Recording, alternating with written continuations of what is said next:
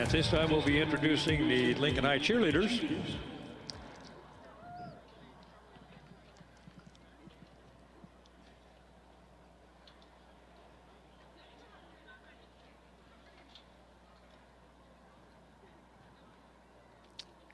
And here we go. Azariah Clay, Ashlyn DeYoung, Mania Hudson, Sarah Kruger, Charlie Metzger, Erica Murphy, Lucy Peterson, Gracie Savage, Amanda Smith, Adeline Theophilus, Ella White, and Harley Williams. Your cheer coach, head coach is Betsy Plucker, and the assistant coach is Kirsten McLaughlin.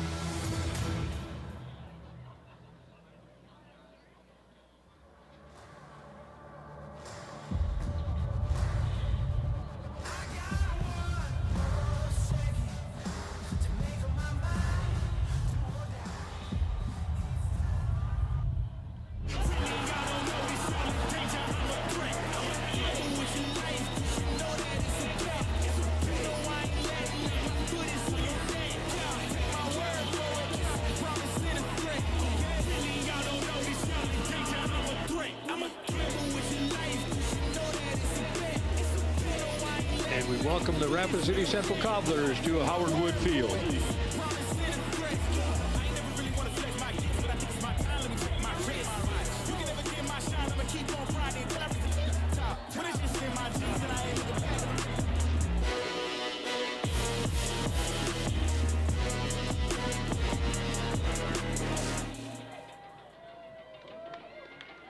And we welcome the Lincoln Patriots to Howard Wood Field.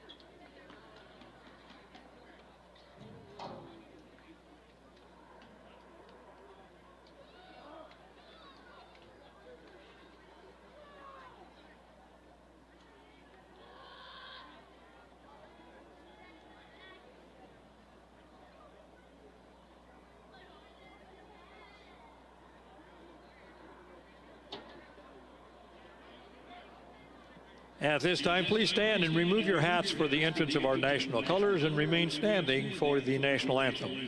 The colors are being presented by Cadet Captain Ella Lenning, Cadet Sergeant Zachary Roth, Cadet Corporal Trinity Sorensen, and Cadet Private First Class Kinsey McHugh from the Lincoln High School Marine Corps JROTC. Marine Corps JROTC is a full-credit elective course that places heavy emphasis on the development of leadership, self-discipline, honor, and integrity. The cadets are instructed by South Dakota Native Lieutenant Colonel Michael Lucas, U.S. Marine Corps retired, and Minnesota Natives Sergeant Major Scott Bakken, U.S. Marine Corps retired. Please continue to stand and remain silent until the colors are retired. Ladies and gentlemen, our national anthem.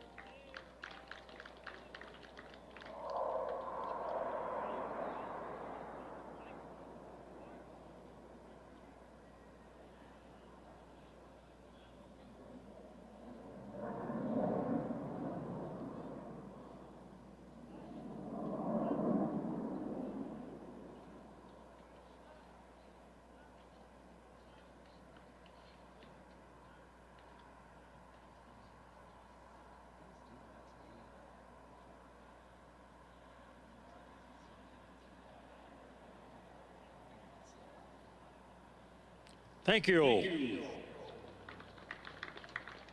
Your officials for tonight's contest are referee Darren Berg, umpire Mike Mutter, head linesman Jim Johnston, line judge Chad Gordon, and back judge Zach Weavick. These officials are registered with the South Dakota High School Activities Association. They have worked hard to learn the rules and apply them fairly. We request that you respect their honest efforts in administering this contest.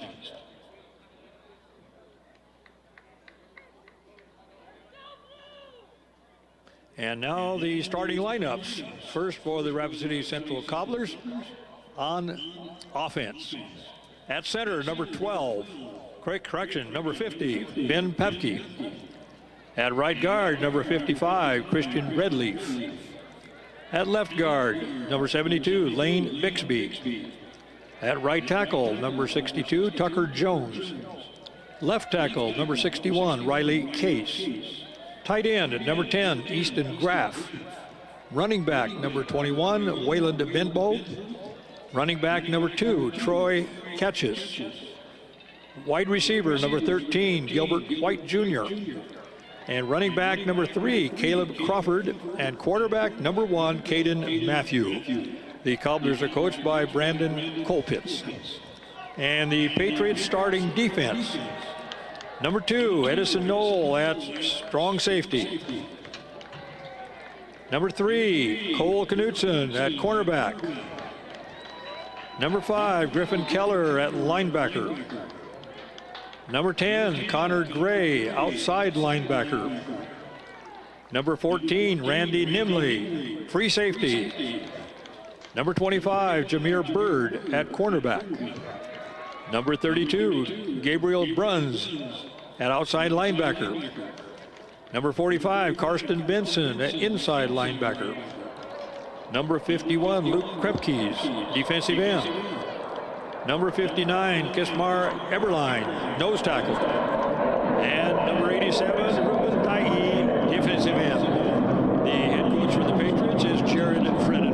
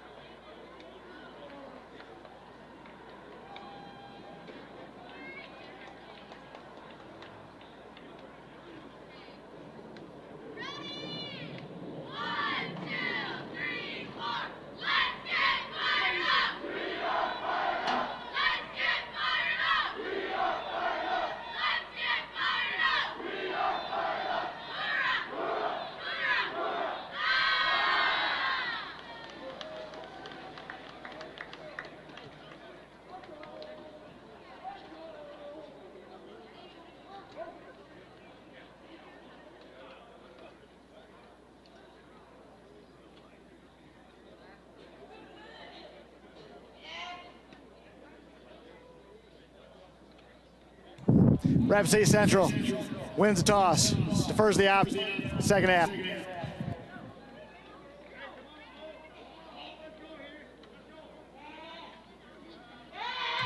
Sioux Falls Lincoln will receive to start the game. Good luck, men.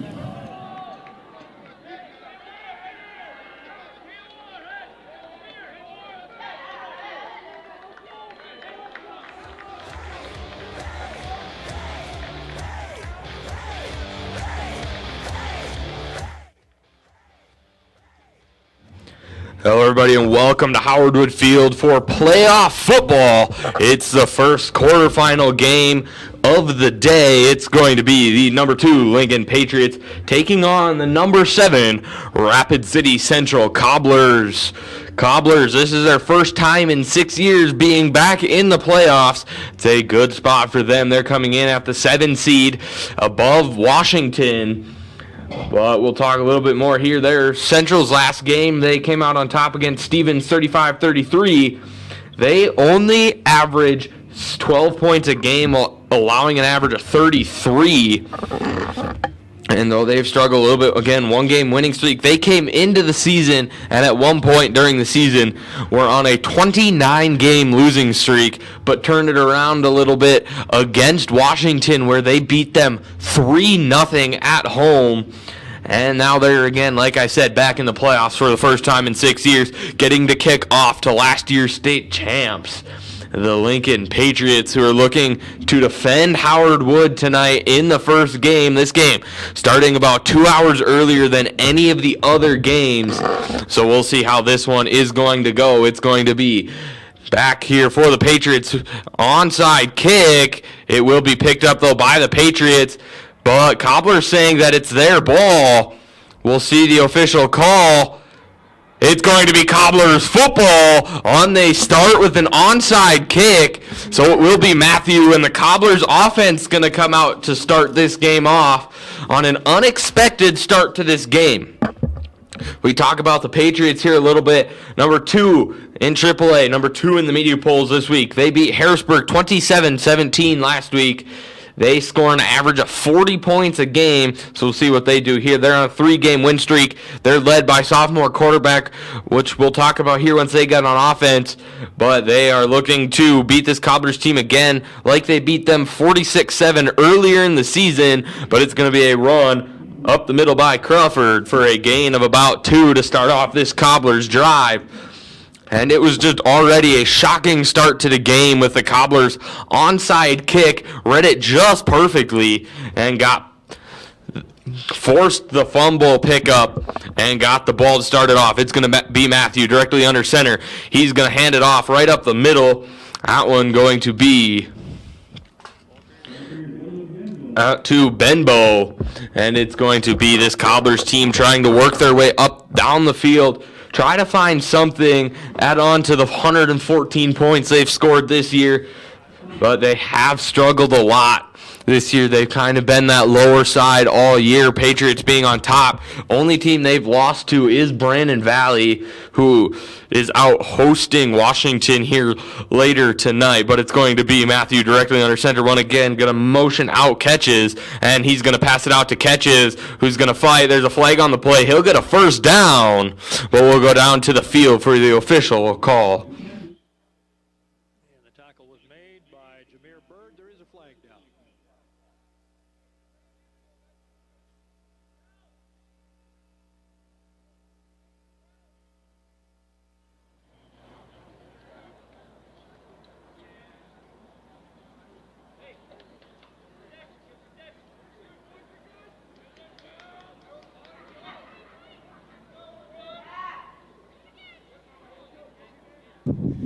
Pass interference. Offense, number 2. 15-yard penalty from the previous spot. Remains third down. It's going to be pass interference on the offense, not a call we see very often here in high school football or in any football in general. Well, that's going to be a big loss of yards after they got the first down to Catches. This time, though, going to be third and extremely long for the Cobblers, led by Matthew, as they try to do something here on their first drive of a quarterfinal game that they've missed for several years. Matthew now going to line up outside of the center, going to have running back to his right, trips to the left, going to stand back, going to go out to the outside, going to go find Graff, going to fumble it, and it will be looked from up here. Looks like it's picked up by Lincoln. We'll go down here, we'll wait for the official call from the refs. They're going to get everybody out of the pile-up, and it will stay Cobblers football here, but it is going to be fourth down, and here comes the punt crew for the Cobblers. They had a good start to the drive with the trick onside kick, gets it back, had a first down, turned around though, and now we'll have to punt it back here to the Patriots.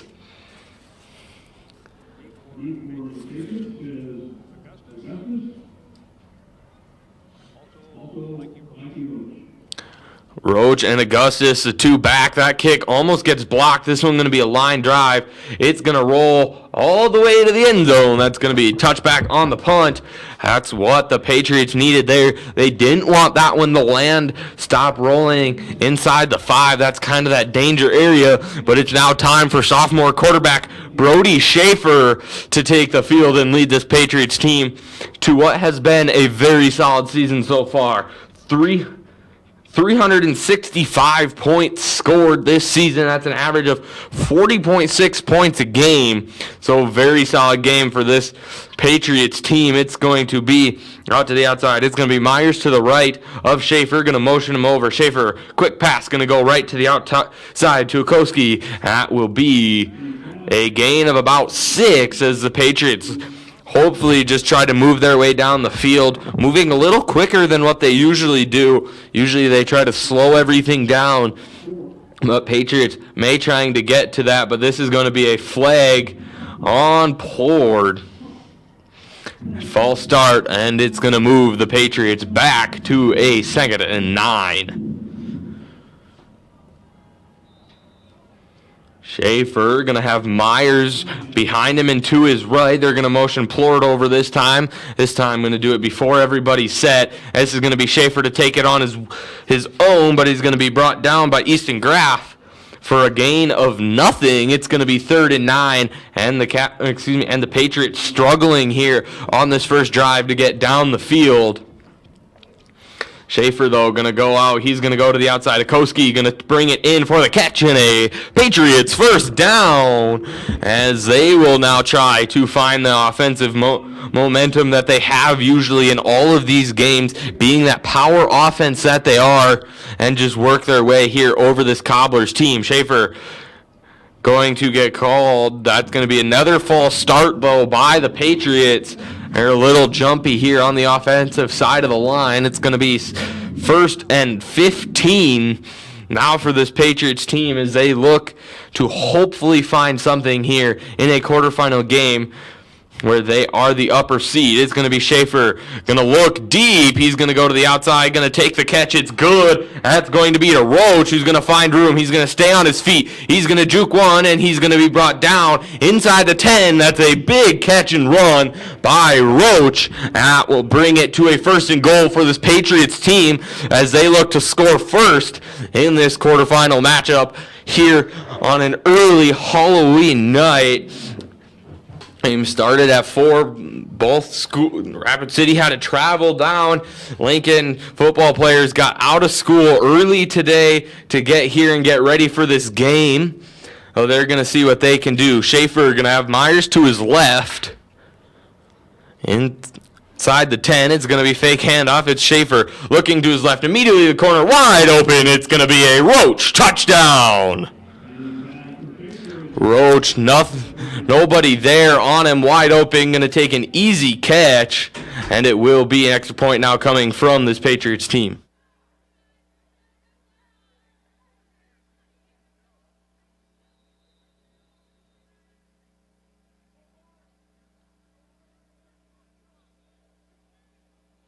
And it's going to be this weird setup that we saw from a couple teams last week. They ran it against Harrisburg.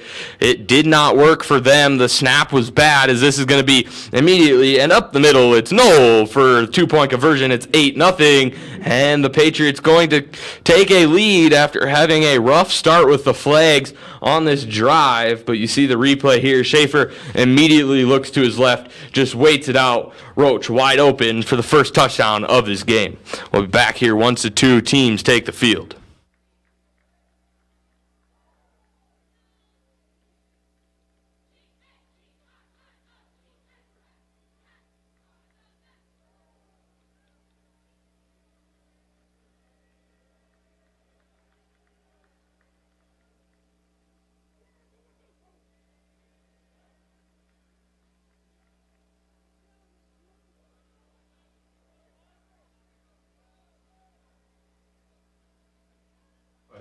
And now ready to kick off is the Patriots here as they look to continue their momentum and continue their solid season.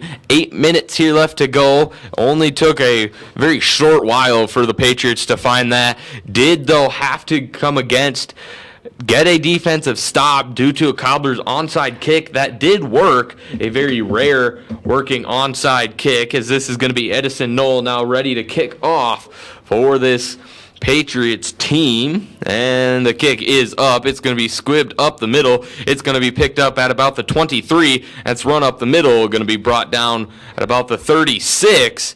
It now will be Cobbler's football. It's going to be Matthew going to bring out this Cobbler's offense for the second time. Going to look to see if they can turn it around after their first drive, where that big offensive pass interference brought down one of their big first down drives. Matthew going to be lined up directly under center, going to motion over. It's going to be handoff out here to Benbow, and Benbow going to be brought down. He's going to be really slow to get up, looks in pain. That's one thing both these teams have to watch for, with it being cold down on the field, got good amount of wind. Just making sure everybody stays healthy, especially for the team that moves on to the semifinal game next week. And right now, Patriots leading 8-0. Matthew going to slow down now this Cobbler's offense, trying to find a play that does work. They had one pass out to catches, but again, brought back.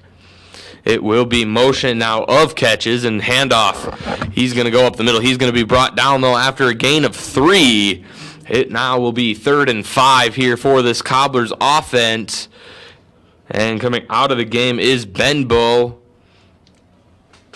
And for him will be Sameli.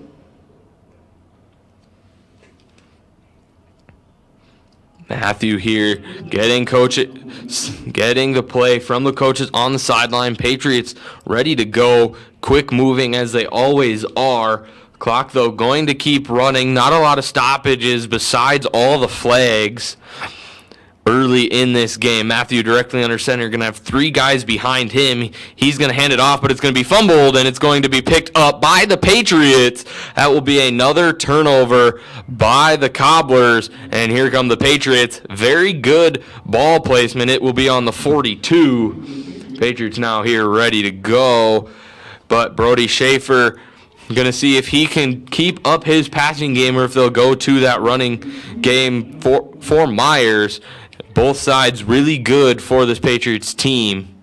They're going to have everybody up on the upper part of your screen, kind of in the glare. And Schaefer now going to motion Plord and Myers over.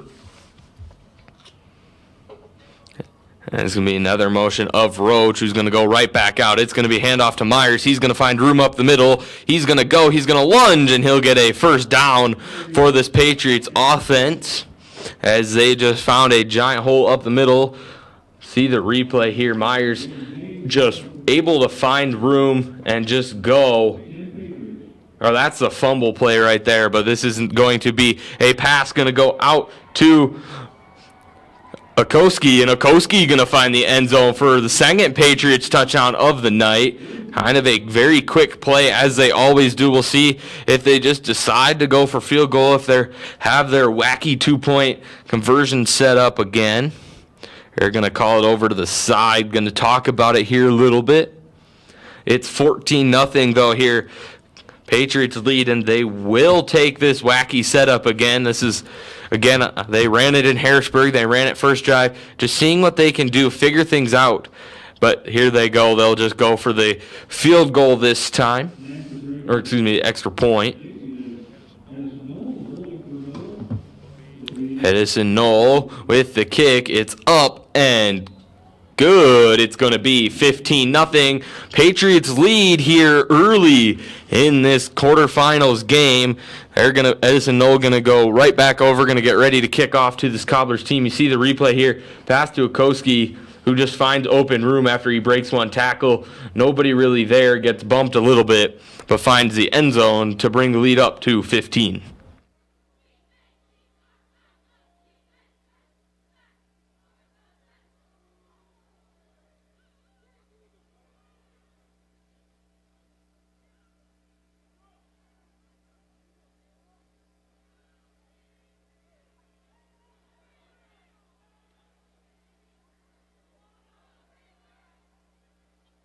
Edison Knoll now ready to go to kick off again to this Cobblers team, who have struggled all year to get really any momentum found on the side of offense. They've only scored 114 points this year, averaging that 12 points a game, but most of those coming from big wins like Stevens winning 35-33, where they score more against some of these bigger named teams. They do struggle to find the end zone, though, as Edison Knoll ready to kick off, and the kick is up. This time, going to go to the outside, going to find an actual guy back ready for him. He's going to find room. He's going to be brought down, though, inside the 20, about the 27. And this sun going to have a little bit of effect here on these teams, but hasn't affected Schaefer and the Patriots at all. Matthew, though, now ready to lead out this Cobblers team as they take their third drive of the game.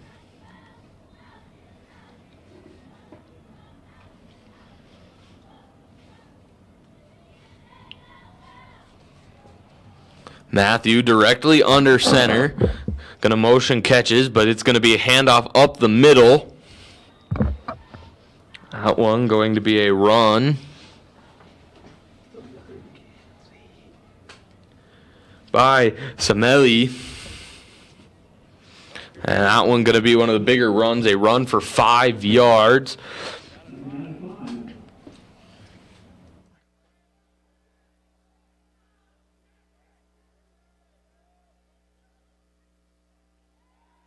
And Matthew going to roll out here, going to be under pressure by this Patriots team. He's just going to run out of bounds, kept away from getting hit. It will be a loss for about 2, but that is better than getting those sacks that have kind of affected this Cobblers team all year, and Patriots very good about putting pressure, kind of like Cavaliers, who put lots of pressure on all the quarterbacks on about every team they've played. They rush 6 or 7 almost every time. Patriots take it a little slower, but do end up breaking through the lines. Matthew now ready to go. Get a play call out here for the Cobblers as they're down 15-0 here about halfway through the first quarter. Matthew going to run the same little motion. Samelli going to run. He's going to get about a yard. It will now be 4th down. And here comes the punt crew once again for this Cobblers offense.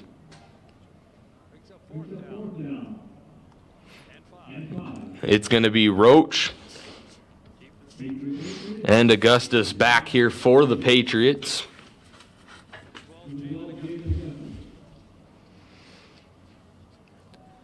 And the punt here is up. That's going to be very short.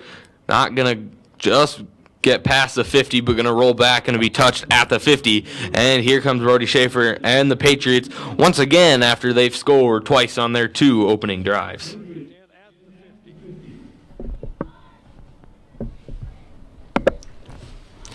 Lincoln's ready to get set, take this offense back out, up by 15 here. About 4 minutes remaining in the first quarter. Here's Schaefer. 2 receivers out wide for the Patriots. Here's the snap, handoff right up the middle.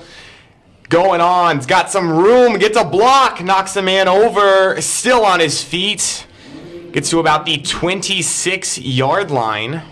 Gain of about 24 yards by Myers. Myers just powerful when he runs through, does get one block, and then just breaks a bunch of tackles. We are going to have a timeout Cobblers, though, as they try to figure something out on this defensive side of the ball and not let this Patriots offense have any more strong drives.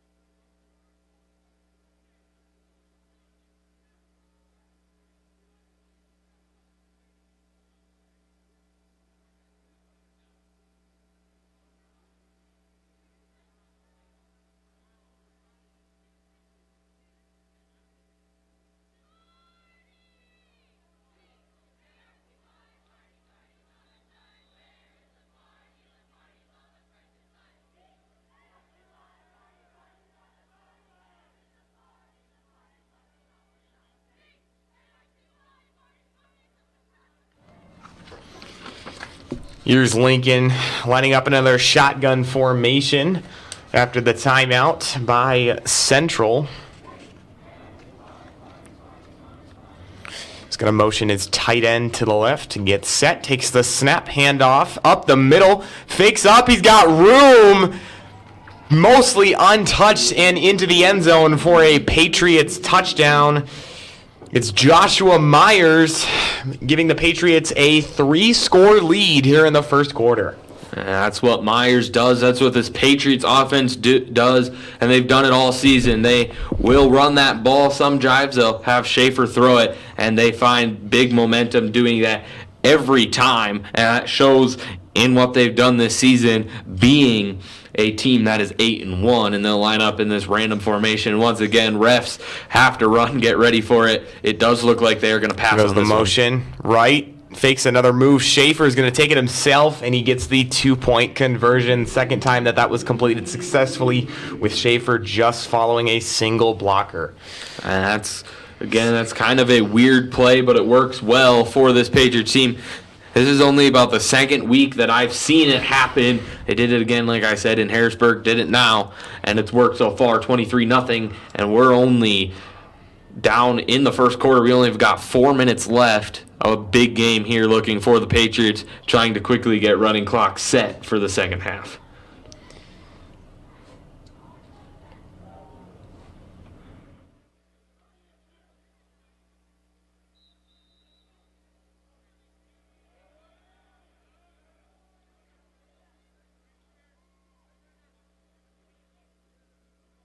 Deep for the Cobblers is number 20, Corey Urban, and number 13, Gilbert White Jr. Kicking off for the Patriots, number 2, Edison Noble. You're on. Lincoln getting ready to kick off here. 2 men deep for the Cobblers.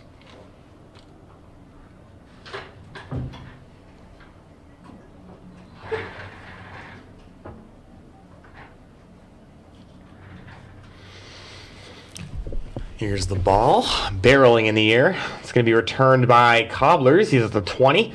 Tackled down at about the 23-yard line, and the Central's going to get set for another drive. Well, they'll try to move downfield against Lincoln's shut-down defense here. Tough road game for the Cobblers here in the first round of the postseason. They're probably just happy to be here, but it's going to be a lot of uphill movement if they want to try to get past this Patriots team in a shocking upset if they were to win. It's been a lot of uphill battles. It's taken 6 years for them to get back into the postseason. So just being back here and hopefully having a solid game, which they've struggled so far, is kind of what they're looking to have, as that run is going to be up the middle for about 5. It'll be 2nd down and 5 for Central. See if they go back to the run game. Matthew has in the past struggled to find receivers, and they just kind of bunch everything up the middle, as they always like to do. Is this is going to be another run? Looks like Ketch is going to take that run. Should be 3rd and short for Central. Did not quite get to that first down marker. That was going to be, Crawford on the run.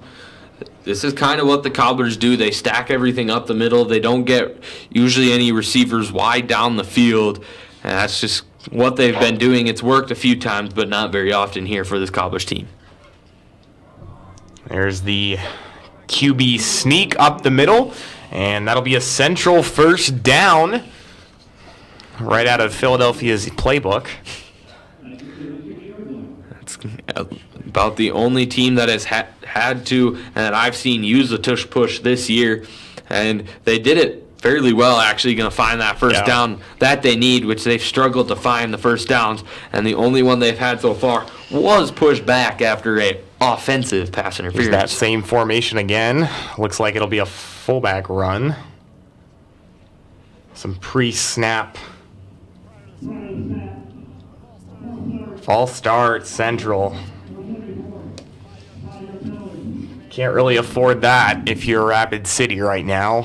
It's been hard to get yardage past 6 yards, and a false start like that's just going to make it set from 1st and 15 for Central here at Lincoln's, or at their own 31-yard line. They'll line up once again in heavy run formation. Fullback looks primed and set for the handoff up the middle. Negative yardage resulting as forward progress is stopped about 1 yard behind the line of scrimmage. Should be 2nd and 16 for the Cobblers. And lots of struggle here coming from the Cobblers, unable to get through this Patriots defense, who's only allowed 149 points all year. It's a very solid offense, one of the teams that has allowed the least amount of scores. Here's the handoff, left side. Hasn't even made it back to the original line of scrimmage. Looks like it'll be 3rd down at about 12 for Central. Gotta think they might try to change up the formation here, but we'll just have to see. That's one thing, Cobblers, they will rarely change up what they're used to, but in a situation like this, they will have to look to throw it if they want a chance to find that first down and not have to punt the ball over. And here we go, we're going to have the receivers out wide for the Cobblers. Some pre-snap motion, 3 men on the right side for Central. And some more pre-snap flags. Let's see what the call is this time. Looks like it could be an offsides call. Encroachment against Lincoln, as I suspected. Central's going to get some free yardage here to make it about 3rd down and 7. And that free yards is what they need. They still probably most have to look to pass. Have to. You have to pass here on this one. There's no way they run, especially with what they've done so far. They've struggled to find 2 yards running, but they do need 7. So a pass coming, again, trips on the right here for the Cobblers. Here's Matthew. He's got 3 receivers on the right. Motions. And he is blown up in his own backfield. It'll be 4th down at about 11 as the Central will bring out the punt team. Luke Kremke's going to get in there, going to have a big hit on Matthew, going to take him down. And again, Roach and Augustus back deep here for the Patriots as we're down to 20 seconds here left in quarter number 1 of this quarterfinal game.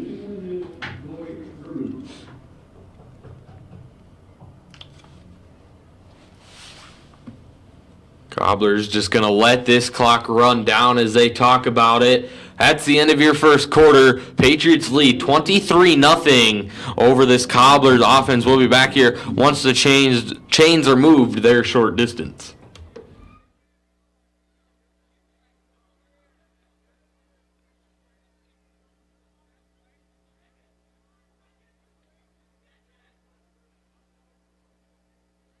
When it comes to the activities that fill your life, Sanford Health has the expertise to keep you moving. Their sports medicine team helps athletes and active people of all ages get back to their passion after an injury. Sanford Health is a proud supporter of the Sioux Falls School District. What does primary care mean to us? At Sanford Health, it means being there when and where you need it most. It means building a relationship, because when a provider really knows you, they can deliver the best care for every aspect of your health and your life. So what does primary care mean for you? It means understanding your health for today and Going deep for the Patriots, number 12, Javen Augustus, number 15, Mikey Roach. a lifetime of you. Coy Urban in punting position for the Cobblers. Here's the punt team out. Interesting snap. Nearly, it is blocked, it looks like. High up in the air. Lincoln's going to let it run out of bounds at about the 46-yard line. They'll get set in positive territory here at the beginning of the second quarter. Cole Knutson going to get in there. Gets a block this time. He almost had a block on the first punt of the game, but will get in there. Looked like he tipped that one a little bit. Must have gotten just a finger on it. I mean, it wasn't much. Just barely, but here we go. Brody Schaefer now ready to go. He's going to have, this time, Augustus to his right. Here's Lincoln. 4 receivers set, 2 on each side here. He motions over. Here's the snap. Up the middle.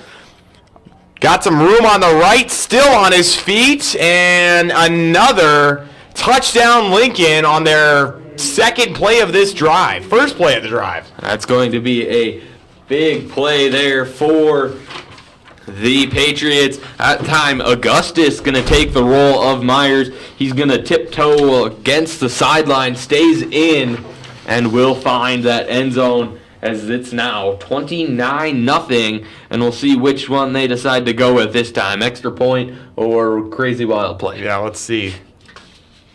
This one Looks just like going to they'll be just normal. line up, yeah. That's kind of what you need here. They're up by 29, and we're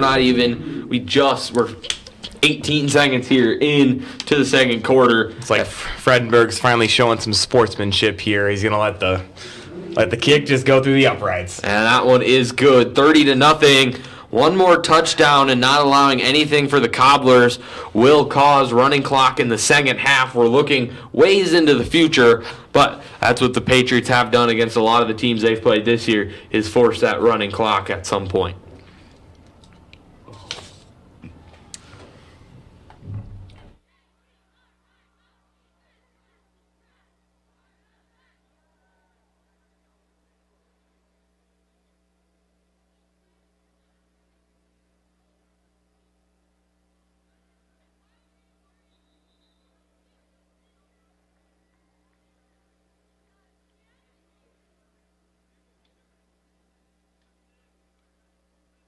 Prepares to kick off for the Patriots.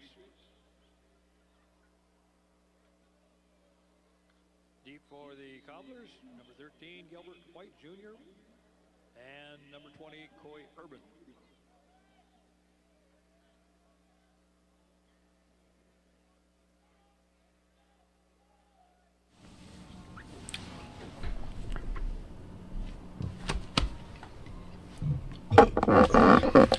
Lincoln kicking back off. In the air, and it'll be a touchback. Central gets set at their own 25-yard line. And if we just kind of take a look at the schedule for this Patriots team and things like that, they started off the season out in Rapid City, and that was a blowout game. That's where they scored 55 points. The Patriots team had over 100 points scored in just the first 3 games of the season. 55 against the Raiders, 36 against O'Gorman, and then 60 against the Rough Riders Roosevelt, who are out in Harrisburg at 6 o'clock tonight for their quarterfinal game. But right now it's 30-0. Cobblers will have the ball after allowing another rushing touchdown for this Patriots team. Here's Central getting set here back at their own 20. Same formation. Up the middle, he's going to get about 2 yards. Have to assume Lincoln's in full run stop defensively. That's about all they need to do. And if anything happens, they do have speed of their people to get out and catch any of the receivers if needed. But a lot of runs and main run offense from the Cobblers, which has hurt them so far this season. Yeah. It's hard to win football games completely on the ground. And here we go. This one, though, looking to be a pass, but it's going to be handoff Oh, he's got some again room. to Crawford.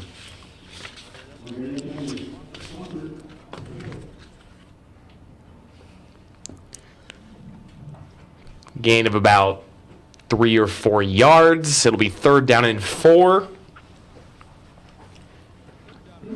This Cobblers offense, talked about it a little bit, struggled to score 114 points in 9 games throughout the season. They started off, though, scoring 19 of them in their first game against Roosevelt. They did lose that game 21-19. But they have scored points in almost every game that they've played in, all but 2, actually, they've scored.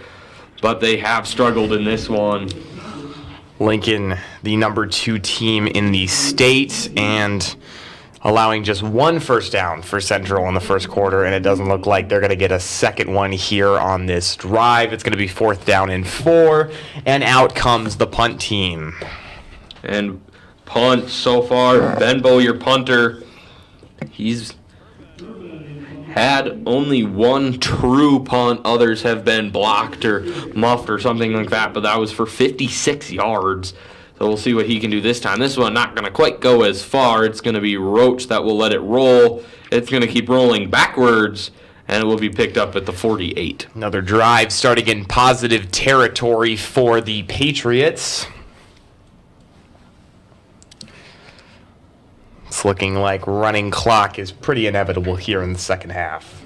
And that, again, it does look like that, but you never know in games like this. Like, you go out and you would think Washington had a chance and most likely would have beat them. Washington, though, lost to them 3-0 earlier in the season. And we're going to keep an eye out because this can be a sneaky Cobblers team if they find some open room on the field. Doesn't happen very often, but if they do, this is things do well. It's going to be... There's Lincoln once again. I mean, they're all the way up to the 22-yard line after a big gain by Schaefer in the air. Okosi going to take the catch, but it's going to be roughing the passer on the Cobblers. Schaefer brought down hard at the end of the play, and it will be half distance, so they'll be within about 11 yards or so, depending where they called him out. They called him out at about the 25, it looks like, so they'll be at the 12.5-yard line-ish as they look to add on to what they've already done so far.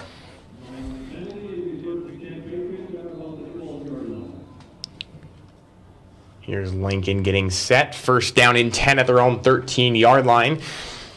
Getting some help from the penalty yardage, but nonetheless, they set up here. Schaefer, Cox back.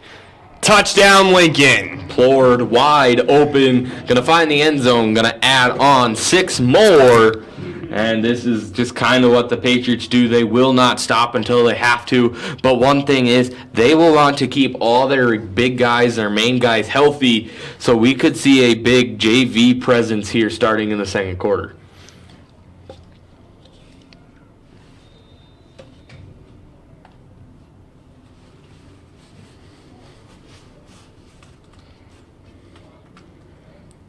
Here comes Lincoln. Looks like a simple extra point formation here. And with that touchdown, they've broke the 400-point mark of the season.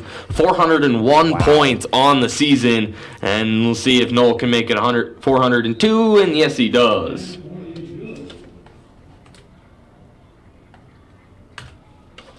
After all the scores so far, Cobblers now have allowed 339 points this year, and Patriots have scored 402. We'll be back here once these two teams take the field for kickoff.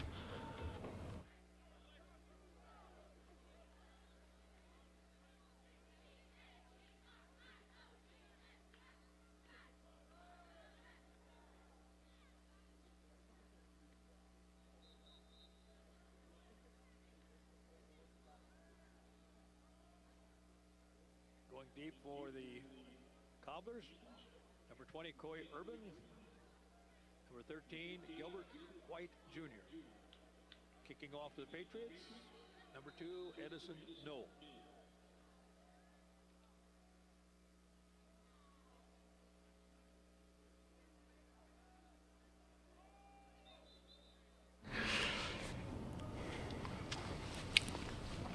The possession will be directed back to Central after the Patriots touchdown.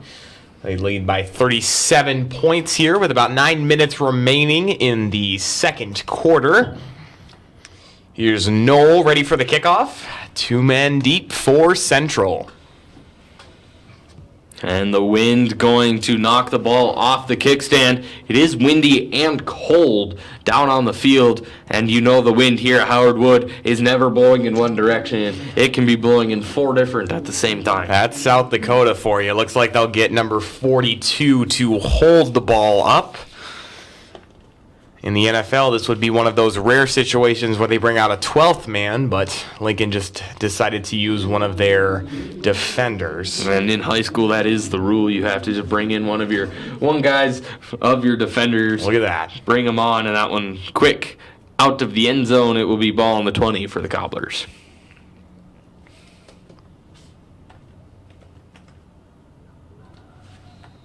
Probably not risking much on that play.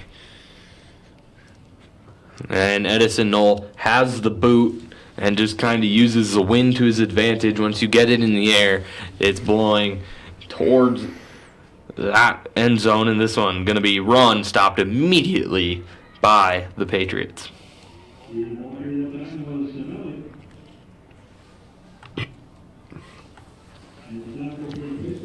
Second down and 10. Believe it or not, another run play from the Cobblers. Looks like we're about to see another one as well. And the Cobblers will take the run, throw in a pass, and they'll have a receiver out this time. And Patriots immediately on it, ready to go. This one going to be a handoff, though. All right, he's got some room.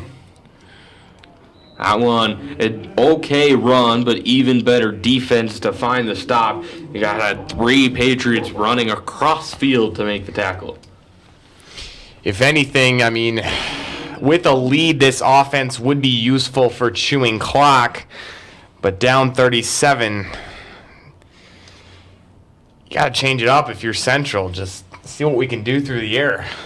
And What do they got to lose? this one is going to look like it's going to be here a we go. pass. 2 receivers to the right of Matthew. And immediately sacked.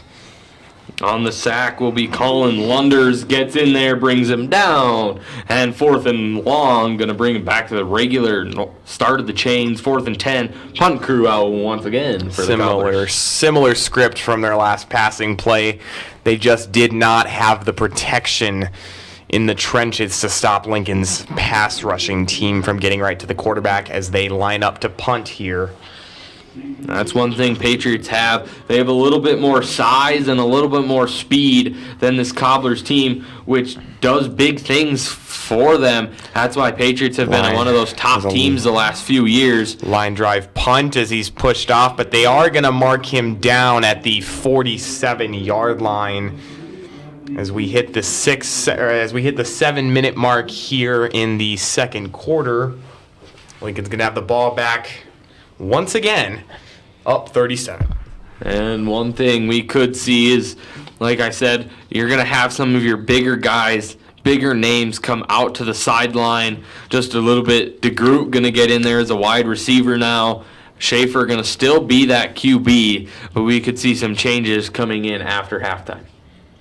Here's Lincoln. They line up 3 receivers on the right side. And Myers going to take the run. He's going to find open room. Big, powerful spin move.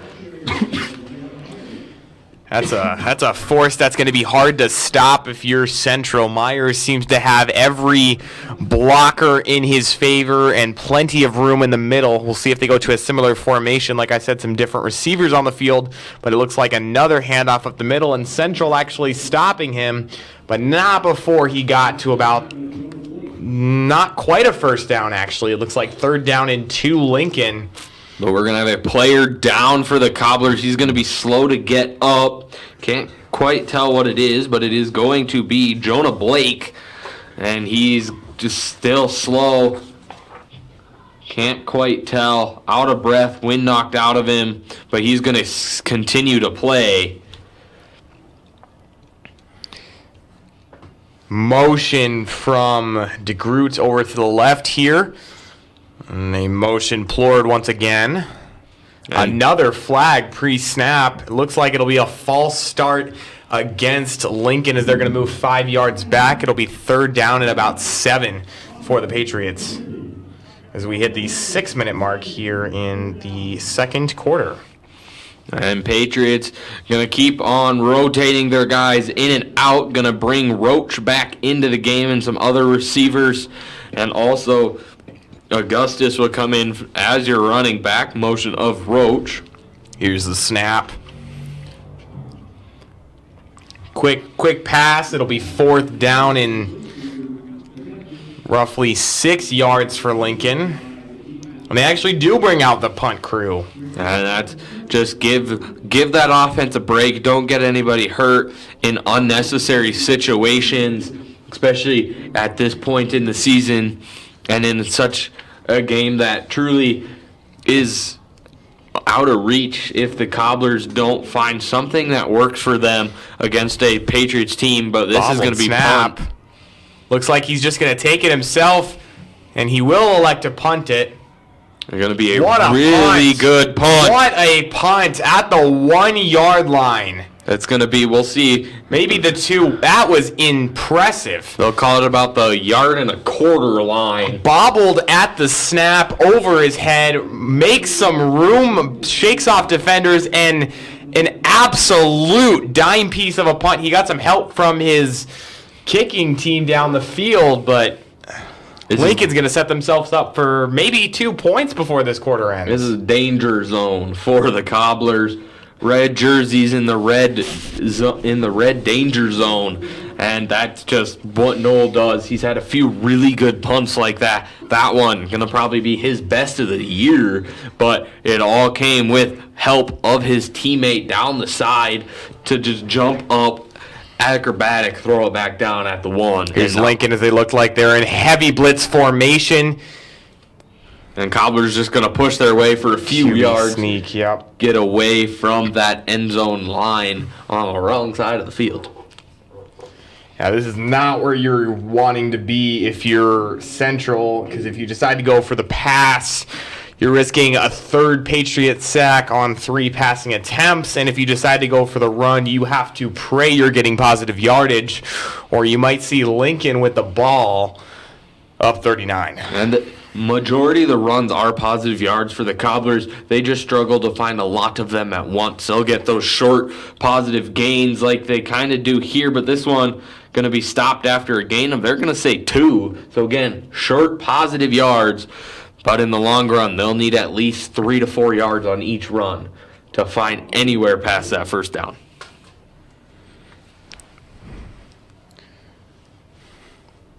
Here's 3rd and 6 at Central's own 5-yard line. They make a substitution, and looks like they'll line up as this clock is winding down as each play goes on. This one going to be handoff to Catches. Got some room. And they're going to call him at the chains. It's a Cobblers first down. First down, Cobblers. A rare first down so far for the Cobblers, but those are the runs that they need. Catches, finds open room. He had blockers, beats some of the Patriots, finds the first down. And that's what the Cobblers have done in majority of their games, is find those open ways downfield. That's definitely the glimpse of success that Central needs to try to replicate here. I mean, those are the kind of runs they want to see with this offensive style. That one going to be about 1. So again, short yardage, but a lot of positive yardage.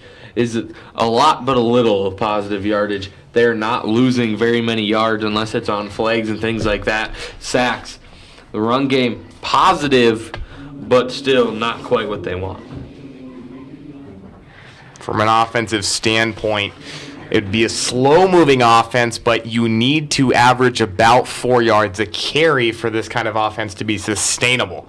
And they have not been able to do that on Lincoln's defensive line quite yet, as they're predictable enough. Lincoln just knows exactly what kind of defense to set up. And he has some room on the right, but he is tripped up by number 10, it looks like, Connor Gray, the senior linebacker, as they push Central to third down and about 8 here as we hit the 2-minute mark in the first half.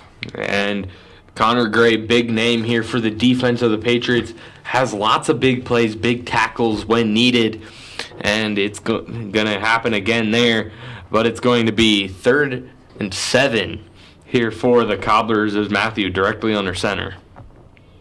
Oh, he's going to pass. He's got to look downfield. Shakes a man. Still not down yet. Scrambles for about 2 yards. It'll be 4th down and 5. We'll see if they even give him a full yard. He may only get 1 on that one. Yeah, 4th and 6. Gabe Bruns put a lot of pressure there on that one. One of the guys that brought him down. And again, Roach and Augustus ready for the punt, which will be happening from the end zone. Yeah, backed up into their own end zone after we're still seeing the effects of Lincoln's fantastic punt last time they had possession. Nothing wrong from Lincoln's side of the field so far. And the only thing that has been bad side of it is going to be the early flags, the amount of flags that they've had on their side. Lots of false starts. It hasn't hurt them, but a lot of false starts, and they want to clean some of those flags up, especially when they get to some of these bigger games where flags will hurt you.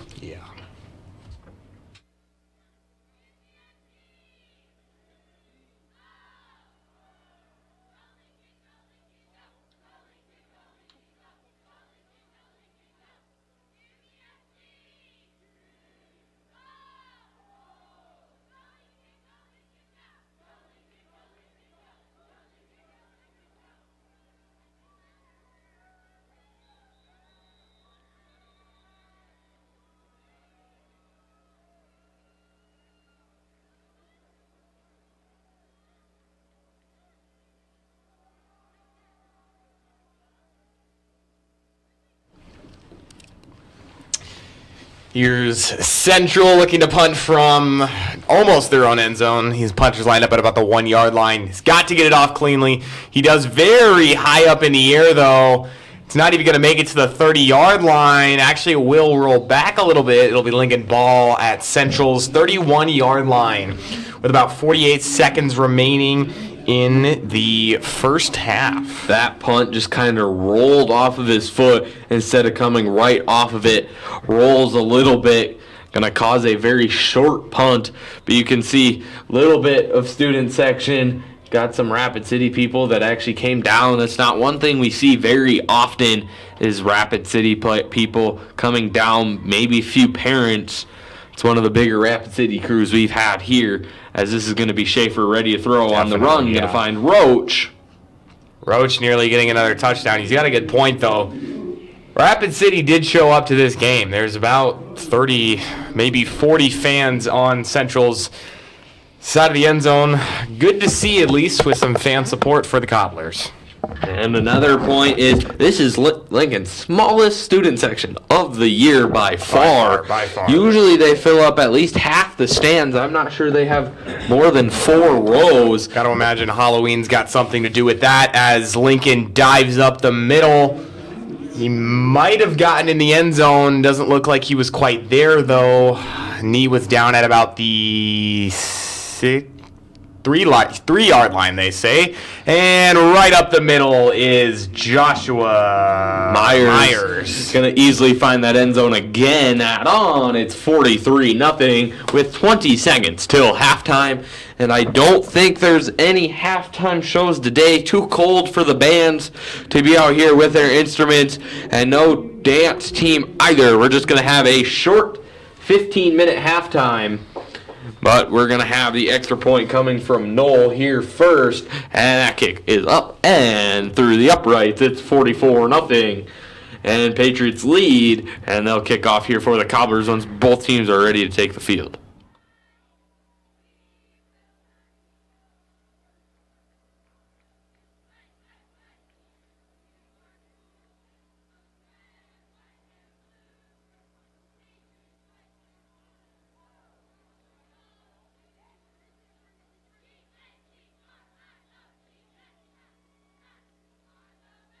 Preparing to kick off for the Patriots, number 2, Edison Knoll.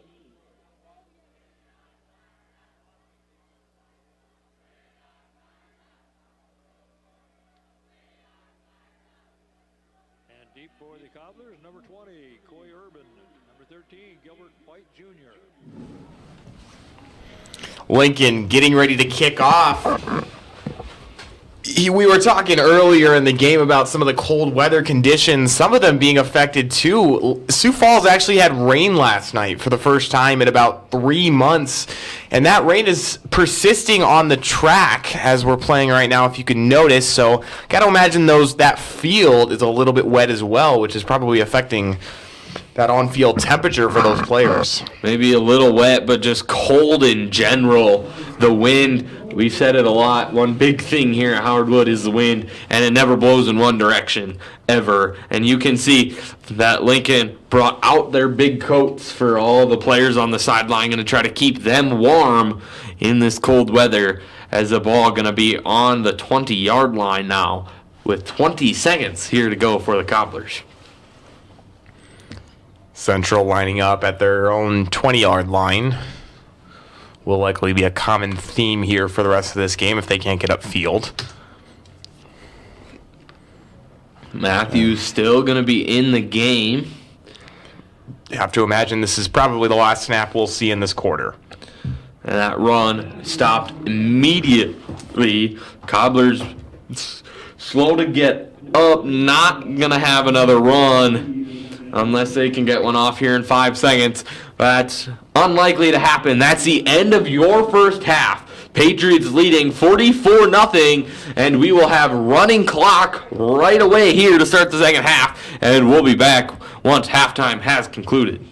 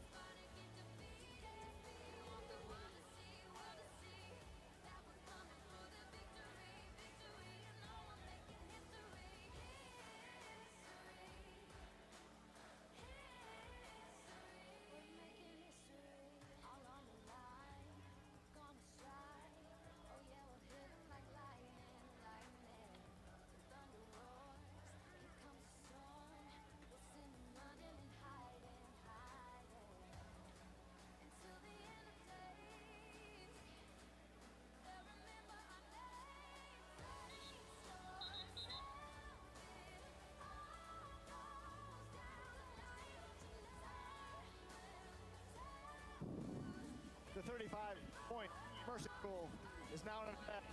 The clock will only stop for any score or any timeout.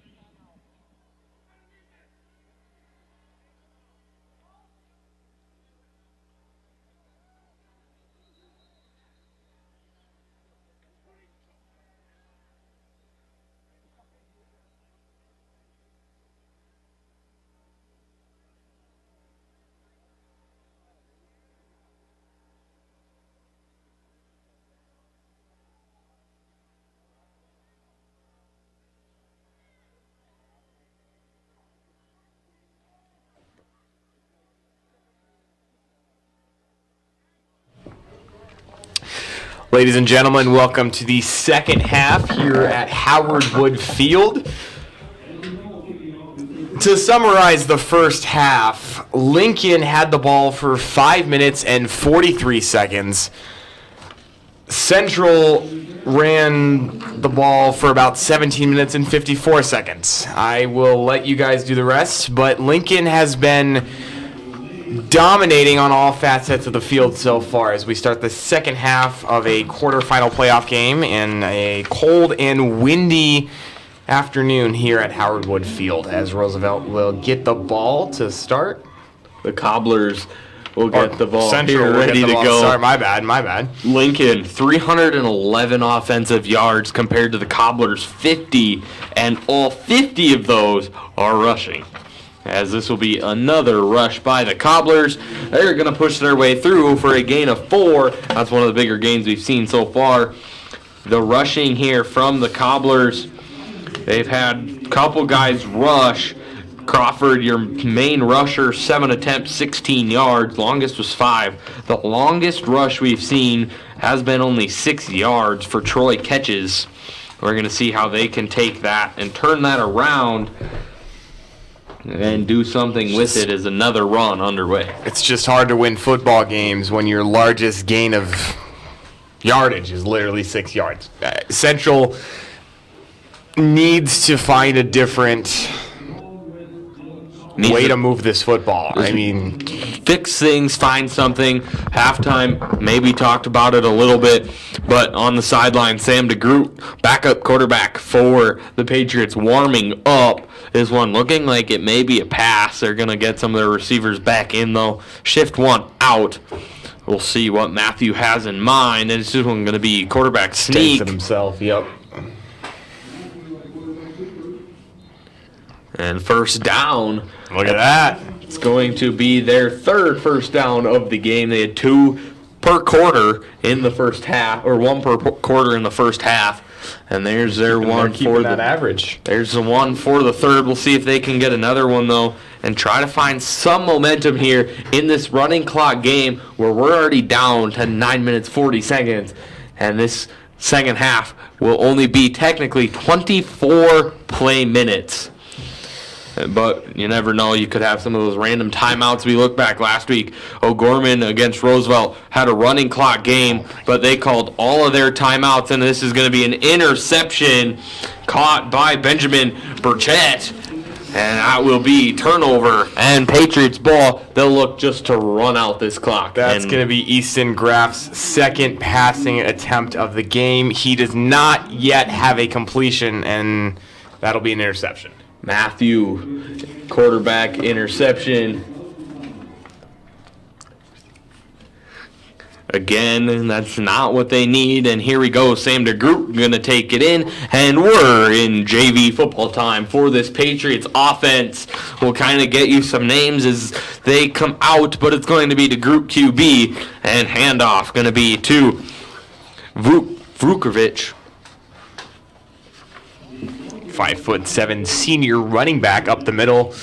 Second down and maybe 11? Second down and 12. This is going to be adding on some of those negative yards. Sam DeGroot going to get right back out there, but even ball out of bounds. If you guys don't know how running clock fully works, it's going to keep on running unless there is a timeout. Timeout is the only time it will stop. They won't stop it for moving the chains. They will just keep everything. They may stop it a little bit for moving the chains, but this is going to be quick run stop by the Cobblers. JV team struggling to move upfield too much. Let's see if they go to a different formation here on 3rd down and 16. We'll see most likely a pass coming from DeGroot, trying to get down the field a little bit, find something here and just keep on going, get this clock to tick down to the end of the quarter, get to the 4th, and end that one. But if we just kind of the next game here is going to be Jefferson, number 4, hosting number 5, O'Gorman. That game will not start until 7. No matter what, that game going to stop and start. That game going to start at 7 o'clock. And we're going to have punt crew come out now for the Patriots. But 2 other games here starting in about 40 or so minutes. This game will probably be over by the time we get started with the next 2 games in playoffs of Harrisburg against Roosevelt. That's going to be at Harrisburg. And then Washington at Buena Valley at, I believe, 6. As this is going to be caught. And it's going to be Cobblers football.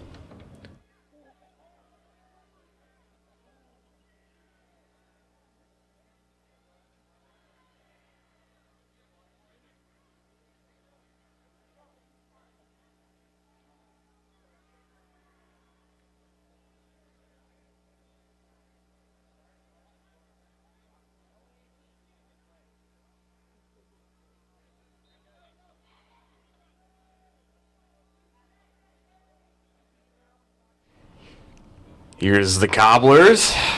Believe it or not, they run the ball. This one, negative yards, one of their few negative rushing yards that they've had. They have lots of rushes for little yards, but they almost, majority of the time, have been positive, which is good to see when you're trying to build something up. Again, they're still trying to build up a team. They're trying to build it up, make it an active team. It's hard. They're kind of a smaller team. We have our rosters in front of us. I guess they're probably about the same, about 10 extra players for the Patriots, but that's going to be a big run there by Catches. And we watch the replay here. Catches, big run, going to make up for those lost yards. He's going to find big first down, and they'll get to the 50-yard line. Or no, they're going to call him out at the 39, but still a big gain, their biggest of the day, and they'll see if they can find the end zone at least once in this game and keep their scoring streak of at least scoring in some games going. They've only not scored in 2 games, so they're going to keep on going. It'd be nice to get the ball even to just the other side of the field.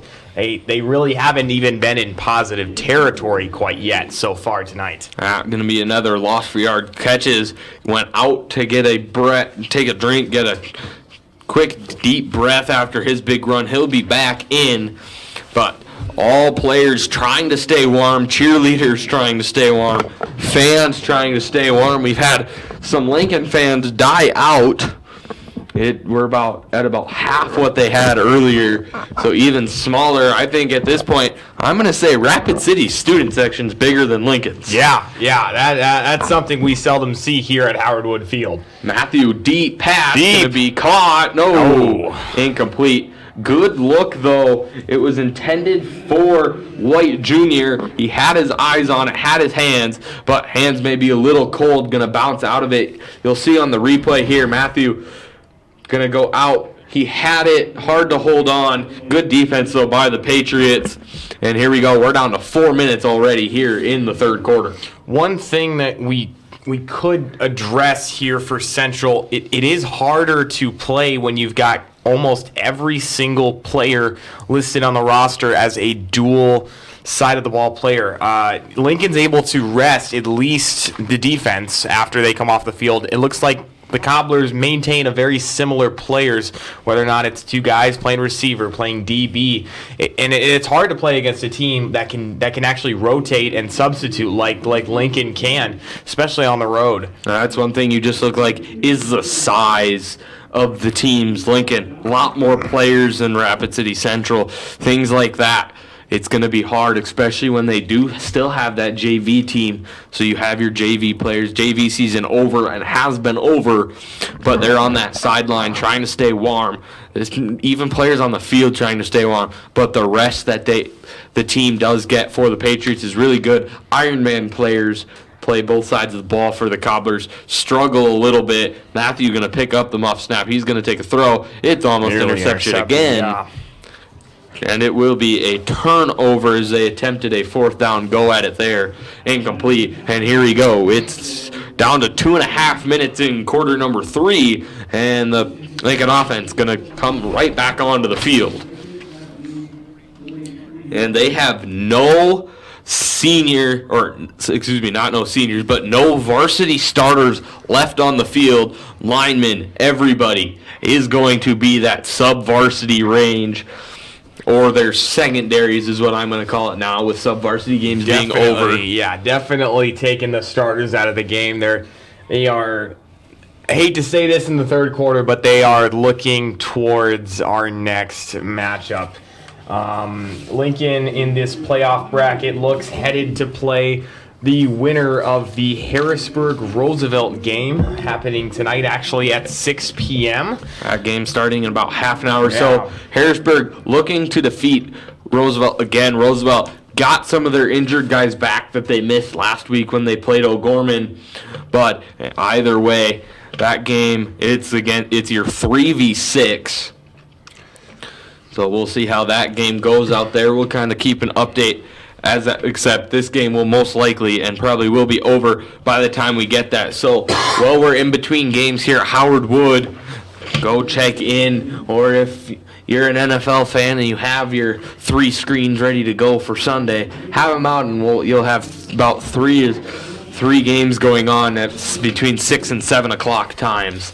It's going to be, again, first round, quarterfinals, everybody looking to fight for a semifinal spot. Lincoln, I'm going to say, has sealed the deal. They will take that first spot in the semifinals. And if we're looking ahead into next week's matchup for Lincoln, they're playing 2 teams which they've beaten already. So if Roosevelt were to pull off the upset, they've already beaten them 60-14 in week 3.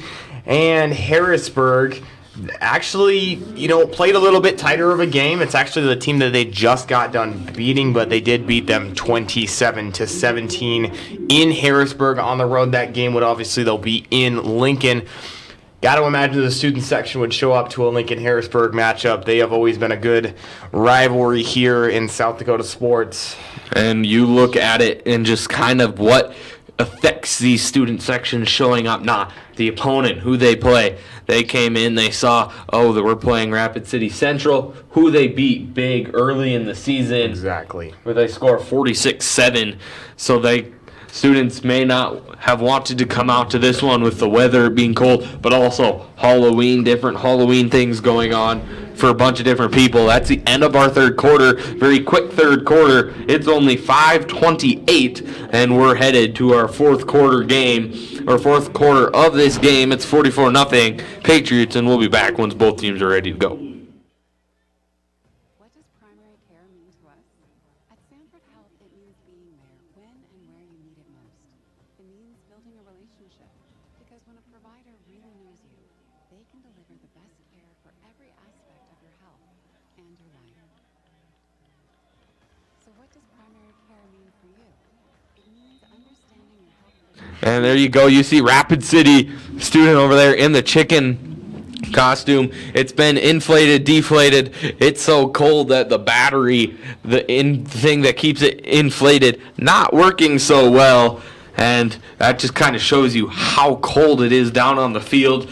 That's kind of one of our better students on the sidelines for both teams, but lots of dressed up blankets and things for both sides, as this is going to be run and a first down for the Patriots. Cold October weather has surely come pretty quick here, and Howard Wood Field is probably the last place you want to be if you're trying to stay out of the wind. And the wind, and then the only sun that is left on the field is going to be the red zone here that the Patriots are looking to score, and they've just struggled to find anything. Look at possession times, which we brought up. Lincoln have had the ball for only 8 minutes 6 seconds compared to the Cobblers 25 minutes 7 seconds. But Cobblers now 94 yards. They gained 44 yards in the third quarter. That's pretty good there. And then 313 for the Patriots. Penalties, though, one big thing we talked about earlier, have slowed down. We had 7 penalties in the first half, and that's kind of been the end of it right there.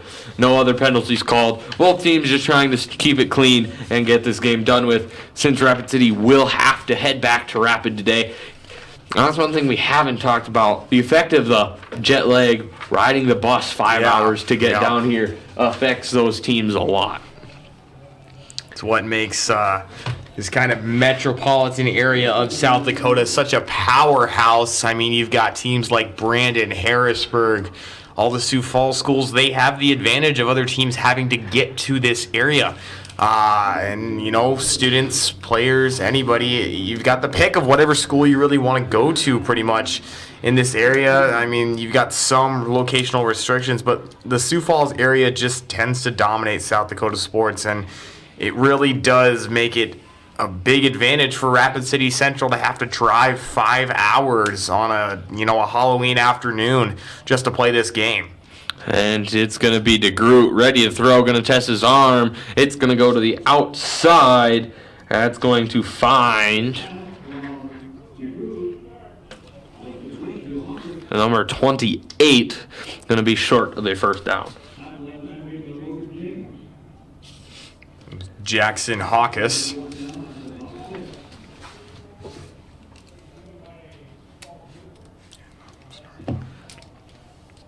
And again, 9 minutes here left in this game. Looking to end around 5:40 is about the end time of this game. So very quick game on our hands. Only an hour and 40 minutes of football here in game number 1.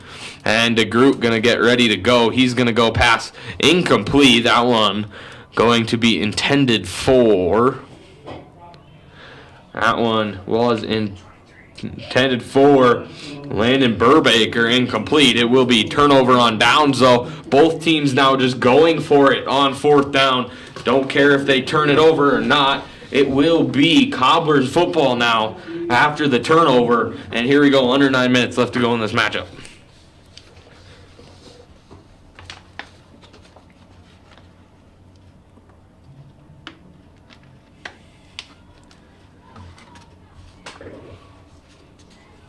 And I believe we're going to have majority of the players in, your varsity players in for the Cobblers still. Matthew is still your quarterback. Yep, here's a good handoff. That's going to be Catches again, kind of the star player in this game. But both Matthew, a senior, Catches, a junior. So they're going to just let Matthew finish out his final game of his high school career here, as this game under 8 minutes left to go, and this Lincoln Patriots team starting to feel it and have felt it for a while, that they'll keep on moving on in this playoff and hopefully get back to the Dome for the 2nd year in a row. This one going to be throw incomplete. That throw, though, going to be from White Jr. instead of your normal QB of Matthew. Yeah, some trickery from the Cobblers. I mean, something we were looking to see earlier in this game, but still worth seeing now. And there's a chicken in the student section, still in the game, having fun. Just glad to be back after 6 years of being absent from the playoffs. So it does feel good, does show growth in this Cobblers team, that they have found their way back in the playoffs, and hopefully will keep it going for a few years, and most years it is going to be both Rapid City teams at the bottom 2, but this year it's going to be Stevens and Washington are your bottom 2 teams, and Central going to take the 7th spot. But just growth coming from the Cobblers. You saw it all season. They struggled a little more early in the season to get some plays going. Struggled in this one, but they had a good middle of the season.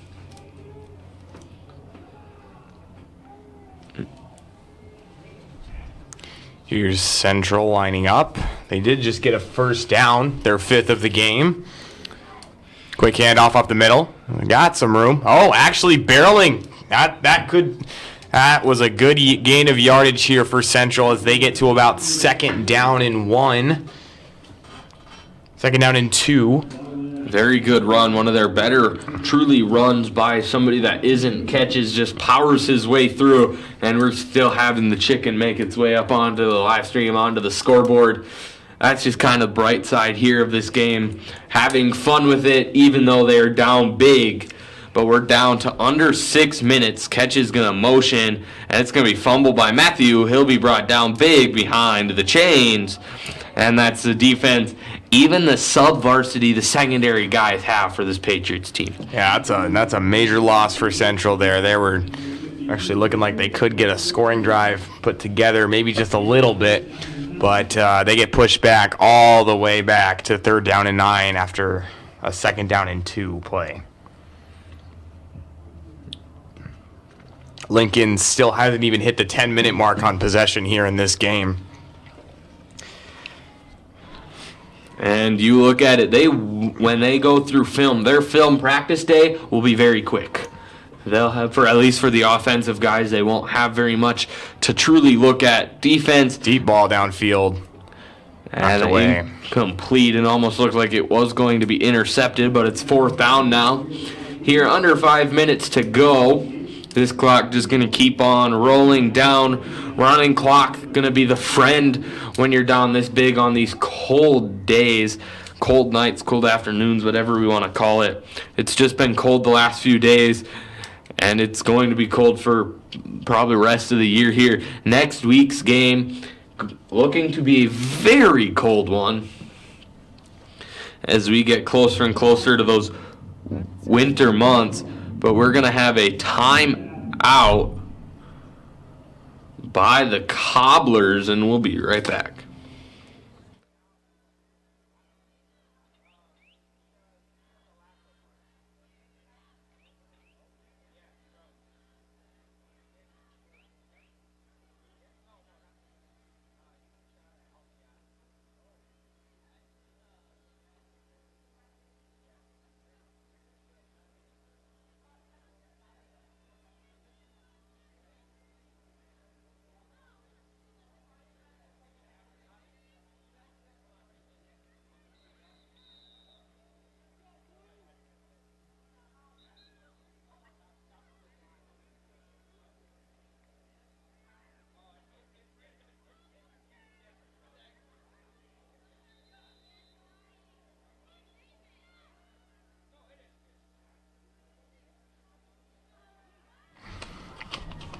As we discuss the weather for the upcoming matchup between Lincoln and the Victor. Oh, almost complete, as we actually got a deep ball pass play from Central. They've still yet to complete a deep play like that through the air. Everything's been on the ground so far. That one just out of the reach of Crawford. Was hoping to have a big play, but instead it's going to be turnover as they have just been going on it for 4th down. Kind of just ball just hasn't really gone in the air. It's just been back and forth between these two teams. Hasn't truly left much of this part of the field as DeGroot going to take the secondaries back onto the field for the Patriots. Patriots may just run this ball out, as this one going to be for a loss of a few. It looks like a loss of 2 or 3. That's not what the Patriots wanted on that one. But again, they just want to keep this clock running. Will not stop, but just run the ball. Let everything go as we're down to 3 minutes now. All signs point towards the expiration of this game with a final score of 44-0, unless Lincoln gets a deep play, which is not completely out of the realm of question. They could just decide to chuck one up here on a definitely worn down Cobblers varsity defense.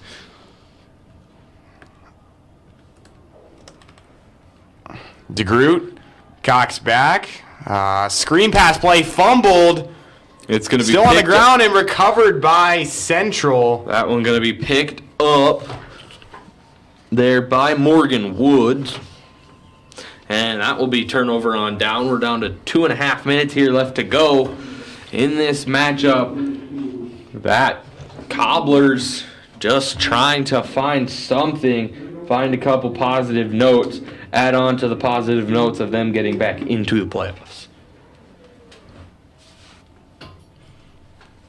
Matthews still out there, all varsity guys still out there. Varsity guys for the Patriots have been walking up and down the sideline, high-fiving, just celebrating this win, moving forward.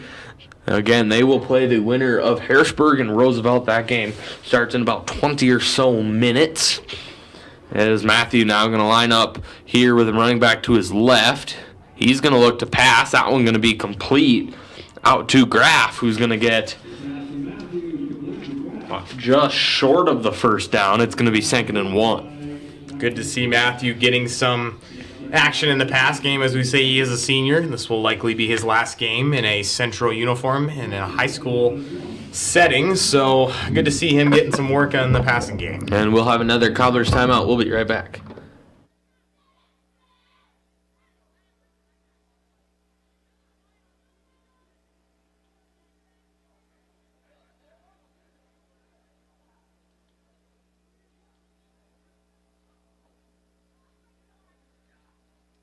Following the conclusion of the game, you're welcome to meet with the team in the grass area south of the scoreboard. Please exit the stadium under the grandstand as no one is allowed on the track and playing surface. The game administration will open the gates to enter the south grass area. So please go down to the grass area south of the scoreboard to meet with the team following the game. Thank you very much.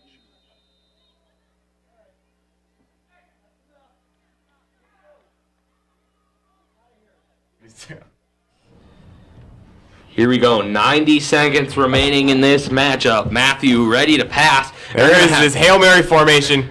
See if we can get something. Always moving, still on his feet. And it's going to be brought down at where they were at. It's going to be 4th down now for the Cobblers. They're going, excuse me, 3rd down. They're going to try to move. They've got 3rd and 2, and we're down to about 60 seconds here on the scoreboard. Central can have some protection for Matthew. They might be able to get a shot downfield, but like I said, they've got to stop the Patriots D-line from getting in Matthew's face. That's also been a very big problem. Every time they try to bring out the pass game, he just has not had time to even get into any sort of office back there. And 40 seconds remaining. Matthew again going to look to pass. They're going to keep one of their guys back. This one going to go to White Jr. It's incomplete. Almost caught. And it was good defense by 2 of the Patriots down there. 30 seconds remaining. And it is going to be the Patriots taking this one 44-0. And they will move on to the semifinals next week to play either Harrisburg or Roosevelt. And that game going to start here about 10 minutes after the conclusion, about 15 minutes, excuse me, of the conclusion of this game.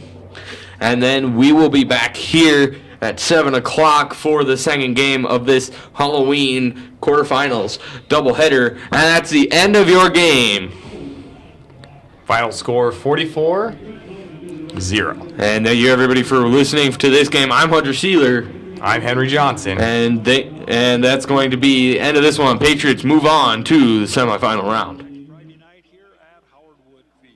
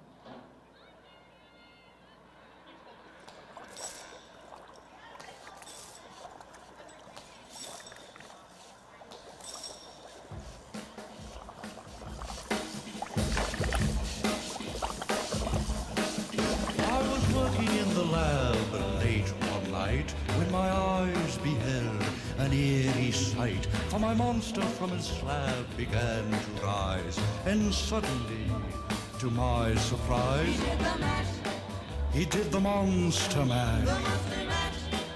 It was a graveyard smash. It caught on in a flash. He did the monster mash. From my laboratory in the castle east to the master bedroom where the vampires feast, the ghouls all came from their humble abodes to get a jolt from my electrode. They did the mash. They did the monster mash. The monster mash. It was a graveyard smash. They did the mash. It caught on in a flash. They did the mash. They did the monster mash. The zombies were having fun. The party had just begun. The guests included Wolfman, Dracula, and his son. The scene was rocking, all were digging the sounds. Igor on chains, backed by his baying hounds. The coffin bangers were about to arrive with their vocal group, the Crypt Kicker Five. They played the monster mash. It was a graveyard smash. It caught on in a flash.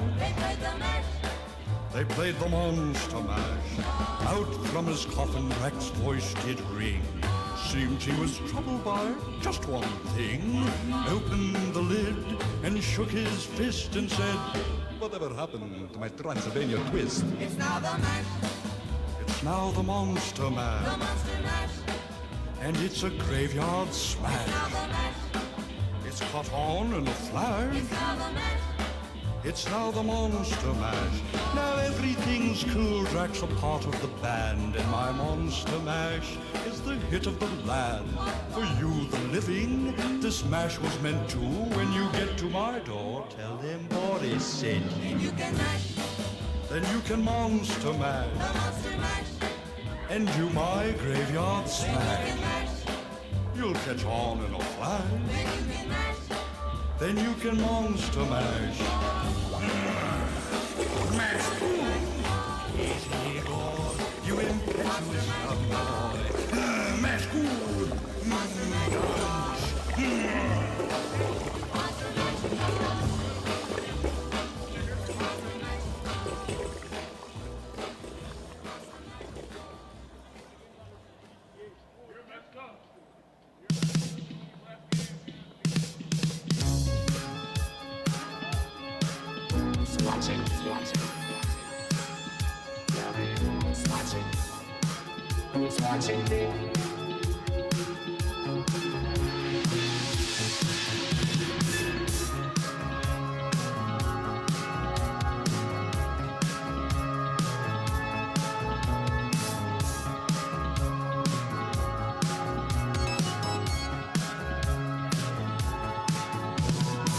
I'm just an average man with an average life.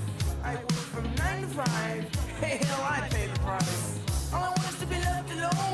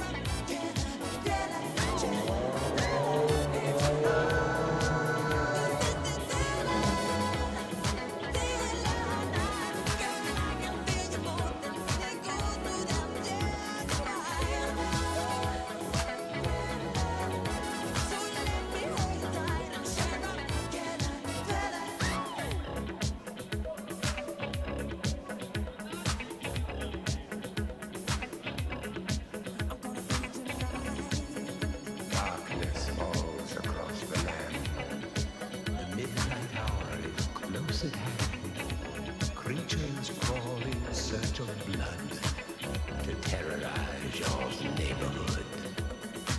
And whosoever shall be found without the soul for getting down must stand and face the hounds of hell and rot inside a corpse's shell.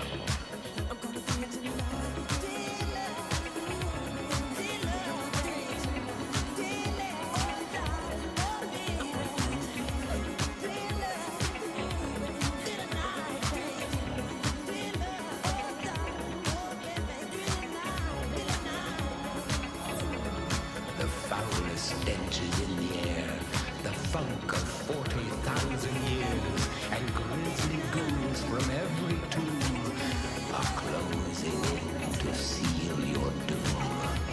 And though you fight to stay alive, your body starts to shiver, for no mortal can resist the evil of the thriller.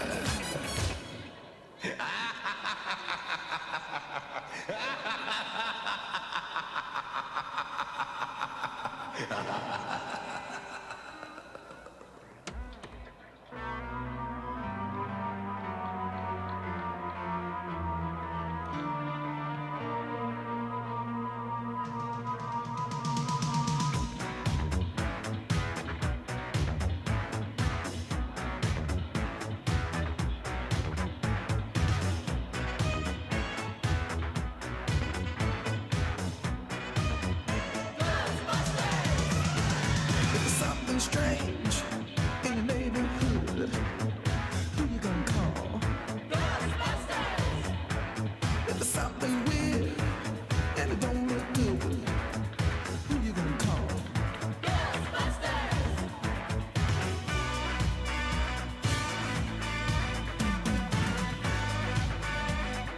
I ain't afraid of no ghosts.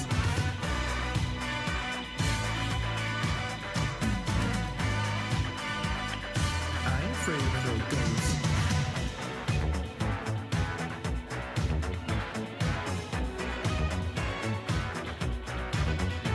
If you're seeing things running through your head, who can you call?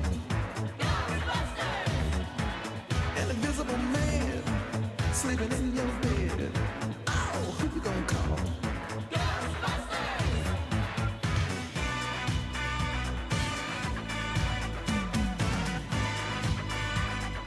I ain't afraid of no ghosts.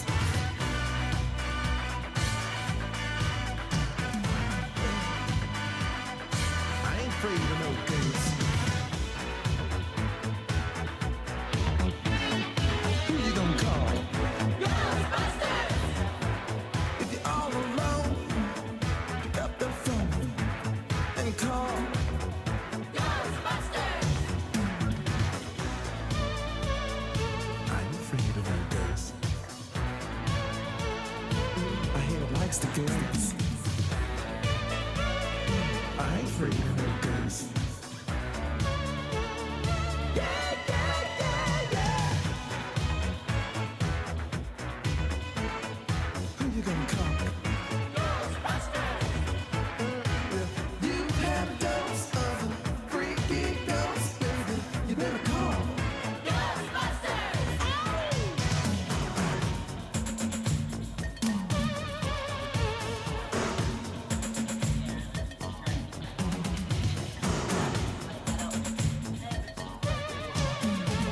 Let me tell you something. Bustin' makes me feel good.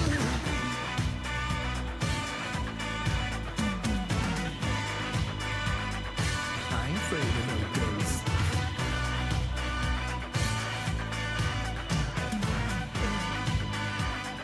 I ain't afraid of no ghosts. Don't get caught alone, no, no.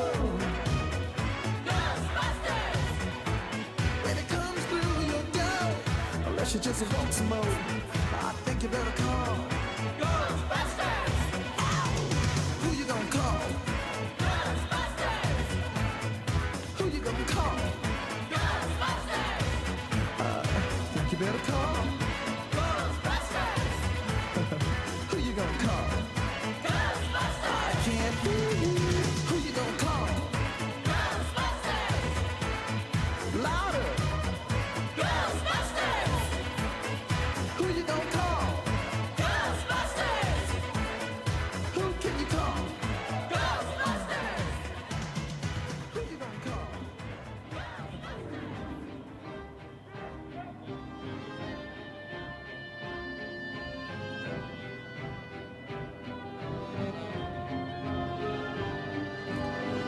and girls of every age. Wouldn't you like to see something strange? Come with us and you will see. This our town of Halloween. This is Halloween. This is Halloween. Pumpkins scream in the dead of night. This is Halloween. Everybody make a scene. Trick or treat. Tell the neighbors gonna die. Friend, it's our town. Everybody's playing this town of Halloween. I am the one hiding under your bed. Teeth ground sharp and eyes glowing red. I am the one hiding under the stairs. Fingers like snakes and spiders in my hair.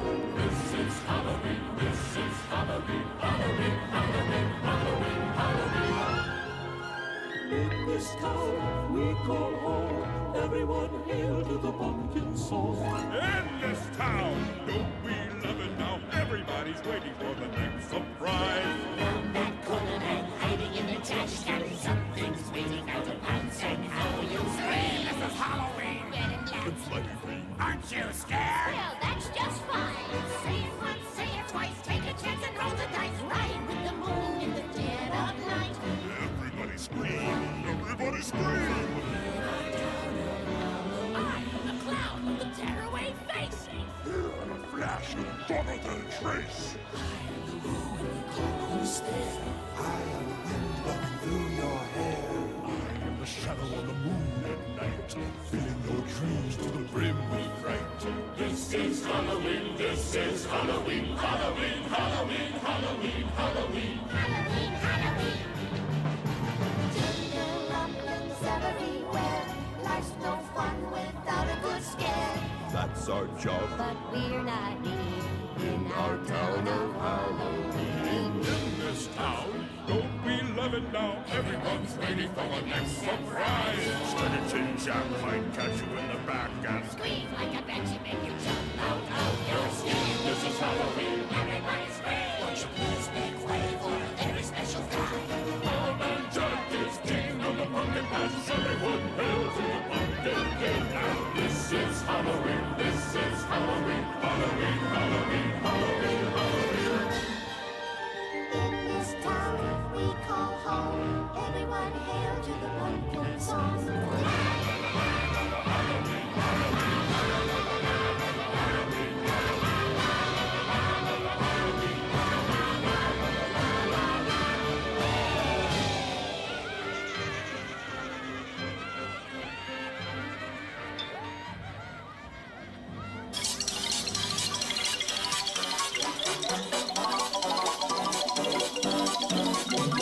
spooky, scary skeletons and shivers down your spine. Shrieking skulls will shock your soul, seal your doom tonight. Spooky, scary skeletons speak with such a screech. You'll shake and shudder in surprise when you hear these zombies shriek. We're so sorry, skeleton, you're so misunderstood. You only want to socialize, but I don't think we should. The spooky, scary skeletons shout startling, shrilly screams. They'll sneak under sarcophagus and just won't leave you be.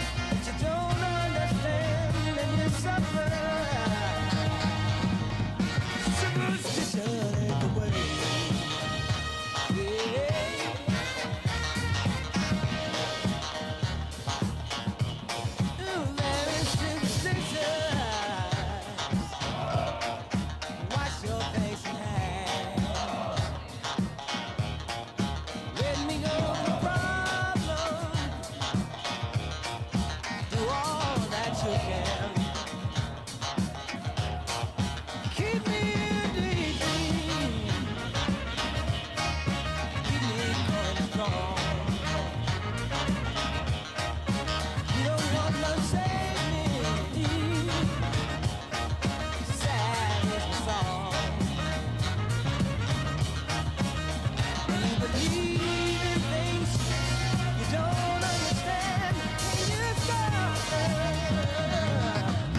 Superstition anyway. Yeah.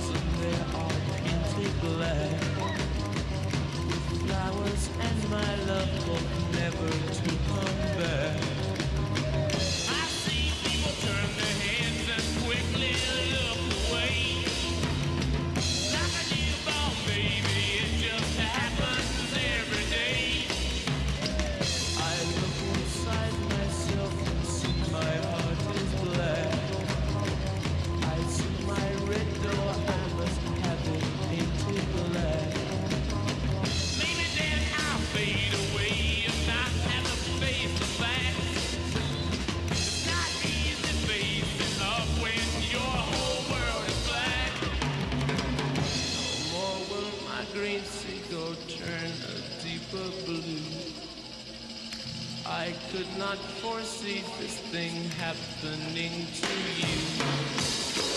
If I look hard enough into the setting sun, my love will laugh with me before the morning comes. I see a red door and I want it painted black. No colors anymore, I want them to turn black. I see the girls go by dressed in their summer clothes.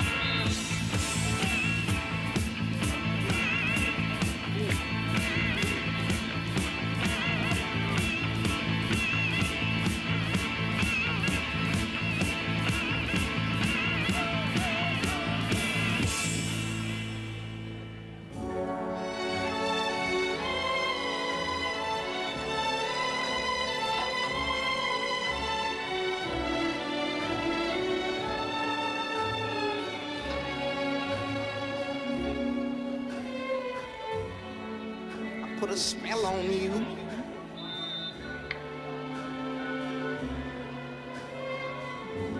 Cause you're mine.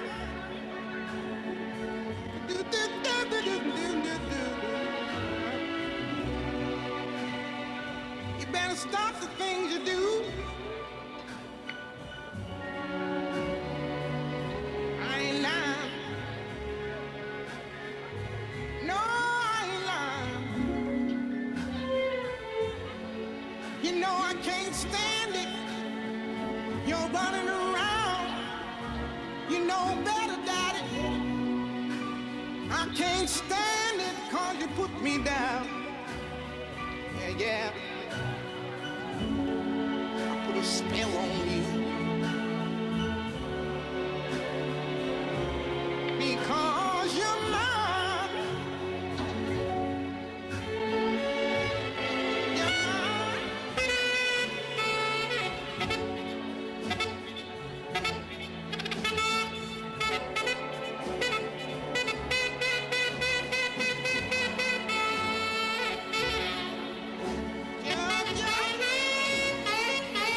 Oh, yeah.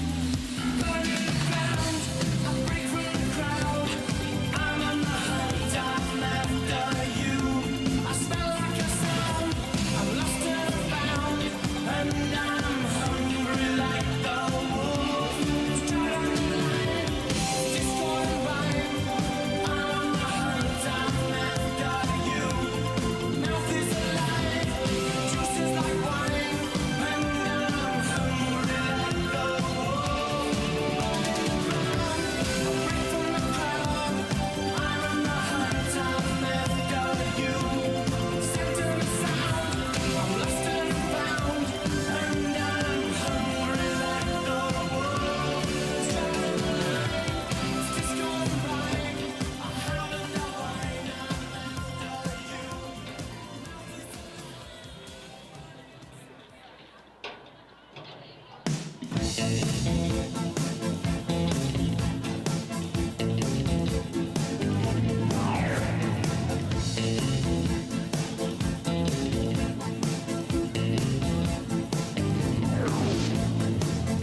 heat up, I can't cool down.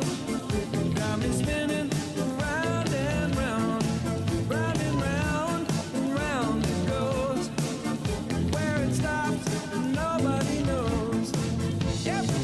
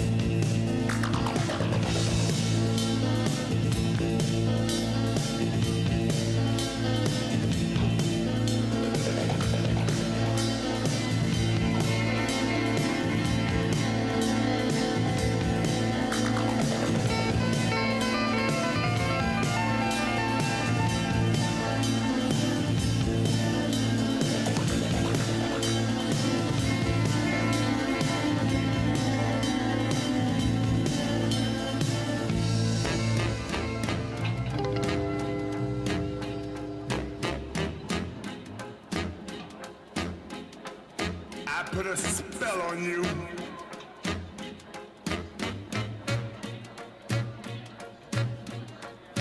Because you're mine.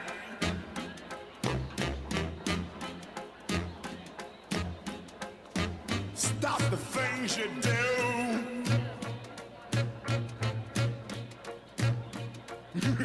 What's up? I ain't lying. Yeah, I can't stand. Woo! No running around. I can't stand. No putting me down. I put a spell on you. Because you're mine. Oh, yeah. Whoa.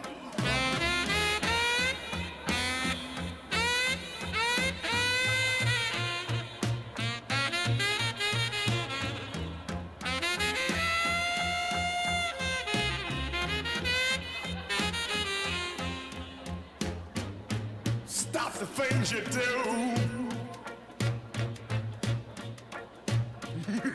What's up? I ain't lying. Ah! Ah! I love you. I love you. I love you. Anyhow, I don't care if you don't want me. I'm yours right now. I'll put a spell on you. Because you're mine.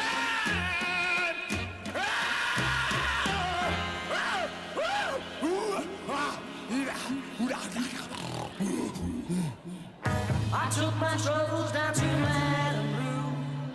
You know that gypsy with the gold cap too. She's got a pad down a lady for the vine, selling little bottles of love potion number 9. I told her that I was a flop with chicks. I've been this way since 1956. She looked at my palm and she made a magic sign. She said what you need is love potion number 9. She bent down and turned around and gave me a wink. She said I'm gonna make it up right here in the sink. It smelled like turpentine and looked like Indian ink. I held my nose, I closed my eyes, I took a drink. I didn't know if it would stay all night. I started kissing everything inside. But when I kissed the car down on 34th Line, he broke my little bottle of love potion number 9.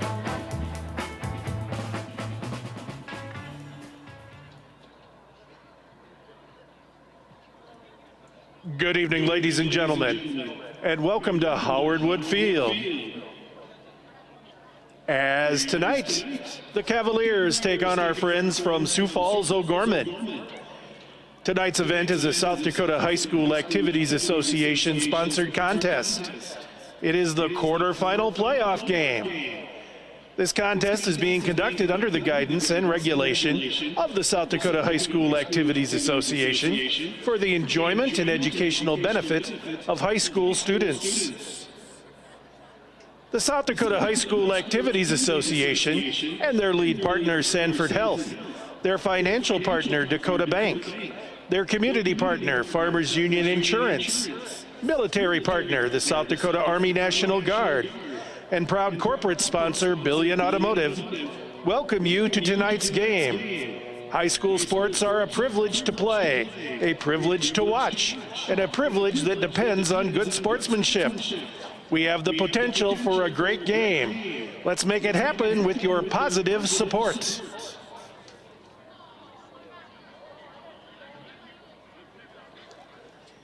Chad Statham, Activities Director at Jefferson High School, is our host game administrator this evening.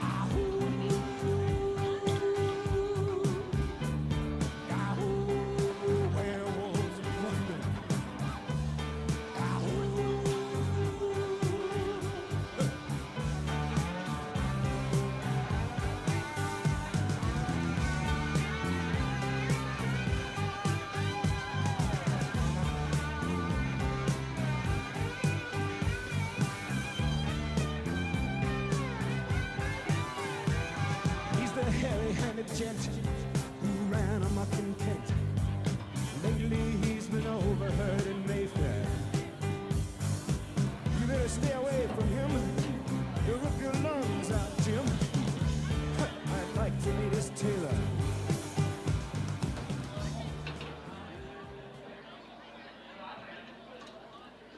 Ladies and gentlemen, at this time, let's meet our cheerleaders. Beginning with the cheerleaders for the O'Gorman Knights. Cheerleaders include Brycelyn Bach, Delaney Berg, Amy Heineman, Hadley Holte, Izzy Hosek, Parker Lutman, Madeline Marshall, Lauren Meyer, Olivia Miner, Rainey Skolton, Josie Stewart, Hadley Tobin, and Briley Weber. Cheer coach for the O'Gorman Knights is Tara Tobin. And let's meet the cheerleaders for the Jefferson Cavaliers. They include Callie Bush, Ava Carlson, Alexia Collins, Talia Dill, Grace Dozark, Megan Hensel, Sophia Klein, Alania Lammers, Beth Parsons, Marissa Cease, Malia Spindler, and Riley Stoll. Cheer coach for the Cavaliers is Don Bonham, assisted by Jamie Dubbs.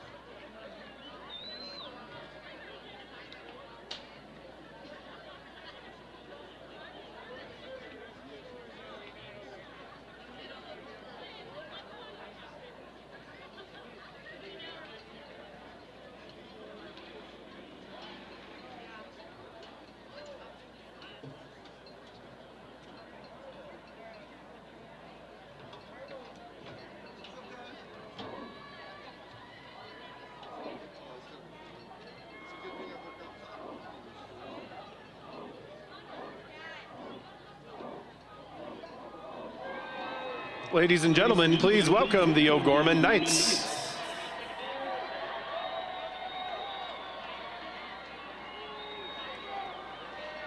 The officials for tonight's contest are at referee Tom Peniston, at umpire Ryan Etherington, at linesman David Schifrin, at line judge Troy Henson, and at back judge Brett Dobbins. These officials are registered by the South Dakota High School Activities Association. They have worked hard to learn the rules and apply them fairly. We request that you respect their honest efforts in administering tonight's contest.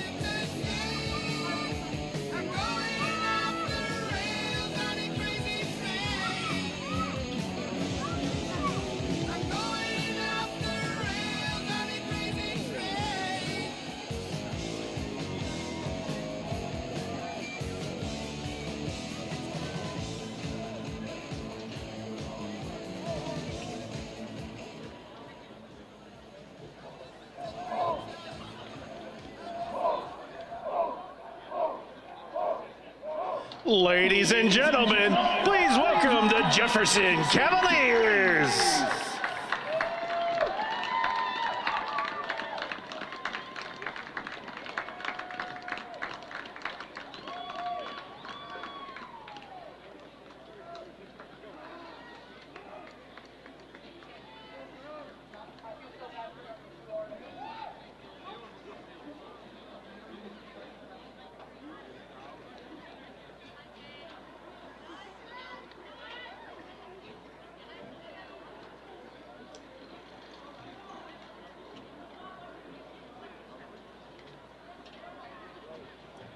Now, ladies and gentlemen, we ask that if you are able, please rise, remove your caps or hats, and pay honor to America with the performance of our national anthem. We ask that you please observe proper flag etiquette by standing at attention and placing your right hand over your heart and facing the flag. All veterans and out-of-uniform military personnel may salute the flag as we play our national anthem.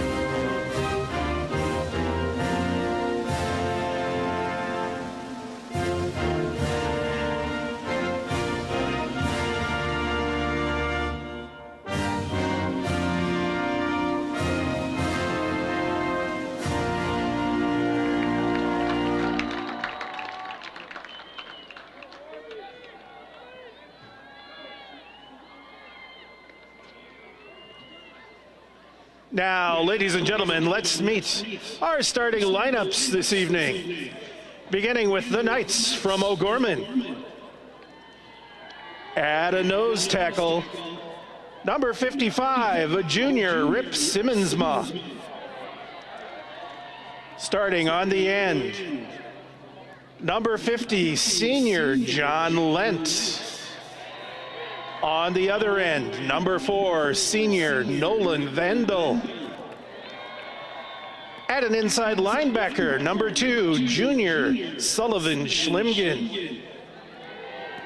At an outside linebacker, number 30, sophomore Isaac Meyer. At an inside linebacker, number 5, junior Alex Carlson. At an outside linebacker, number 34, senior Jack Stuckel. On the corner, number 12, a senior Dawson Bauer. On the other corner, number 1, junior Logan Mebius.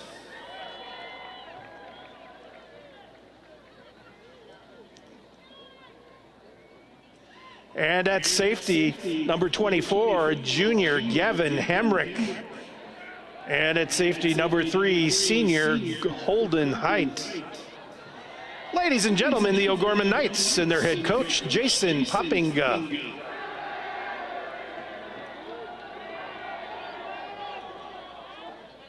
And let's meet the starting offense for the Jefferson Cavaliers.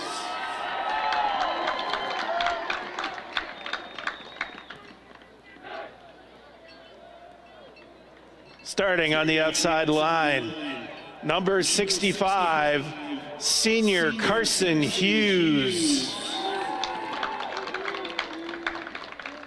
On the outside line, number 50, junior Noah Duran.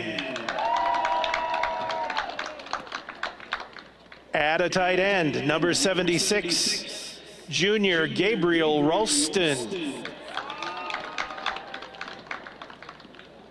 At a linebacker, number 71, senior Victor Hernandez. At a linebacker, number 75, senior Mason Payne. At quarterback for the Cavaliers, number 6, senior Ethan Swenson. At running back, number 2, junior Davian Simonson. At a running back, number 22, senior Sam Gellish. At a wide receiver, number 40, sophomore Tyson Ties. At a wide receiver, number 10, senior Jordan Detler. And at wide receiver for the Cavaliers, number 18, junior Alsane Cisco. Ladies and gentlemen, the Jefferson Cavaliers and their head coach, Vince Benedetto.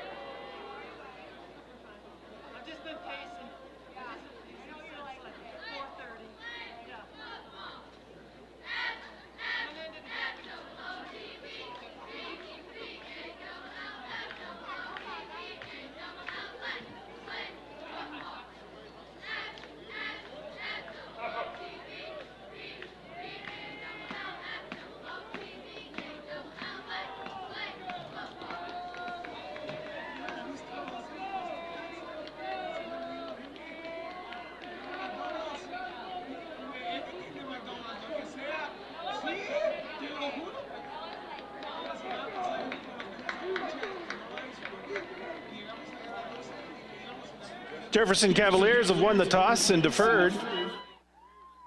Hello, everybody. Welcome to Howard Wood Field. I'm Hunter Seeler, and it's time for the Halloween night quarterfinal matchup between the number 4 Jefferson Cavaliers and the number 5 O'Gorman Knights.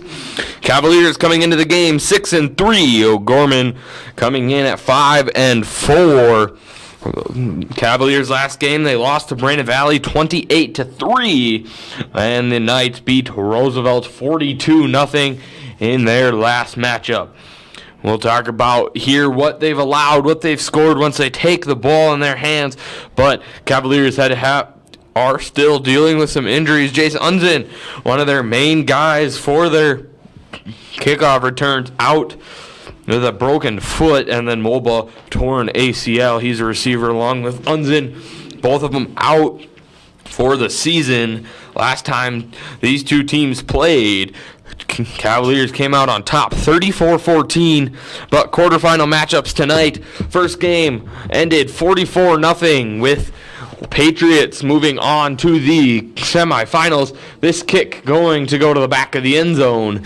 It's going to be a touchback, and it will be O'Gorman football. The Knights have scored 246 points, 27 points per game on average, and the Cavaliers have allowed 145, so 16 points on average per game. It's going to be Slim Jim going to be the one to get out there. They run a wildcat.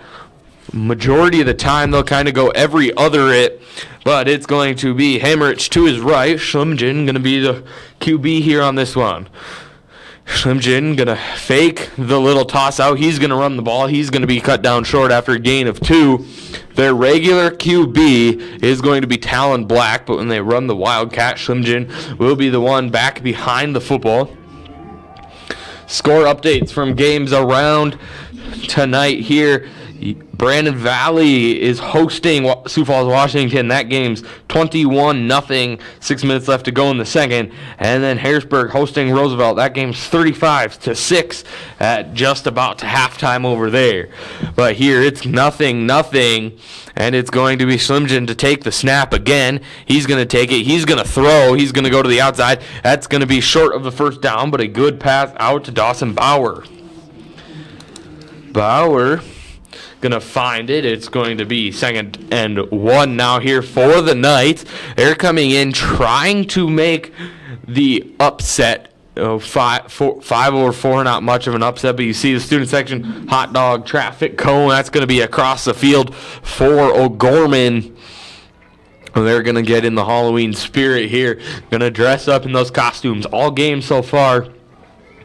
Theme is Halloween, and it's going to be Slim Jim ready to take the snap again. Hammerich going to be to his right. Hammerich going to run this, but we're going to have 3 flags all flying at the same time. And I'm guessing they all probably agree immediately on this call. We get 2 nods to the head ref. It's going to be false start O'Gorman, and they'll be pushed back 5 yards. It's going to be 3rd and 7 now. That's not what this Knights team wanted. They had good momentum going. Again, they will run this Wildcat almost every other drive, so we'll see when Talon Black gets his first time on the field. But it is a very cold night. Wind slowed down a little bit, but still going to be very cold, and it's going to be Carlson and Hammerich to the sides of Slim Jim. And Slim Jim here going to take the snap. He's going to fake the handoff. He's going to go to the outside. He's going to throw it to Hammerich, who's going to fall over. Incomplete pass. It's 4th down. Now for the Knights, who right now, Knights on a 4-game winning streak, trying to keep that momentum going. And Cavaliers 1-game losing streak. But it's going to be Huddleston, going to be the player back here for the Cavaliers, ready to retrieve the punt. He is only a freshman. He got some playing time while some of the running backs were out for the Cavaliers, had a touchdown, but now he's going to be the punt returner. He's got lots of speed. He's also small, as this punt going to be a line drive punt. Huddleston just going to let it roll. It's going to be on the Cavaliers 48. And here we go. Ethan Swenson and the Cavaliers offense now ready to go, as they are going to try to move on here in the quarterfinals. They will play the winner of Brandon Valley and Washington. Keep you guys updated there on that game as that game keeps on going. That game is about to halftime. And it's going to be Swenson with Simonson and Gosiah both next to him. It's going to be snap here to Swenson. Simonson going to be the one to run it. He's a very powerful running back, but he's going to be brought down after a gain of 4. Cavaliers this year have scored 275 points. It's about 30.5 points per game. And the Knights have allowed 165 points, so 18 points a game. So this could be a very close matchup we're looking to see here tonight in this 7 o'clock Halloween night. quarterfinal game. This will be the last quarterfinal game for AAA to end tonight, and then we'll have our semifinal bracket. It's going to be Swenson here to take the snap. He's going to go right back to Simonson. He's going to juke his way to the outside, and he'll be brought down after a gain of 1. It will be 3rd and 5 now for the Cavaliers, who will look to throw here on this one because I'm going to come on out, and it's going to be Tyler Brewski going to be the one coming in for him. Going to take running game somewhat out of the name, as we may be ready here for a throw from Swenson. This clock going to keep running. That's one team both these teams want to do. Thursday night, they've got school tomorrow. It is also very, very cold, so both teams going to try to get off the field, stay warm. And Swenson here going to look to throw. He's under pressure. It's going to be incomplete. Forced incompletion. It's 4th down. Pressure was put on Swenson immediately by Isaac Myers. And here comes the punt crew for the Cavaliers. We've got back-to-back punts. And it's going to be Camden Woolmuth who's going to punt this ball away for the Cavaliers. And back deep here for the Knights. Ready to retrieve this. We're hoping for a very close matchup here as Woolmuth's punt is up. This one going to be fair, caught at the 15. That's going to be Dawson Bauer to retrieve the punt. And here we go. We'll see if they bring Talon Black or Schlimgen out. Schlimgen on the field no matter what. He will Iron Man, he'll play both sides. He'll be QB. He'll be a running back. He'll be a receiver. He's going to take the QB role here on this one. We're in for another Wildcat drive.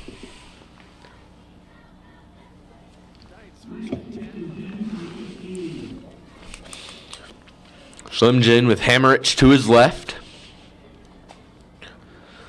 Hammerich gonna be the blocker this time. Schlimgen gonna run. He's gonna be brought down at about the 21. Schlimgen committed to SDSU, but as a linebacker, he's very good on both sides of the ball, but and slightly better on that defensive side. Very good player. Utility guy they can truly use anywhere as he'll take the QB role again. Hammerich will be to his right. And we're under 9 minutes here left to go in this one. Pressure being ready to be sent. He's under pressure. Austin Miller going to be the one, but Schlimgen going to find room. He's going to take his feet. He's got one, but he's going to spin out of a move. That's a big run. That will be a huge Schlimgen first down, and they'll be on the other side of the field there in Cavaliers territory. And we watch the replay here. Schlimgen just able to find room. Austin Miller unable to keep up with him. And Juke spins out of the way before he's brought down. And we'll keep on moving here for the Knights, who are looking to score first in this matchup. You see lots of blankets, lots of hats, coats, everything down on that side. Even your onesies as your costumes, trying to stay warm. As this one going to be handoff to Hammerich, and Hammerich going to find room. He's going to plow his way through for a gain of 4. It's going to be 2nd and 6. Now here for the Knights. Knights looking very solid so far after their turning it over on a punt in their first drive. Looking a lot better here on this one. Able to use this wildcat formation, find that open room. And we'll be looking to keep on moving things down the field and score first against this Cavaliers team who's had some bright sides but also some dark sides when you're looking at their game. It's going to be Schlimgen to run. He's going to find room. He'll plow his way through. He's going to be about a yard short of the first down, about half a yard truly. It will be 3rd down now for the Knights. And Schlimgen going to stay in. No sight of Talon Black at all so far. But everybody trying to just figure out this Knights offense. You'll have both sides. Talon Black coming in. He'll play a few drives, but Schlimgen going to take kind of majority here. It looks like wildcat formation ready to go. Hammerich going to be to his left. Schlimgen going to fake the handoff. He's going to roll outside. He's going to be brought down and sacked by the Cavaliers. It was going to be started, though, by Trevor Nielsen. and then more people will get in there as well to bring him down. It's going to be 4th and long, and that good Knights drive will be brought backwards. And it's 4th and 12. They had 1 yard, loss of 11. Slim Jim, no room to go anywhere. And here we go, another punt coming from this Knights team. Huddleston going to have a partner this time here on the punt. They're going to go back inside the 5. This punt is up. Not going to quite go as far as they thought. It's going to go 30 and start rolling backwards. Picked up at the 32. And Cavaliers will take the field for the second time as they try to find the end zone and score first here in this quarterfinal matchup between the number 4 and number 5 team. This game about what we were expecting it to be, very close here early, but one team, you never know, and what they've done all season could find the lead and take that lead quickly.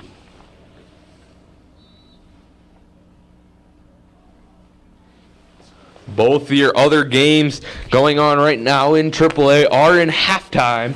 The only game going on right now is here. It's 0-0, 6.5 minutes to go. It's going to be Simonson behind Swenson, and this will be the Simonson run, but he'll get muffed right away. Gain of no yards, and make it 2nd and 10 for the Cavaliers. See the players there got hand warmers on the back, on the front, just everybody. Again, very cold game. Lots of players wearing those white leggings, trying to keep their legs warm. Our camera crew doing very well for having to stand out in the cold. Lots of layers and very good work from them. It's going to be Swenson to take the pass. He's going to go up the middle. That's going to be a pass complete to Ties. Ties will find that one. He will get about 5 yards. We watch the replay here. Swenson immediately looked over there. Ties wide open. That's kind of a name we've brought up here lately in this late in the season for the Cavaliers. And it will be trying to get the jump is Swenson. Now we're going to have a change of play call. Swenson here ready to go. We've got 8 seconds on the play clock, and it's going to be snapped to Swenson. Swenson going to hand it off to Simonson. He's going to work his way through. He's going to get a gain of about 4. It will be 3rd down now for the Cavaliers as they keep on pushing their way. But that's going to be 4th down, and we're going to have Camden Woolmuth. We're going to have 4 punts in a row in this game. It's not what we expected in this start, but is showing that the defense of both these teams is very good. Camden Woolmuth here ready to punt is up. Bauer going to be the one. He's going to fair catch it again. We're going to see if the Knights can take the lead here in this one. And defense of the Cavaliers, very strong defense, but also a confusing yet strong offense. Slim Jim still going to lead. Talon Black may be out there. Talon Black will take the field for the first time tonight. He will lead this Knights offense. He's number 9 right there. And here we go. We've got 2 punts so far for both these teams. This is going to be 3rd drive now for the Knights. It's going to be Talon Black going to have Hammerich to his right. Shimjin now going to be in their wide receiver area. It's going to be Hammerich with the catch. He's going to go. That's the 1st down and lots more. That's a good catch and run for Hammerich. And here we go. Knights have the big play to start the drive, but last time on their last drive they had that and then struggled to keep on going. But Talon Black going to make a great throw. And here we go, 1st and 10. We're down to 4 minutes left to go in the first quarter. This matchup, a very fun one so far. Back and forth, we'll see on offense and defense. Both teams waking it up this one. And it's going to be Slim Jim who's going to take the run on this one. That's what I mean. Defense, quarterback, receiver. He'll play anything for this Knights team. And he's a big name, big player down on the field. He's a 6'2", 220 senior. He's listed as a receiver on the roster, but will play again the QB in that Wildcat formation area, and will also As you saw, we'll take handoffs to run it. Talon Black going to go right back to Hammerich. They're going to do this play again. He will get a first down and some more. And that's great plays and throws to Hammerich from Talon Black. It's going to be the same play, same setup, and both result in a first down. Hammerich now coming off the field. I believe Charlie Schmidt's going to be the one coming in for him. Here we go. Talon Black ready to go. Coming in for him is going to be Isaac Myers. Myers, sophomore, listed defensive back, but also that running back going to come in, but under pressure by Austin Miller. Incomplete pass by Talon Black. And we're at 2nd and 10. Our refs wearing gloves, trying to stay warm. It's kind of a big thing in this game. It is cold in the rest of the season until a team, if one of these two teams does make it to the Dome, will be cold. All the games but the Dome, the state championship game, is outside, and it's going to be same thing. Myers to his left, Talon Black ready to go. He'll take the snap. He's going to fake the handoff. Quick pass over the head and incomplete to Jace Mueller. 3rd and 10 now here.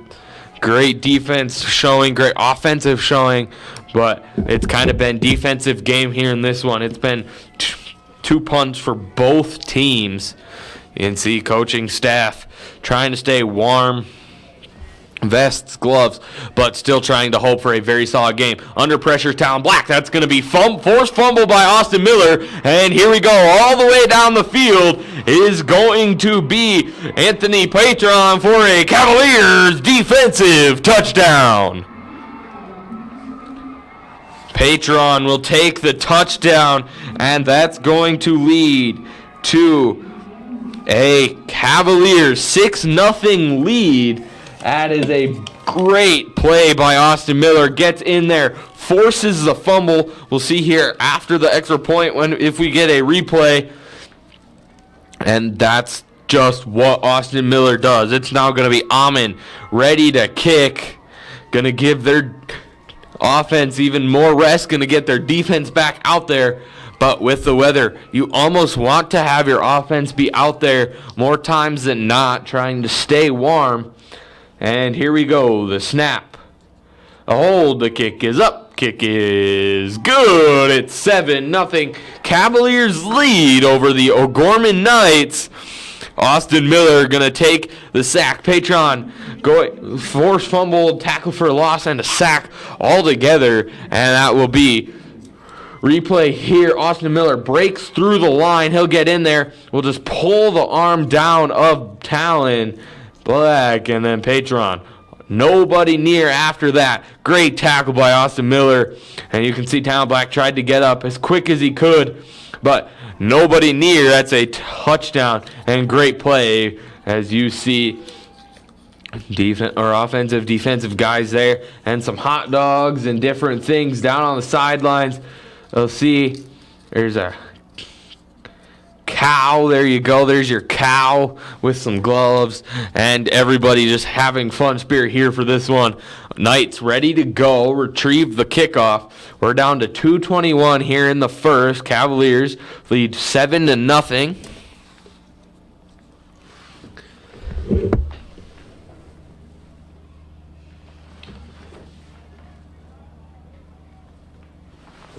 Both the other games just about getting done with halftime. We're about to end quarter number 1 here with 2:21 left to go.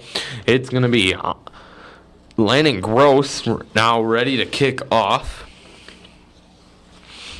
to the Knights team, whose offense will come immediately back on the field. We'll see if they keep Talon Black in there or if they bring in Schlimgen. Just see if they can change and take away that fumble that led to this touchdown. That just shows the defensive caliber of this Cavaliers team as this kick is up. It's going to sky inside to the 3. It's going to be picked up, and it's going to be a big run. Tripped up, though, is Logan Mebus. And it's going to be on the 23-yard line. It's going to be, I don't see Town Black out there. Schlimjin now going to be the one that's going to lead this offense. They're going to have Town Black stay on the sideline. Schlimjin going to have Hammerich to his right. They're going to keep a stacked box here. And they're going to motion to the outside. This is going to be faked pass by Schlimjin, and it's going to be Schlimjin to take the run. He's going to find room. He's going to stay in bounds, but they're going to say he did go out of bounds at the 50. Schlimjin, great run, but good defensive awareness. You see the run here. We'll see about the 50. He's at the 30 there. He goes. He's pushed out of bounds. Right about there is where they're going to say he comes out of bounds.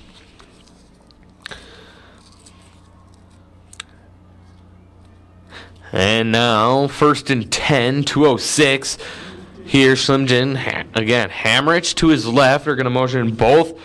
Got 2 guys over here now, and it's going to be snap to Schlimjin. He's going to run it again. He's going to go same side to the right side, to his outside, and then he will be picked up and brought out of bounds.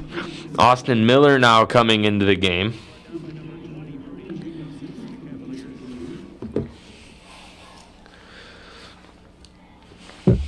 And we're down to 2 minutes here. Knights trying to score in the first quarter, tie it back up. But Schlimjin going to have Hammerich to his left once again.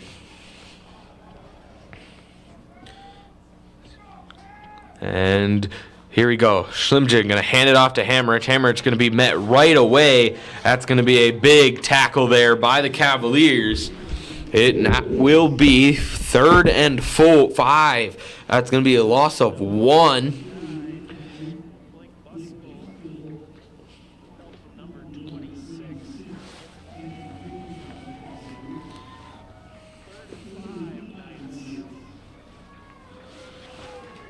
Once again, it's Hammerich here. Schlimjin going to run it himself. He's brought down immediately, though. That's great defense there. Sean Brovold on top of it, and it's 4th down. And here comes, we'll see if they're going to go for it, and it does look like they'll go for it. 4th and 4, they'll give him a gain of 1. Still waiting on the call. There is a flag, though, did not see it. It's going to be on the Knights.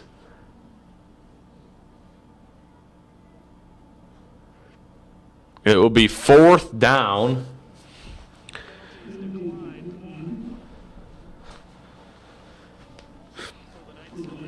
Fourth and 5. Here comes the punt crew. It's going to be Huddleston out along with Tyson Ties to retrieve this punt. And the punt is up. This one going to have a better length, and it will be inside the 20. It will land at about the 15. Here we go. Cavaliers going to take the ball once again. Only the 3rd time we've seen this offense here. It's going to be Swenson going to be out there with Detler, Isaiah, Ties, and Cisco.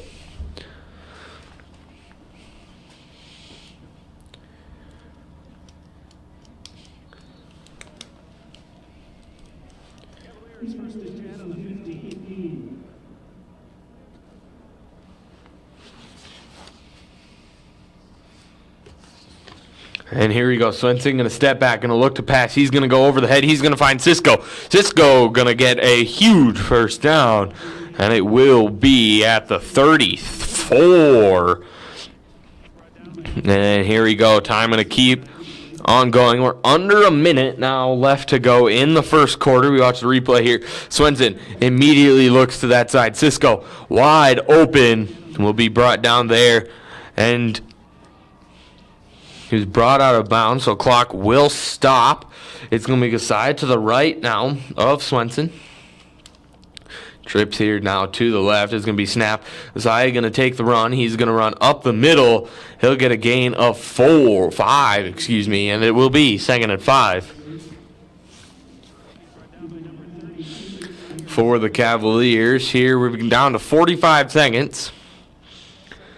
Cavaliers leading 7-0. Swenson going to still have Gasiah to his left. And all receivers again on his left, top of your screen. And it will be Swenson pass, handoff to Gasiah. He's going to be brought down after a gain of 2. It's now 3rd down here. We're down to 10 seconds. We'll see if Cavaliers will just let this time run off. 5, and that's going to be the end of your first quarter. Cavaliers 7, Knights nothing, and we'll be back here once the chains are moved. First quarter, our score, Jefferson Cavaliers 7, O'Gorman Knights 0. You deserve exceptional health care no matter where you live. That's why Sanford Health is dedicated to providing quality care wherever your home may be. Here for all, here for good, Sanford Health.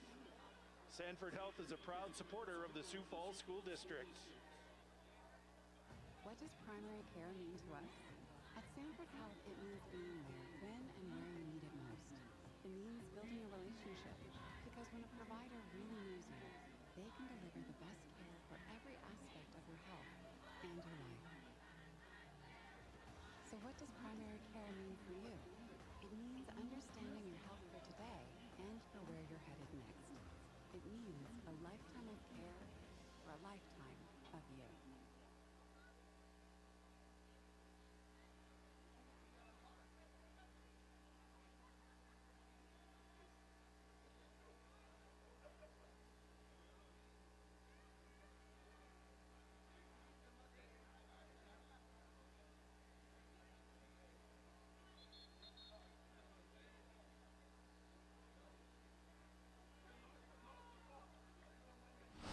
Both teams now ready to take the field. Well, they do that. Couple score updates here in the third quarter.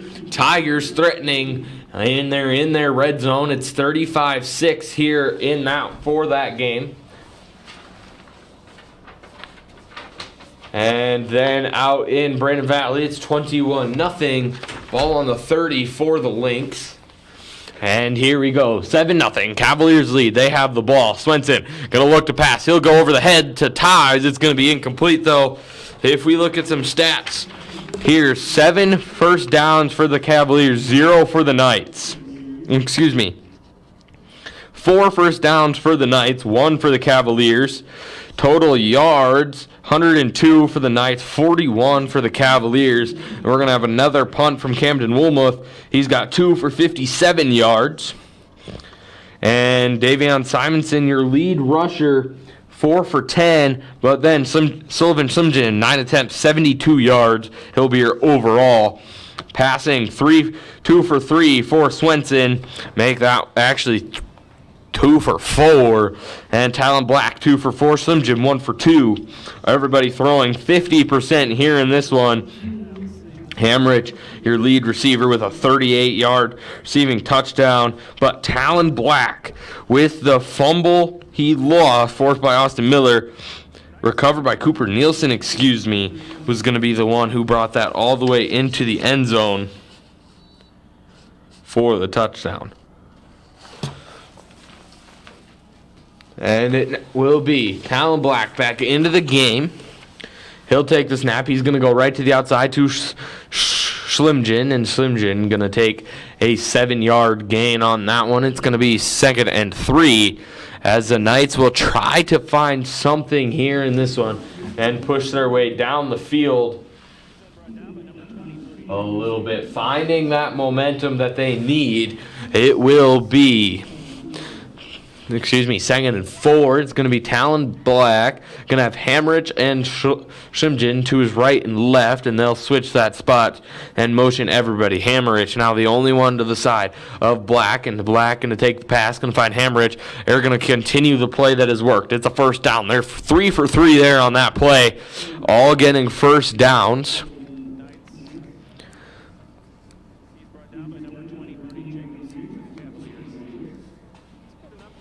And Black still is going to lead this offense. He's a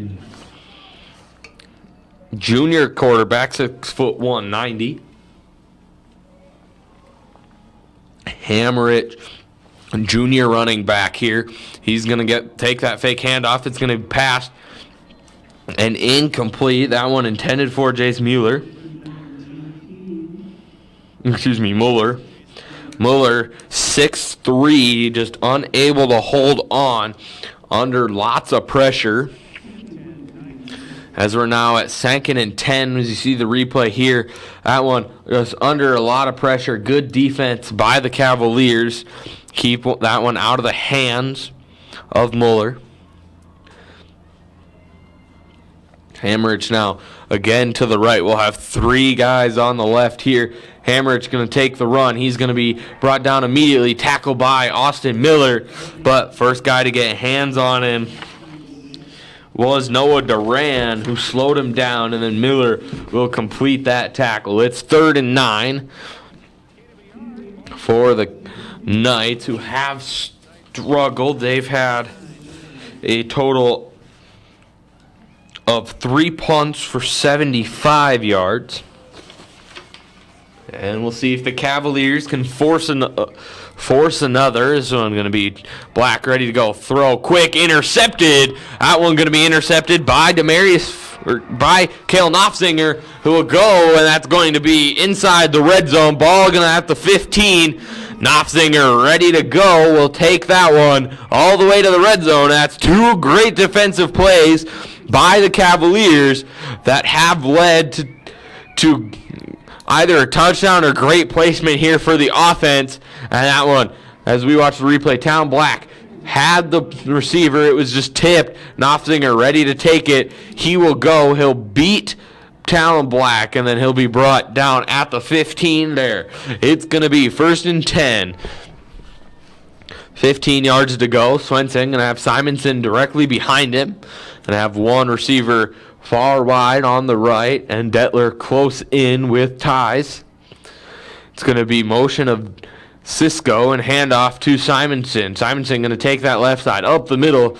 He'll be close to the first down. Going to be about 1.5 yards, 2 yards short. It will be 2nd down now here for the Cavaliers.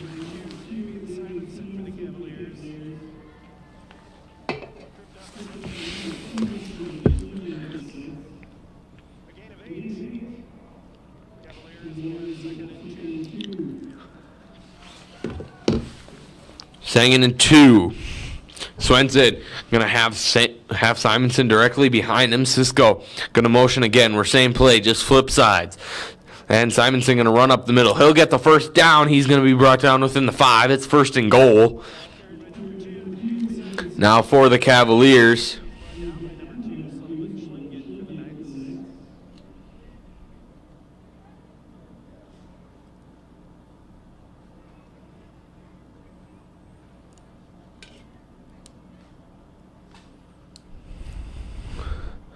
Not sure what happened here on this one.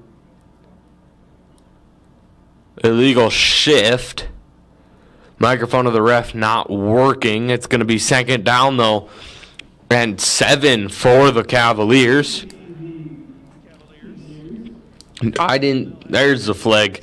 About the 23. Ref just went to go pick it up. I did not see it thrown. But it's going to be 9 minutes, 9 seconds here left to go in the first half. It's now 2nd and 7 for Swenson and the Cavaliers.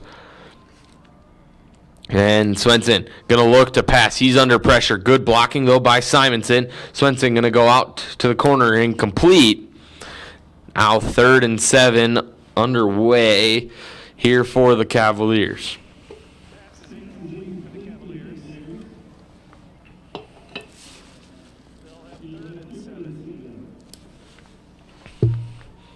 Swenson getting the play call from the sideline.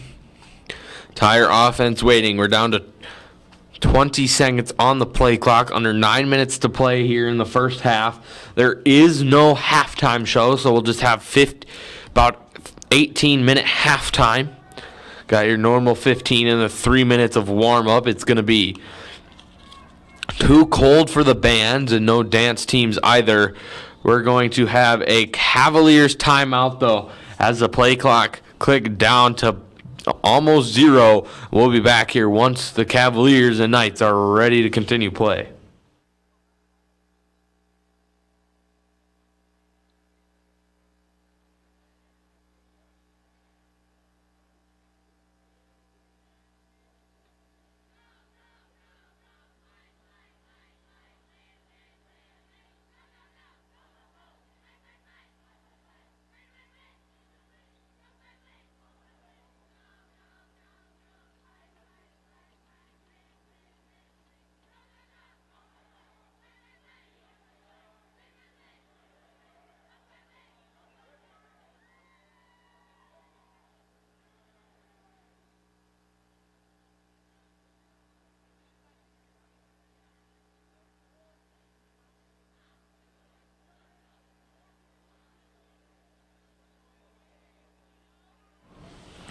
Here we go. Both teams back on the field. 3rd and 7 for the Cavaliers.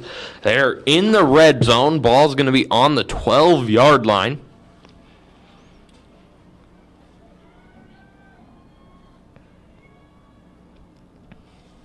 And it's going to be a miff snap. Swenson going to drop it.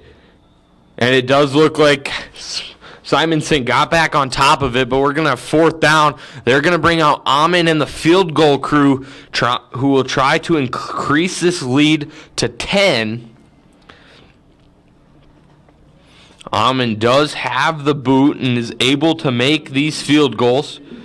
We'll see if he will continue to try to do that.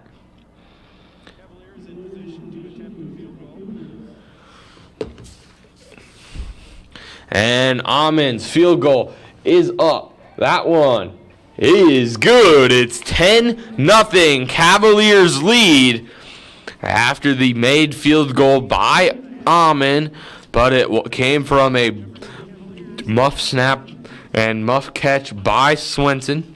Another big injury I forgot to bring up earlier for the Cavaliers is going to be Edward Whiting. He's going to be down on the sideline. Tyson Tye is going to be the one that takes his spot for that one. But both teams now, Cavaliers going to get ready to kick off again to the Knights. We're down to 8:13 here to go in quarter number 2. And here come the Cavaliers ready to kick off. Knights going to receive, see if they can get away from punting the ball. In this one, they've done that every drive. We'll see if they are going to get away from that one. It will be Gross to kick off.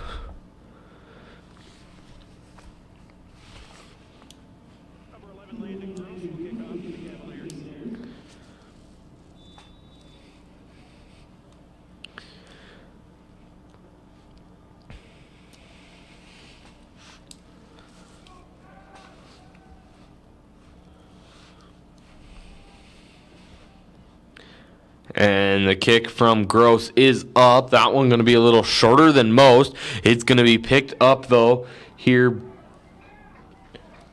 by the Knights. It will be at about the 29. And a few score updates here while we change offense and defense. Out in Harrisburg, Roosevelt Rough Riders are down 49-6 with about 2 minutes to go in the third. And out in Brandon, it's going to be Brandon Valley up 28-0 over Washington. And here it's 10-0 Cavaliers.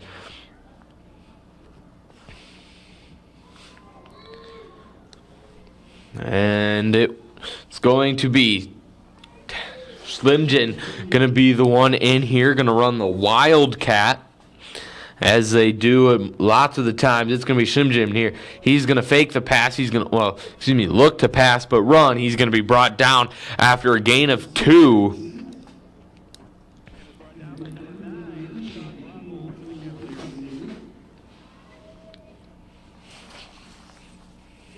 And now 2nd and 9. That was only a gain of 1.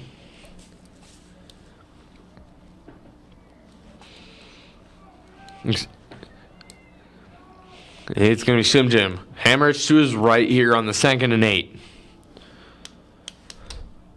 Snap going to be handed off immediately to Hammerich. He'll find room on the outside. He's going to go. He's going to be brought down, though. He's going to keep on running, but brought down. That is a first down, though, for Hammerich. He's going to be one of the bigger names that we'll see. Him and Slim Jim are your probably top 2 names that I will say here tonight, as Hammerich has had multiple first downs, catches, and runs, and he'll be to the right of Slim Jim.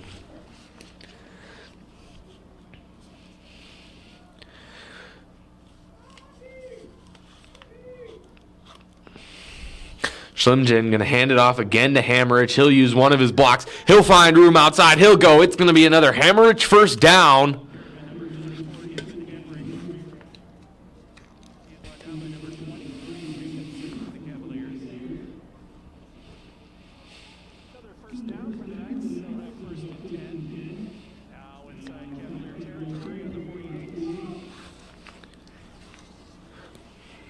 First and 10. Ball going to be on the 48. It's going to be Slim Jim. Going to hand it off to Hammerich again. Hammerich going to run to the left outside this time.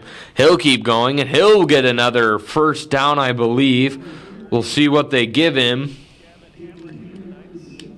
We're going to have a player down, though, for the Cavaliers. Looks like Austin Miller, perhaps, but we'll be back here once Cavaliers' injured player is up and off the field.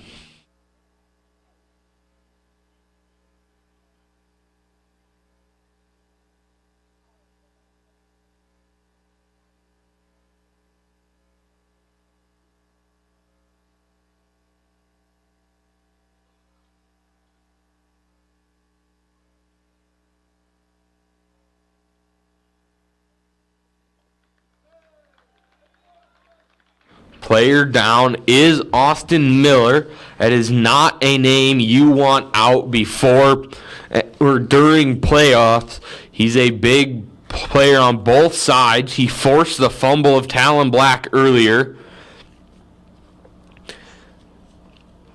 Got 4 big injuries now. Edward Whiting out, Moba out, Unzen out, and we'll hopefully see Miller back into the game. We'll get a little bit more here. He's going to go to the trainer's table immediately. He was able to walk off himself. It's going to be something on the right leg area.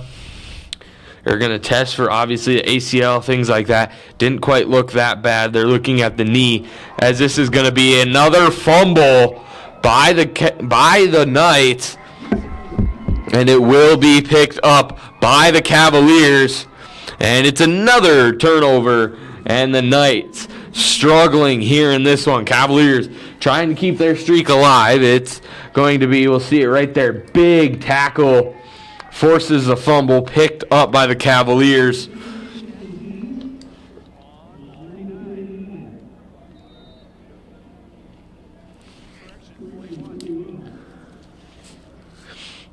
Ball going to be on the 41.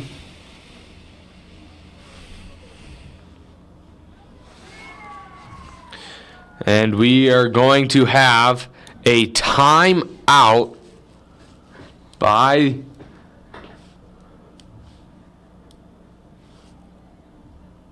waiting for the call. I think it was the Knights, but we'll be back here after this timeout.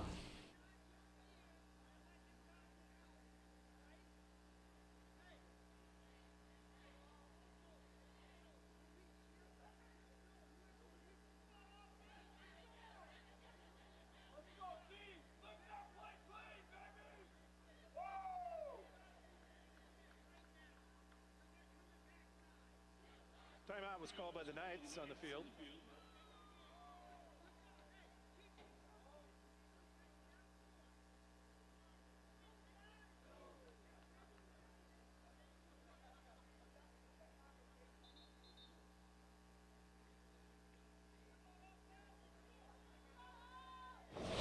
Austin Miller going to be able to walk it off on the sideline.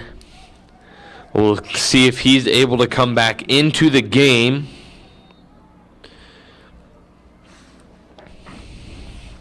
But it's going to be Swenson, going to have Simonson directly behind him. And it's going to be trying to get hard count, trying to get the jump.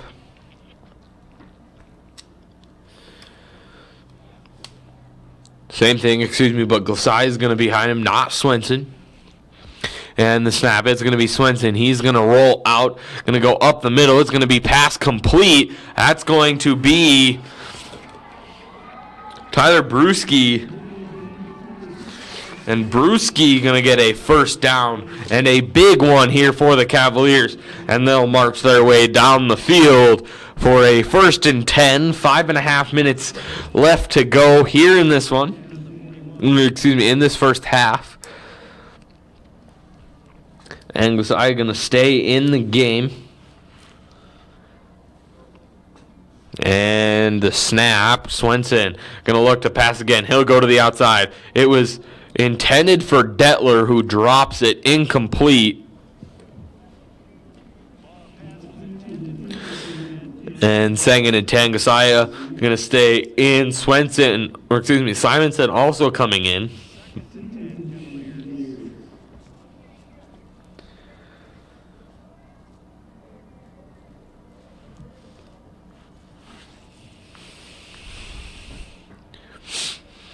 Both running backs in. Cisco, Ties, and Detler are going to be your 3 receivers, except Ties tight end. It's going to be handoff to Glosai, who's going to find power, but he's going to be brought down big by Holton Height. And we'll watch the replay here. Good run by Glosai, and then there's Height just going to take him down. 1st and 10 either way. Cavaliers inside the red zone. Ball going to be on the 18.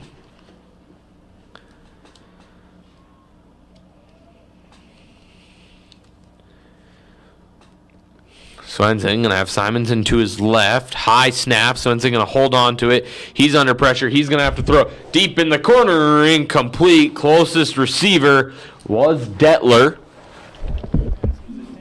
But now it's going to be 3rd and 10. 2nd and 10.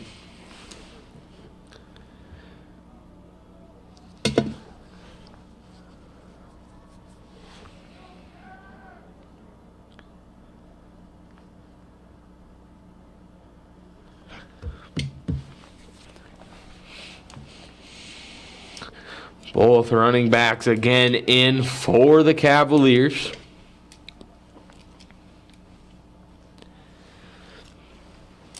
Swenson here going to take the snap. He's going to run it up the middle.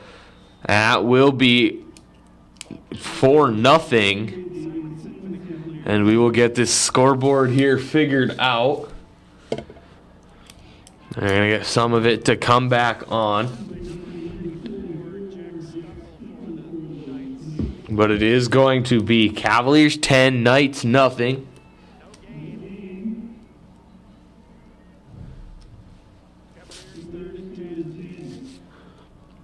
Swenson still waiting for the play call from the sideline. 10 seconds on the play clock. And it looks like we may have a Cavalier timeout. And we do. Cavaliers timeout, and we'll be right back. Timeout, Jefferson Cavaliers.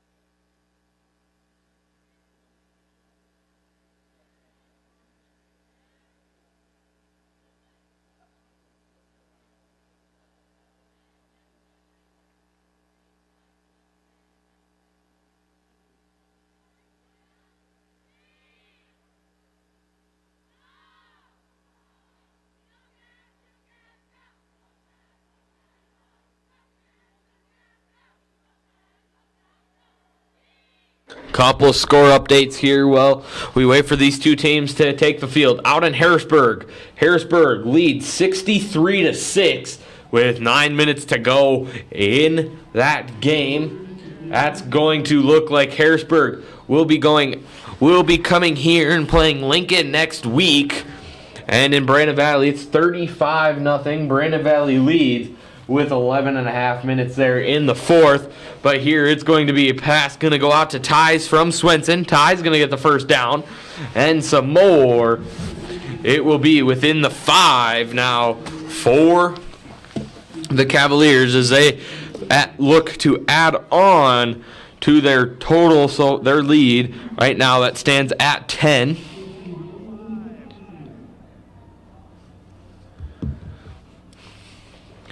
Ball, 5 yards to go, first and goal. Simonson going to be directly behind Swenson.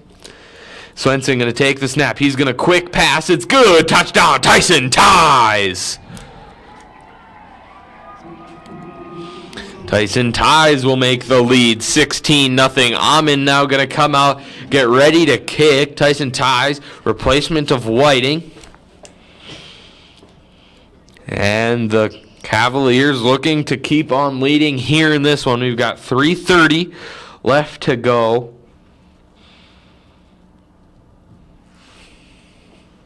And the snap, the hold, the kick is up. The kick is good. It's 17-0. Cavaliers lead, and we'll be back once these two teams take the field for kickoff. 3:27 remaining in the half. O'Gorman Knights 0, Jefferson Cavaliers 17.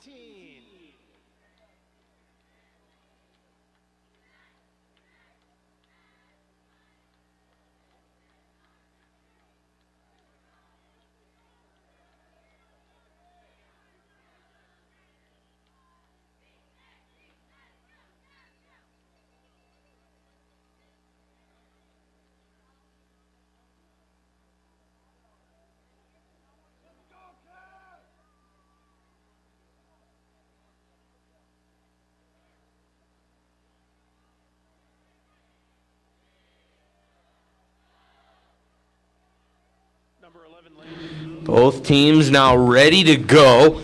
It's going to be Landon Gross here to kick off to Bauer and Meebus. 3.5 minutes left to go in the first half.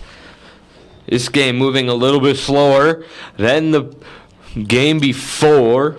We had an hour and 10 minutes, hour and 15 minutes in between games. From that first one, which had running clock, it was a game only about an hour and 45 minutes. This game so far about an hour in at the moment. It's going to go out. It's going to find Meebus, who's going to be tripped down. He's going to have another good return. Austin Miller back on the field. That's a good sign for this Cavaliers team. Got some donuts and elephant, unicorn, just some of the fun costumes out there getting onto the scoreboard and on the live stream. That's what we like to see. Going to have some school pride here. Halloween night, 7:53. All these kids not going trick-or-treating, coming out supporting their football team. It's going to be Shimjin to be the QB. He's going to shift everybody over to the left. Shimjin going to take it. He's going to run it himself. He's going to be tripped up, but going to break right through it. He'll be brought down after a gain of 9.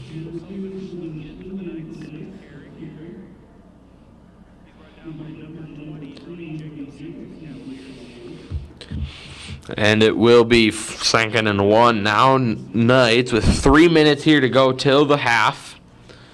Again, no halftime show tonight.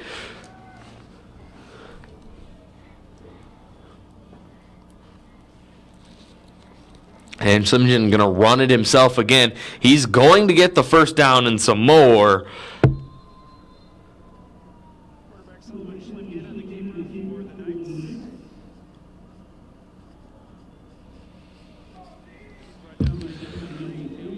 And we are going to have a player down on the sideline.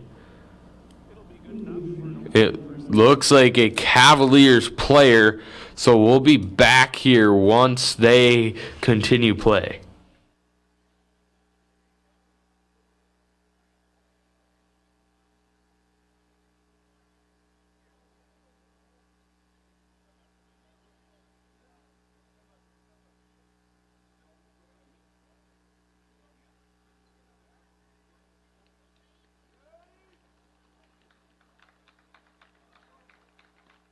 It is going to be a Cavaliers player. He's gonna run across the field of his own strength. Brody Jacobson, the player down. And again, good defensive player on that for the Cavaliers. It's going to be 1st and 10, though, for the Knights. And Schlimgen going to still be the one here leading this offense. Hammerich getting some extra coaching from the sideline.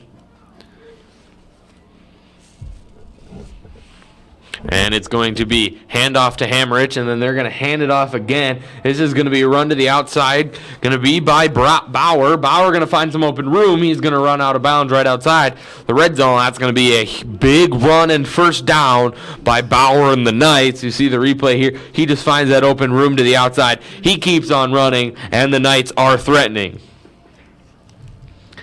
2 minutes here to go in the first half. Knights would like to get onto the board at least once, put 7 up there, make it only a 10-point game coming out of the half. But we'll see how that goes here. It's going to be keep on playing and 17-0. Knights going to hand this off to Hammerich. He's going to run out to his left to the outside. He's going to be brought down after a gain of 2.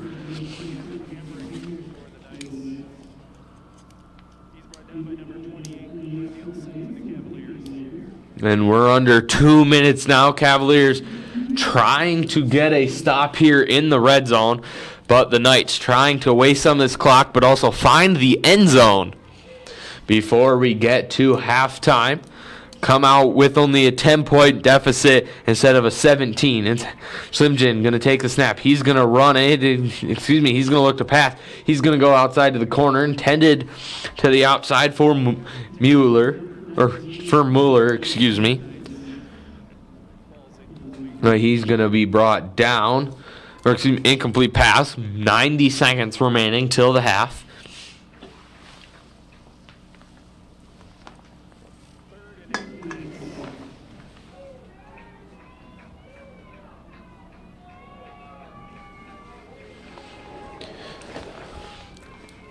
Third and 8 here. It's going to be Schlimgen. He's going to run it himself. He's going to go to the outside. Couple juke moves, but brought down. It's going to be 4th down. And we'll see if we have a field goal unit come out or if the Knights go for it. Looks like they're just going to go for this one.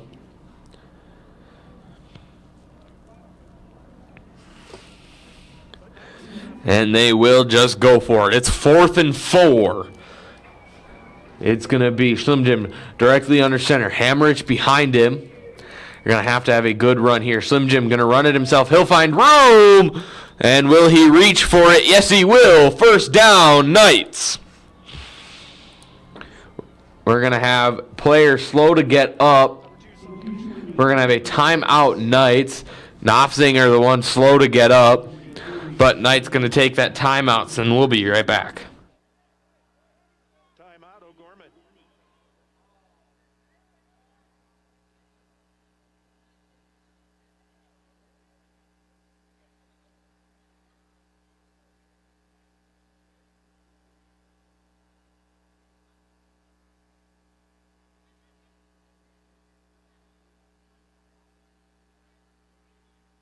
Following the timeout, Knights will have 1st and goal from the 9.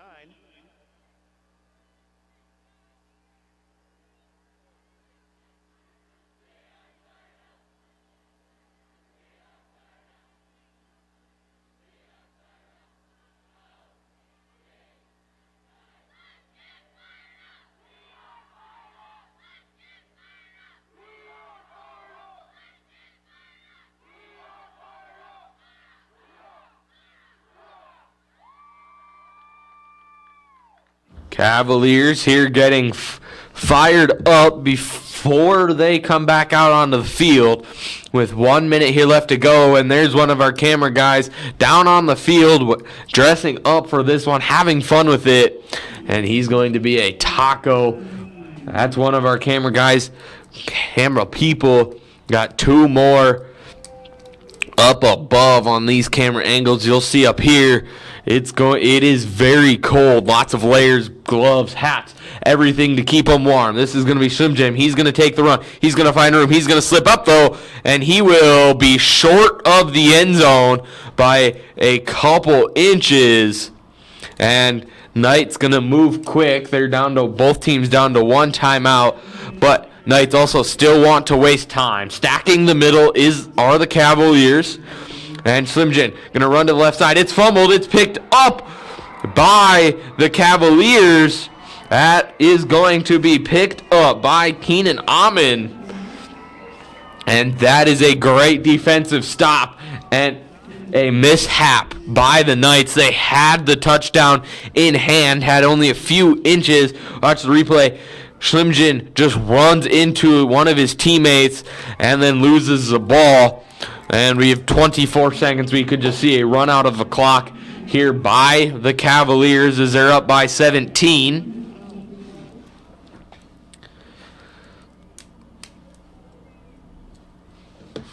It's going to be Demarius Fields going to be the one that's going to take running back role. And there we go. It's just going to be a kneel out by Swinson. Both teams going to go to the locker room, going to warm up a little bit at halftime. It's Cavaliers 17, Knights nothing. But if we give you some final scores here and score updates, it's going to be a final score from out in Harrisburg. That score going to be 63-6, I believe. Let me make sure on that one. 63-6, final score out in Harrisburg. Harrisburg will come here next week to play Lincoln. And now we're deciding our other two games. It's 17-0 here, and out in Brandon Valley, it's 35-6. Warriors got their first score, and it's got 2 minutes out left in there, and we'll be back here after the half.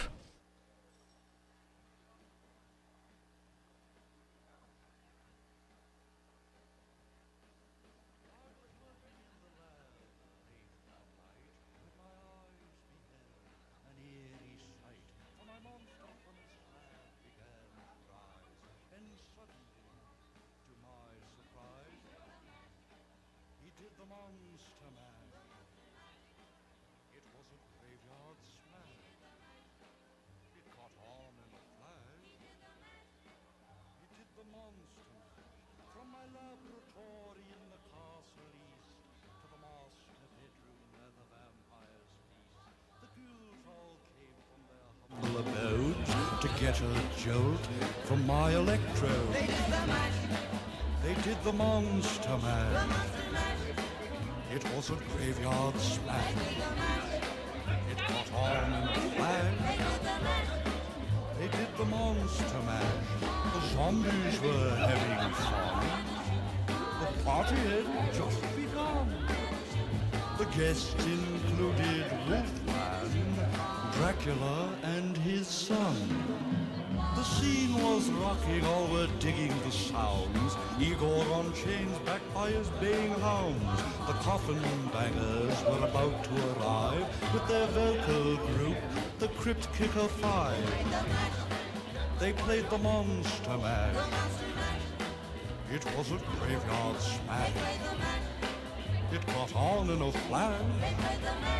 Check. Played the monster mash. Out from his coffin, Rex's voice did ring. Seemed he was troubled by just one thing. Opened the lid and shook his fist and said, "Whatever happened to my Transylvania twist?" It's now the monster mash. And it's a graveyard smash. It's caught on in a flash. It's now the monster mash. Now everything's cool. Drax a part of the band, and my monster mash is the hit of the land. For you, the living, this mash was meant to. When you get to my door, tell them Boris sent you.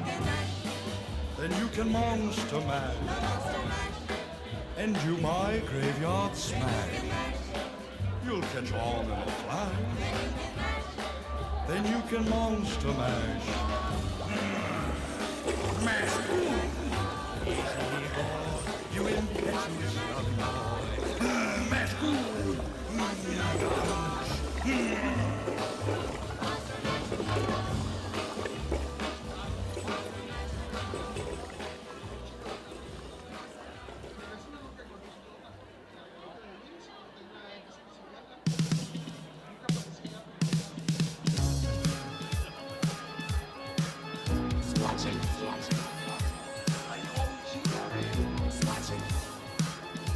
watching me.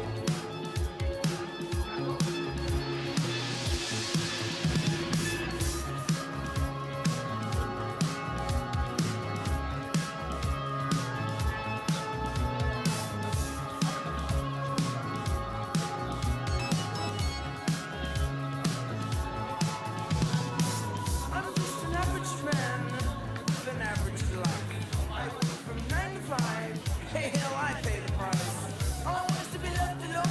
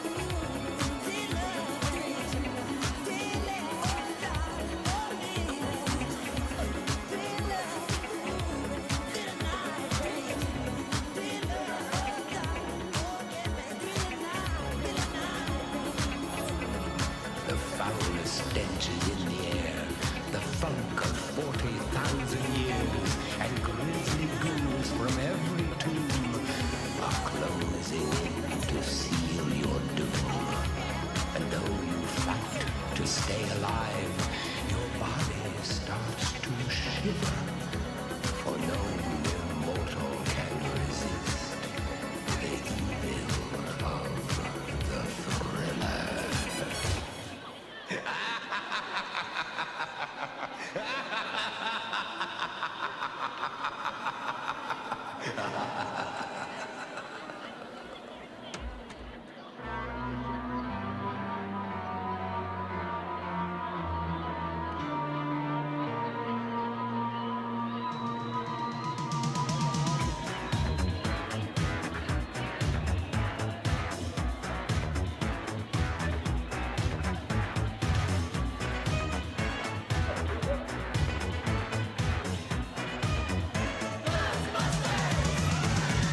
Something strange in your neighborhood. Who you gonna call? Ghostbusters! If there's something weird and it don't look good, who you gonna call? Ghostbusters!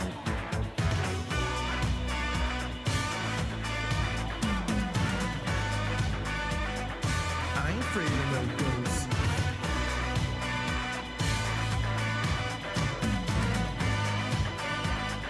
I ain't afraid of no ghosts.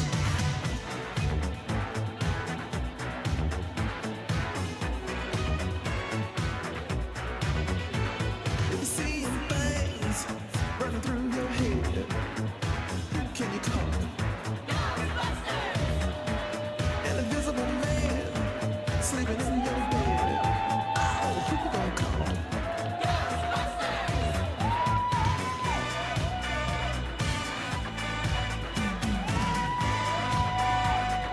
I ain't afraid of no ghosts.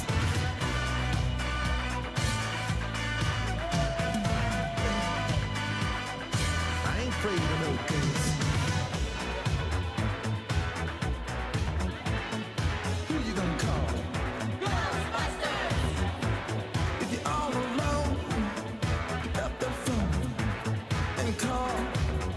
Ghostbusters! I ain't afraid of no ghosts. I hear it likes the ghosts. I ain't afraid of no ghosts.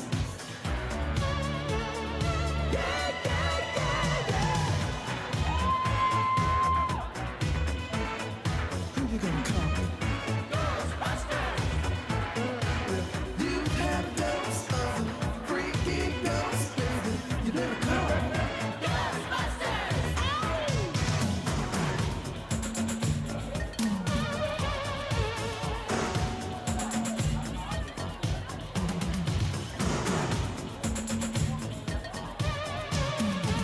Let me tell you something. Bustin' makes me feel good.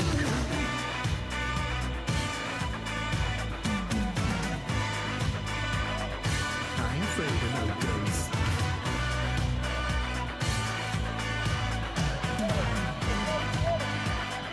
I ain't afraid of no ghosts. Don't get caught alone, no, no. Ghostbusters! When it comes through your door, unless you just want some more, I think you better call. Ghostbusters! Who you gonna call? Ghostbusters! Who you gonna call? Ghostbusters! Think you better call. Ghostbusters! Who you gonna call? Ghostbusters! I can't hear you. Who you gonna call? Ghostbusters! Louder! Ghostbusters! Who you gonna call? Ghostbusters! Who can you call? Ghostbusters! Who you gonna call?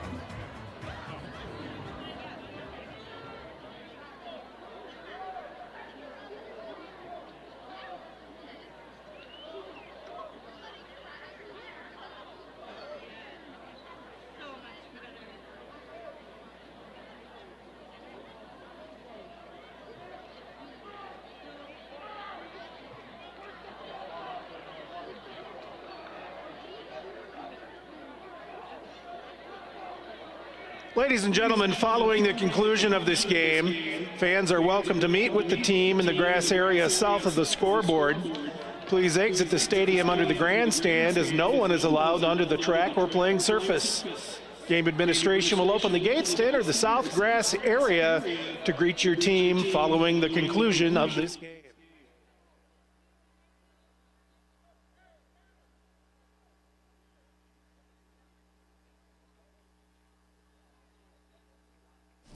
Everybody, welcome back to Howard Wood Field for the second half action of this Halloween night quarterfinal game between the Cavaliers and the Knights. These teams are fighting to compete at Brandon Valley next week as Brandon Valley took down the Warriors of Washington 35-6. And that's these two fighting for the last spot in the semifinals. Your three teams so far are the Lincoln Patriots winning 44-0 over the Cobblers. The Harrisburg Tigers beating the Riders 63-6.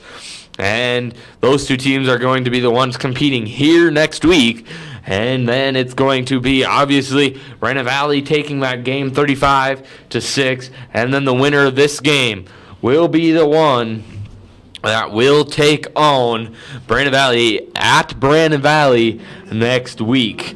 We're going to continue this second half. Cavaliers defense has been on par so far. Total yards for the Knights, though, 210 on 36 attempts and 93 on 21 attempts for the Cavaliers. Cavaliers have 10 minutes of possession time. The Knights have 13. Schlimgen, 16 rushes for 103 yards. He's going to be your lead rusher. And then for these guys, but we're going to have Cavaliers the one to retrieve this here to start the second half. Looking at the Lears here, your leading rusher, Sam Glasiah, going to have 3 attempts, 38 yards. Simonson, 6 attempts, 13 yards. Swenson is 5 for 10 with 42 yards, 1 touchdown. Tyson Ties, 3 catches for 23 yards. And then Cisco and Brewski following that. But it's going to be 1st and 10 now here for the Cavaliers as they look to add on to their lead and try to push to secure the spot in the semifinals and go against the number 1 team to fight for a spot in the dome. It's going to be Swenson here to take the snap. He's going to hand it off, fake handoff, going to pass it out to Simonson instead. Simonson going to try to break through some tackles, but he'll be brought down after a gain of 1.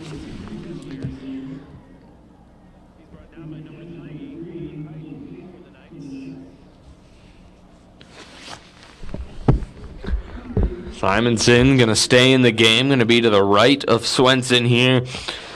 Well, the play still being called. Swenson trying to keep his right hand warm. Wind has almost died completely down, but it is still brisk. As it will be Swenson to take the snap. He's going to hand it off, going to go to Simonson, who's going to fight his way up the middle. He's going to be short gain for about 3 or 4. As now it's going to be 3rd down here for the Cavaliers, 3rd and 5 to be exact.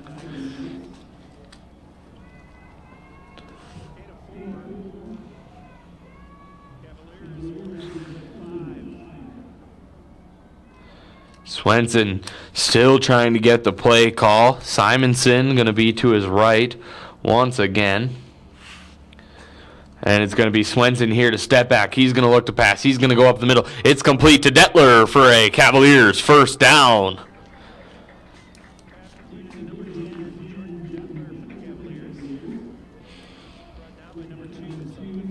And you see the replay here. Swenson immediately looks that way. Finds Detler open. Detler gets hit hard in the air, but is able to come down with it. That's a good sign. And now it's going to be 1st and 10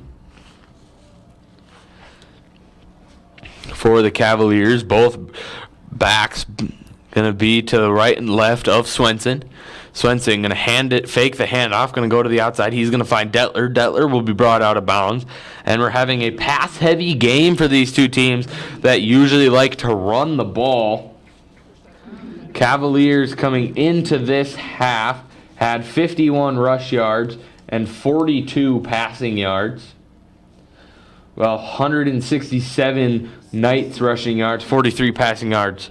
So kind of an even, but more passing than usual that we see from these two teams. It's going to be Swenson. Going to have both backs to his right and left once again. Swenson this time going to hand it off to Glasiah. Simonson going to be the blocker. Glasiah, though, going to cut up the middle. He will fight for a first down. And Cavaliers going to continue working their way up and down this field and trying to keep adding on to their lead here with 9.5 minutes here left to go in the third. It's going to be Cavaliers 17, Knights nothing, with a Cavaliers 1st and 10.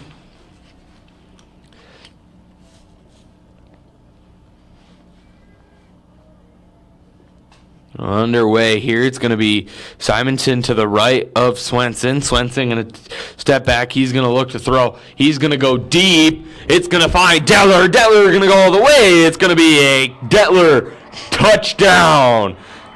Detler finds way, breaks through the defenders, gets open, and a great pass by Swenson hits Detler right where it needs to be for a touchdown, and it will be 23-0.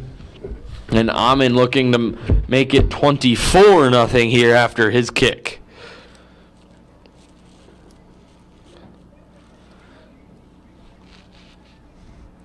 Amin ready to go. The snap, the hold, the kick is up, and good. It's 24-0. Cavaliers lead, and we'll be back here once both teams are ready to take the field. Over 9 minutes remaining in the third quarter. O'Gorman Knights 0, Jefferson Cavaliers 24.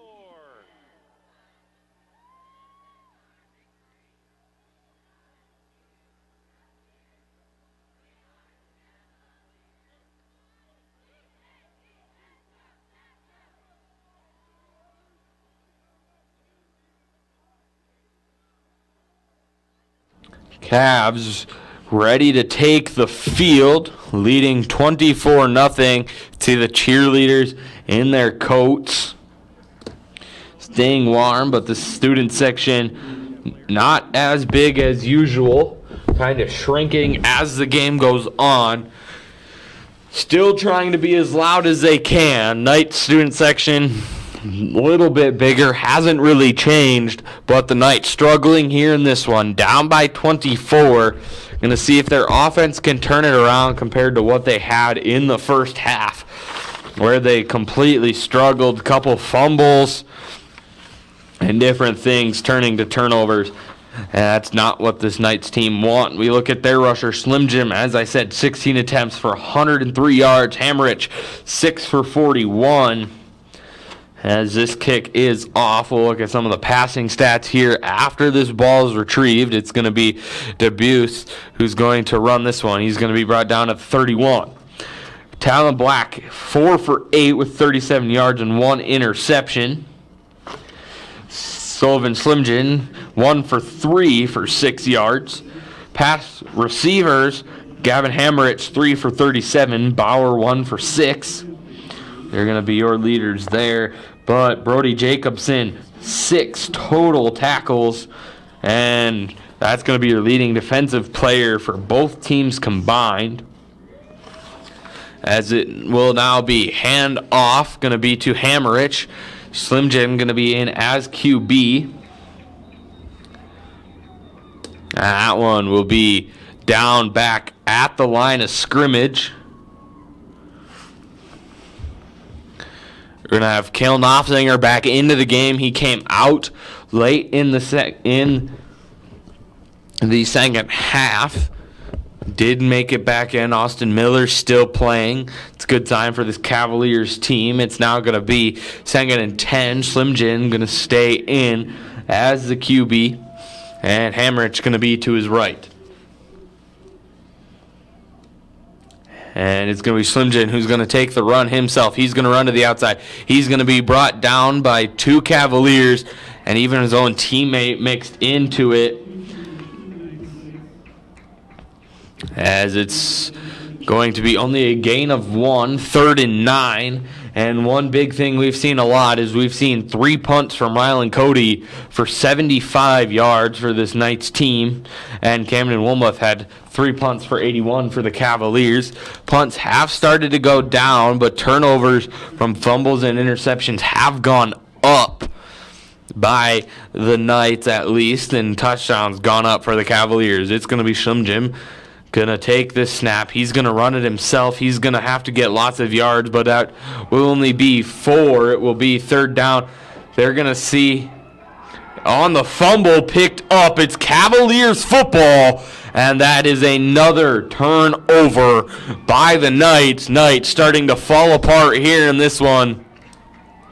Watch the replay. Slim Jim unable to hold on. There is when it comes out. And Knopfinger going to be the one that comes up with it. Swenson now ready to go immediately back on the field. 7.5 minutes here left to go in the 3rd. Cavaliers lead by a good chunk. They'll look to just run some of this clock off. Maybe find the end zone once again. They need 11 points for running clock. Unlikely to happen here in this one, but that's only 2 touchdowns, so don't put that in the way of the Cavaliers. As Swenson rolls out up the middle, going to go Detler, who's going to get a gain of 8 or 9 here. It's going to be 2nd down now for the Cavaliers. Replay, Swenson going to roll out a little bit. Good throw right to Detler, who's brought down in the air once again. And this clock going to continue. One thing that the Cavaliers do want to do is keep the clock going, keep the ball in bounds, no incomplete passes, get this game closer and closer to the end. And here he goes. Snap to Swenson. Both running backs to his right and left. It's going to be Gasai who's going to take this one. He's going to run it up the middle. He's going to have a lot of room, but he's going to be tripped up and brought down by 3 Knights. It's a 1st down Cavaliers. Ball now on the 15, and we're inside the red zone. As we see Gasai, he's just going to fight his way through. Pushes his way up and be pushed over and tripped.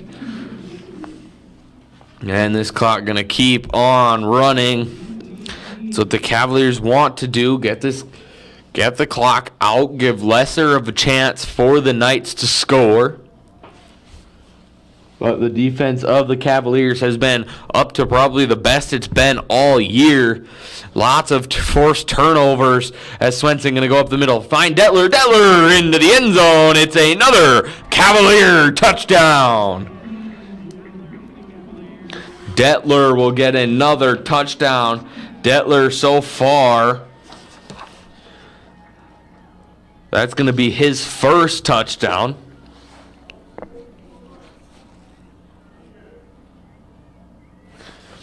But Detler, big name here in this one. It's going to be 30-0. 5 points away from running clock, but Amon going to be ready here to kick the extra point, trying to make it down to 4. And this kick is up and good. It's 31-0. Cavaliers defense going to try to get a stop, find that end zone, and then we will hit running clock as long as it's a touchdown and not a field goal. But the O'Gorman offense, you never know what they can do. They are shifty offense. So we'll be back once the teams are both ready for kickoff.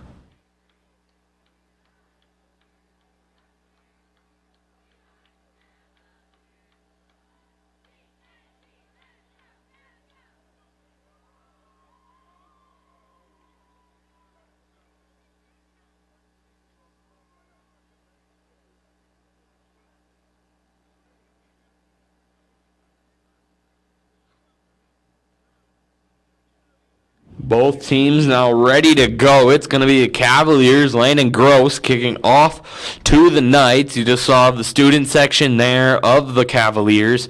Lots of people dressed in costume. Theme for all of the games so far has been Halloween. as obviously Halloween night, 8:34 here. Cavaliers ready to go, leading 31-0 with 6:16 left to go in the third quarter. And they're trying to get another big defensive stop and then find that end zone and maybe force running clock against this Knights team who has struggled throughout the season in different games. This kick is up. It's going to fly to the back row. It's going to be Mabuse who's going to pick it up. That's going to be 2 flags on the play. We'll go down to the field for the official call. He's brought down by number 25, Quentin Huddleston for the Cavaliers. There are flags on the play. Illegal block in the back. Number 8. Yard penalty. First down.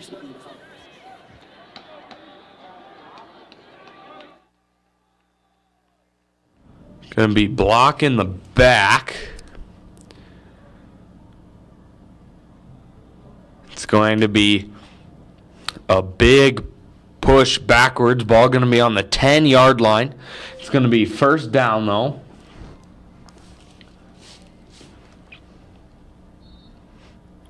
First and 10.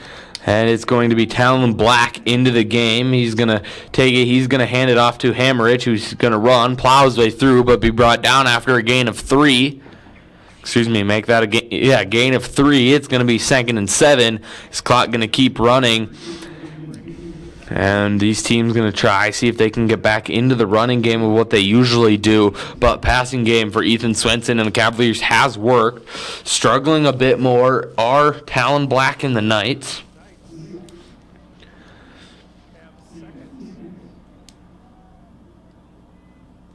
Second and down here, Talon Black. Quick throw, going to go to the outside to Bauer. Bauer going to stay in bounds but be brought down. That he will get the first down.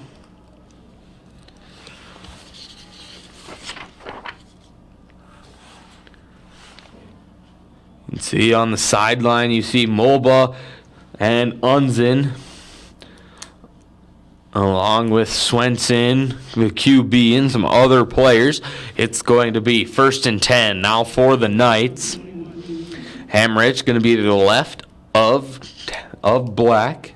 Black going to step back. He's going to throw this one incomplete. Almost intercepted, but incomplete. Bounced off the helmets. And we're going to stop the clock at 5 minutes, and we look at the replay. Talon Black looking to pass, bounced off the helmet, and incomplete to make it 2nd and 10. Cavaliers defense has been very, very strong in this one. Played, like I said earlier, probably one of their best defensive games of the season. Knights struggling just a bit, though. As it's going to be Black to step back. He's going to look to pass. It's going to be deep and caught by Slim Jim. He's going to fight all the way. He's going to be tripped up, though. But it is a big first down by the Knights. And they will get to the 31 on the other side of the field. To watch the replay, Slim Jim wide open. Going to keep on fighting, and that's your utility guy for the Knights. That's a big first down that they've struggled to see throughout the game. They only had, I guess they had 10 in the first half, and Cavaliers only had 3 in the first half. But they have this 31-0 lead, as it's going to be Black to quickly throw. He's going to go out, find Hammerich. He's going to fight his way outside. He's going to get a block. He's going to stay on his feet, brought out of bounds at the 11-yard line. And he's going to stretch out a quick cramp. It is very cold. I'm going to tense up just a little bit more. And there he goes down on the ground. They're going to get the trainers out, and we'll be back here once Hammerich is up and ready to go.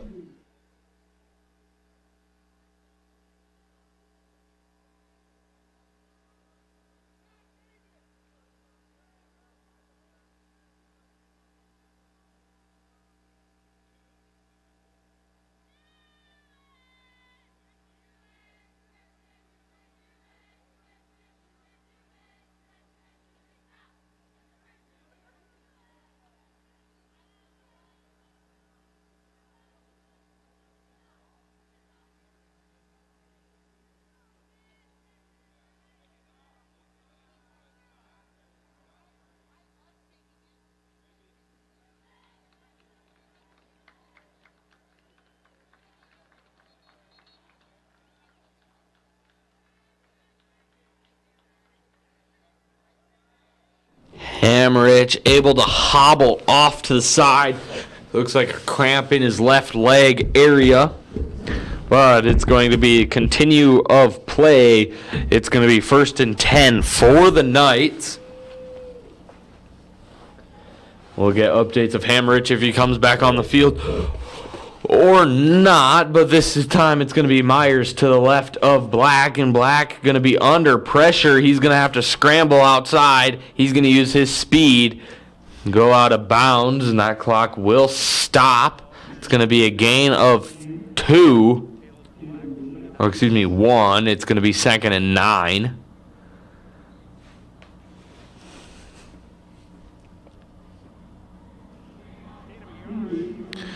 And the Knights getting fired up as they are in the red zone with 12 yards to go to find the end zone for the first time. Last time they were in the end zone, though, Slimjin ran into one of his teammates and fumbled the football, and it was picked up by the Cavaliers. Oh, they're trying to get rid of that and find the end zone. It's going to be Black. He's going to take the ball himself. He's going to fake the handoff, going to spin but be brought down at about the 9-yard line. It's going to be 3rd down now for the Knights.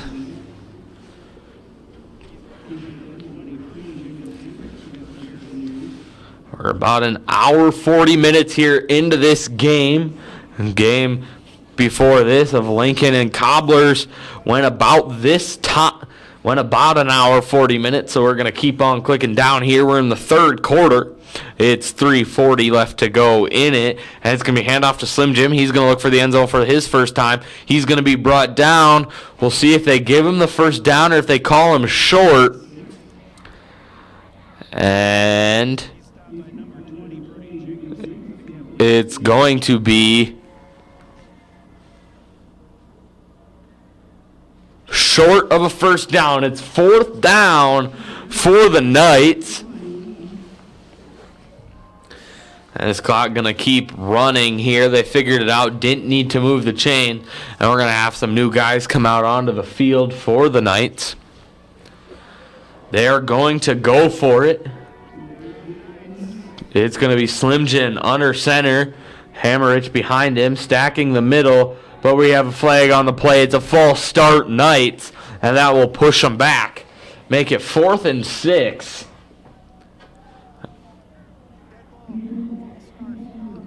And we're going to have a couple more guys in and out. See if they go for it. If they have a kicker.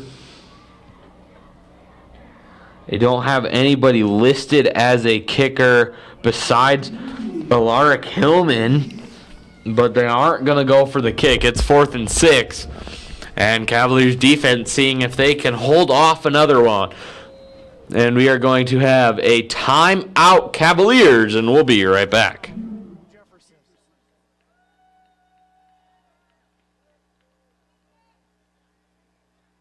Don't forget, ladies and gentlemen, following the conclusion of this game, you are welcome to meet with your team in the grass area south of the scoreboard. Please exit the stadium under the grandstand as no one is allowed onto the track or playing surface. Game administration will open the gates to enter the south grass area following the game.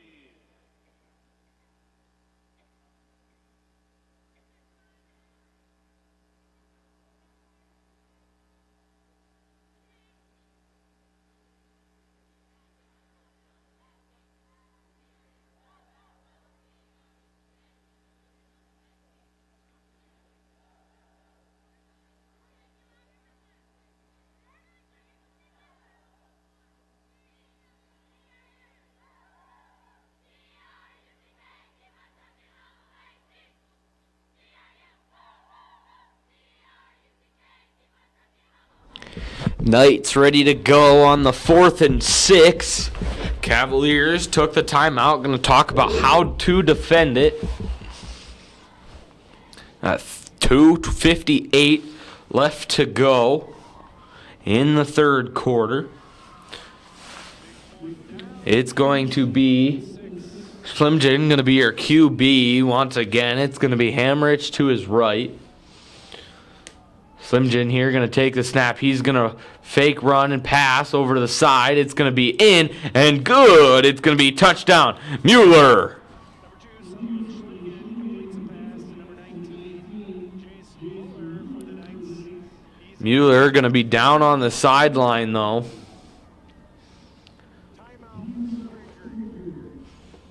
We're going to have another injury timeout. But either way, it's going to be touchdown Knights, 31-6, and they're going to go for the extra point. Their kicker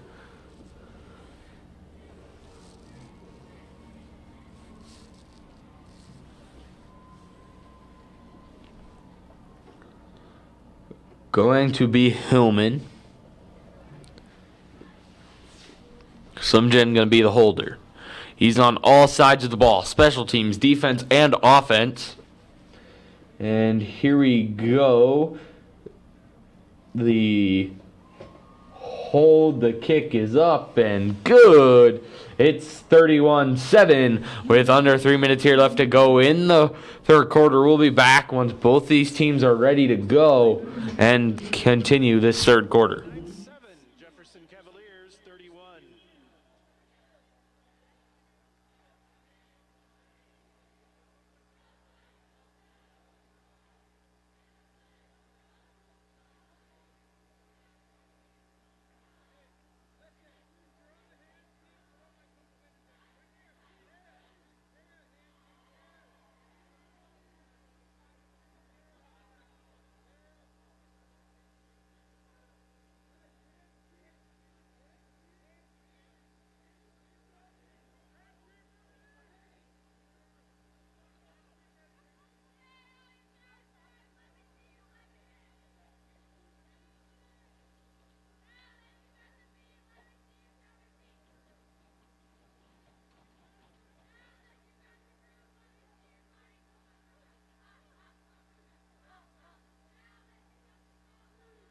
Number 29, Lawrence Hillman will kick off for the Knights.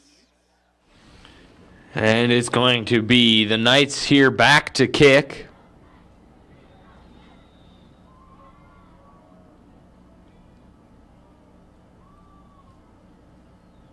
And the kick is going to be an onside kick, going to be picked up and laid down on top of by the Cavaliers.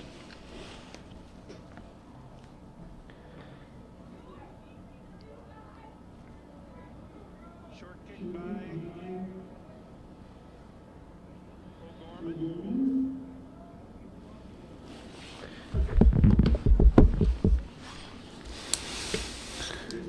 Cavaliers will have the ball, 1st and 10. They lead 31-7 here in this quarterfinals game. It's going to be Swenson with both running backs behind him. 2 receivers on his right and 1 on his left. It's going to be Swenson going to hand it off to Simonson. Simonson going to fight his way through for a 2-yard gain.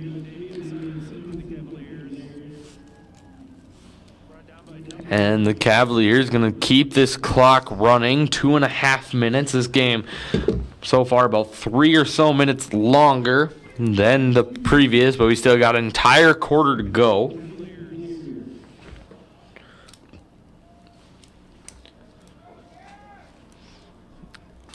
Swenson now, again, both running backs behind him. He's going to motion Glosai to be right directly behind him. And this time it's going to be Swenson under pressure. Going to go out to Simonson, who's got some open room. Going to beat one defender. Going to stay in bounds. Going to push his way through. Going to be short of the first down. They're going to keep the clock running, though. They're going to say he was down in bounds. That's going to be 3rd and 2 now for the Cavaliers. Cavaliers will have 3rd and 2.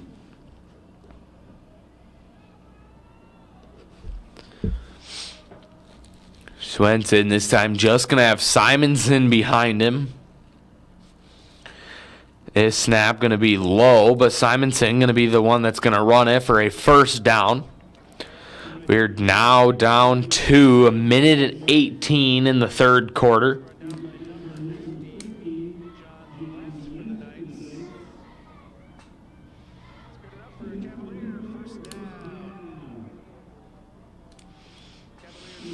Cavaliers going to keep working their way down the field with another first down. It's going to be snap, hard count, and it will be offside, false start by Detler. That will move him back 5 yards.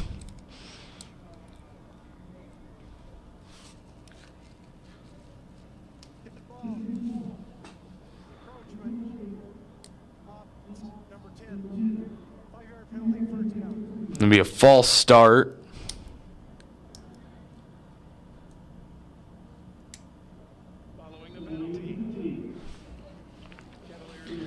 First and 15 now for the Cavaliers. We've got under a minute now left to go in the third.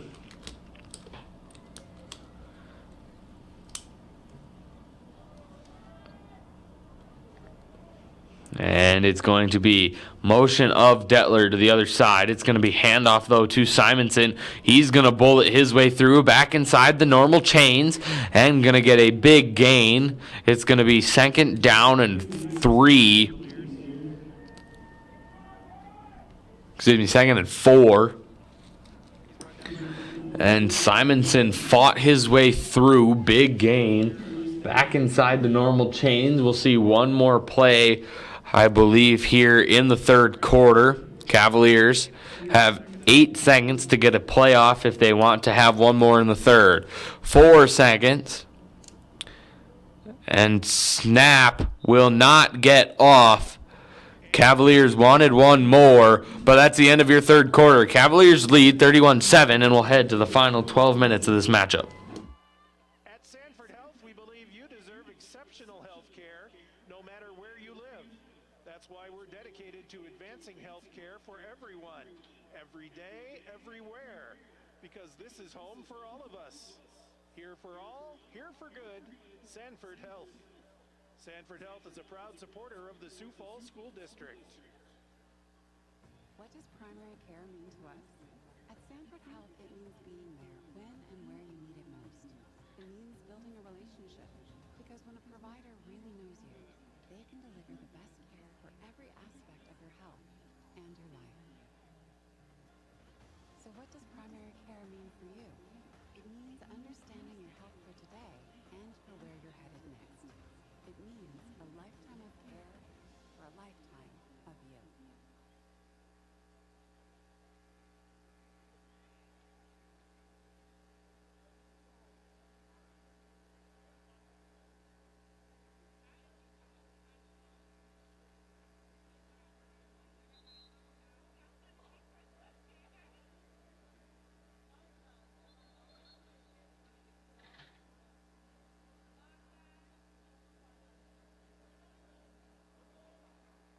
And both teams now ready to go as we are ready to start now the fourth quarter. And stats up to the third quarter. Cavaliers with 230 total yards. The Knights with 310. And we've got 185 rushing yards for the Knights and 92 for the Cavaliers. 138 pass yards, 108 for the Cavaliers, 125 pass yards for the Knights. Is this one going to be an incomplete pass and will be third down now for Swenson and the Cavaliers. Slim Jim still the lead rusher for the Knights, 19 for 113. Averaging 5.9 on per run. Desaya still the lead lead rusher for the Cavaliers, 5 for 57. He's averaging 11 yards per run. Swenson now 11 for 16 for 138 and 3 touchdowns. Town Black 7 for 12 and 1 touchdown, no touchdowns, 1 interception, 110 yards. This is going to be Simonson going to run his way through. It's going to be his 12th or so attempt. And that's going to be a first down for the Cavaliers. As this clock going to keep on running, and Cavaliers want to add on and find the end of this game. They want to be the team that heads out to Brandon Valley to play for the Dome. Those games will happen on November 8th. which is next week, Friday. We'll have 2 games, one here at Howard Wood, the other will be out in Brandon. Game here is going to be Lincoln and Harrisburg, and then the other will be Brandon, and the winner here of this matchup.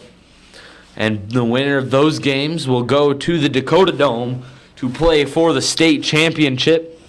That pass there going to be incomplete to Glosiah, and it will be 2nd and 10 now for the Cavaliers. We're going to slow it down, talk about things.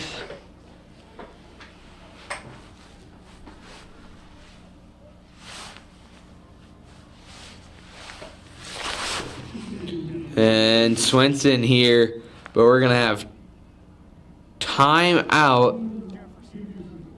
Cavaliers, and we'll be right back.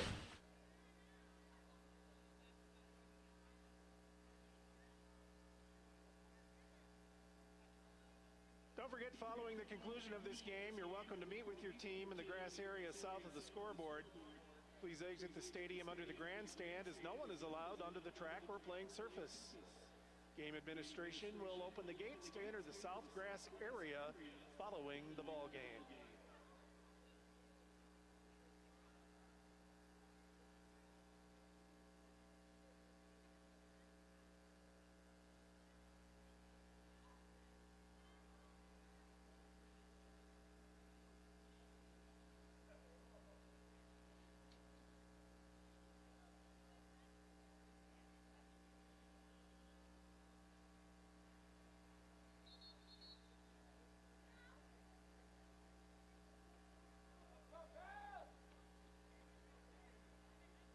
Both teams now ready to take the field.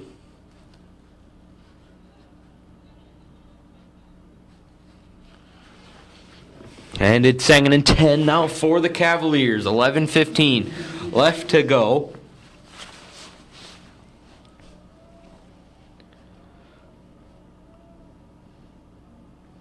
And it will be snap and handoff to Simonson. Simonson going to be brought down right away, though. It's going to be 3rd and 10. And we're going to have a Cavaliers player slow to get up. He will be able to get up under his own power. And he's not going to come out of the game. He's going to keep on playing. It's 3rd and 10 now.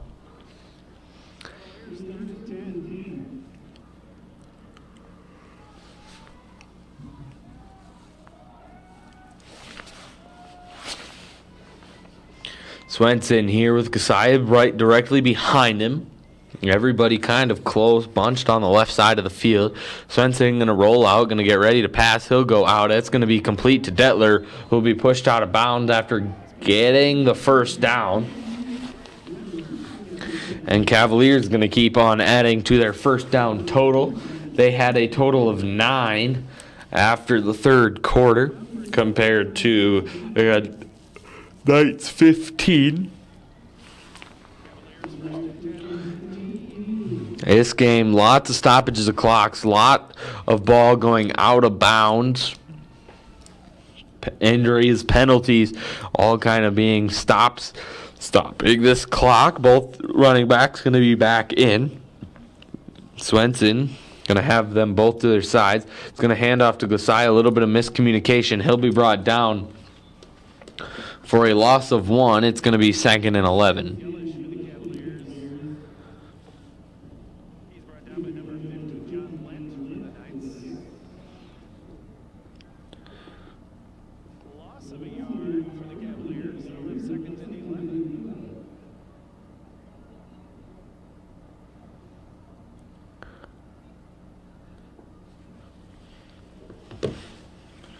Under 10 minutes here to go. Swenson going to be lined up with Simonson directly behind him. He's going to have Cisco motion over to join the side as this is going to be fumbled and picked up by the Knights. Knights football as they will try to add on to their score, try to decline the deficit.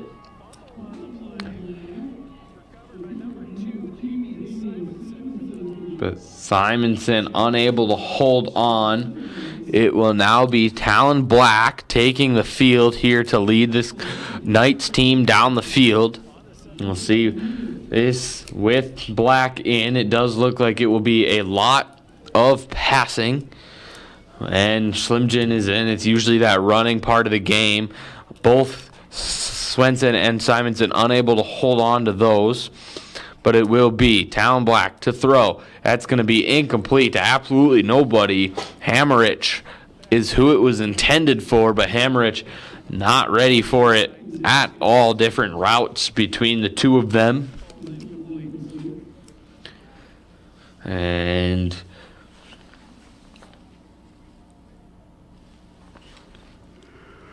Bauer going to be slow back to the huddle, but Black going to have Hammerich to his right. And Black going to look to pass. This time he'll find Hammerich. He's going to cut back up the middle. After the catch, he'll be brought down after a first down. Cavaliers wanted a flag on the other side of the field, but no flag called.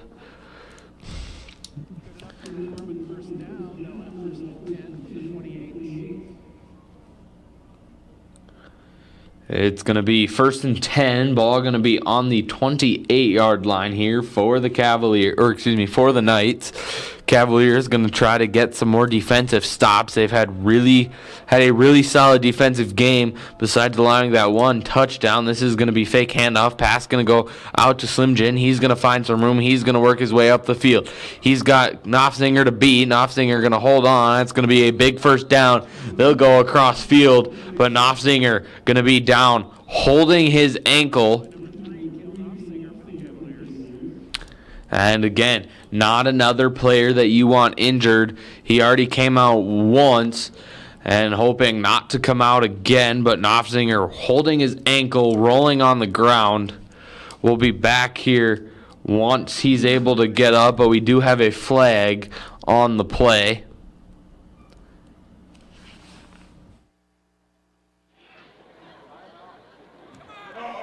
Holding offense, number 19. 10-yard penalty from the spot of the foul. Replay first down.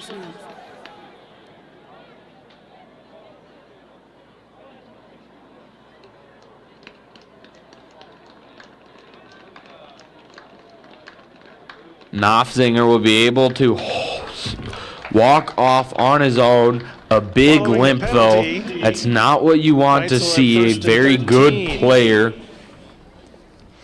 He is a junior, but it does look like it's purely ankle. Just looked like it was stepped on or something. But we've got 1st and 13 after the big run was brought back on a Knights penalty.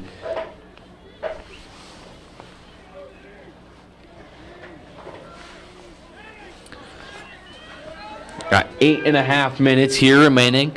Talon Black still ready to lead this Knights offense. They're going to have motion of 3 of the guys. And it will be handoff to Myers, who's going to be brought down immediately. That's great defense there by Anthony Patron. Number 30, Isaac Myers on the carry for the Knights. He's brought down by number 26, Anthony Patron for the Cavaliers. You watch the replay here. Patron was on top of it, not even touched. And it will be 2nd and 19. 8 minutes here left to go. And it will be most likely a Talon Black pass. Here coming out of this one. And it's going to be Talon Black. Going to look out. He's going to go out. He's going to pass to Slimjin. Who's going to find inside the chains? He's going to find a first down and some more. He's going to keep going to the 40. Only got a couple of Cavaliers to beat. He'll be brought down at the 26. And that is a big Knights first down. His one play brought back after a penalty, but he's going to take that right back, and that's a big first down. Joshua David. And we're down to 7:30 now here left to go in this game. Got 9:04 here for these two teams. Both have school tomorrow. And we've got 7 minutes left. We're looking at about a 9:20 finish time. 9:15 if no timeouts, but Black going to drop this one. He's going to have to pass. That's incomplete. It's going to be caught by someone on the sideline. Pass from number 9, quarterback Talon Black, intended. And it will be stoppage of clock. Lots of stoppage. That's why I'm saying 9:20 is the most likely finish time. We'll see how correct I am on that one. Got it a little bit wrong in the last game. So we'll keep on going here. 7 minutes left to go. It's going to be 2nd and 10 for Black and the Knights. Black going to take the snap, going to look to pass, looks to his right. He's going to have to scramble instead. He's going to be brought out of bounds. And we've got a 3rd and 11, I believe. For the Knights. He's run out of bounds by number 43, Bo Corner for the Cavaliers. Talon Black going to be holding his shoulder funky. He looks in pain. 3rd and We'll 10 see what the Knights. call is going to come from that. Talon Black looks good, going to keep on going. He's stretching out that shoulder, though, kind of hanging a little lower than his right. 3rd and 10. Black going to pass this fine. Line drive pass going to go up fine. Matt Steffen, who's going to fight his way about 2 yards short of the end zone. That's a first down, Knights, and they are in the red zone. 1st and goal. Talon Black's shoulder looked just fine on that throw, but he is going to come off the field. They're going to make sure nothing is too severe Knights have 1st and goal on the 2. for that QB. Don't want to hurt your shoulder even more. And then he plays spring baseball for O'Gorman.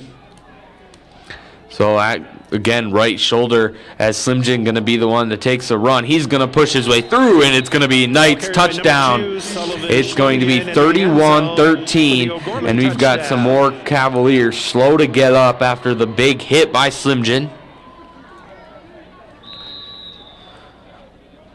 And we're going to have a player down, and we'll be back here once he's off the field, and we're good to go. Timeout for injury.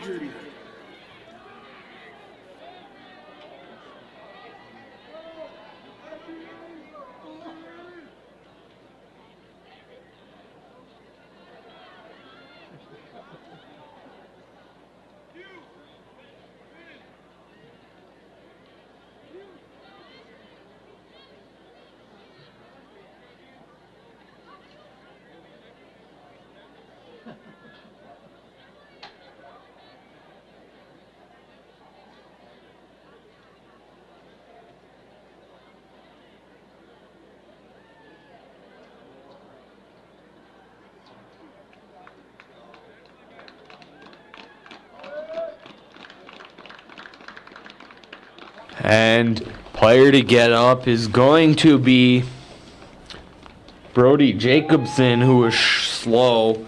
That's not, again, not a name you want to see out. He had 9 total tackles so far in this game. So, again, not a guy you want to see out. But ball going to be on the 3-yard line. It's 1st and goal. Slim Jim going to stay in his QB. And it looks like Hammerich going to be back in the game. As this is going to be Slim Jim who's just going to run it. He's going to be brought down. No good for the 2-point conversion, excuse me. Number 2 goes for the 2-point And it's conversion for the 31-13. Knights. Cavaliers lead. Slim Jim. And they're going to come out in this drive brought down looking by to number just 1, run the Austin clock. Miller. We'll be back, It though, is no here. good. See the replay. Slim Jim on this touchdown. 6:20 That's remaining in kind the of ball what, game. that's where Jacobson got injured, Knights is the 13, lower of the Jefferson shoulder Cavaliers by 31. Slim Jim. But we'll be back here once both teams are ready to go.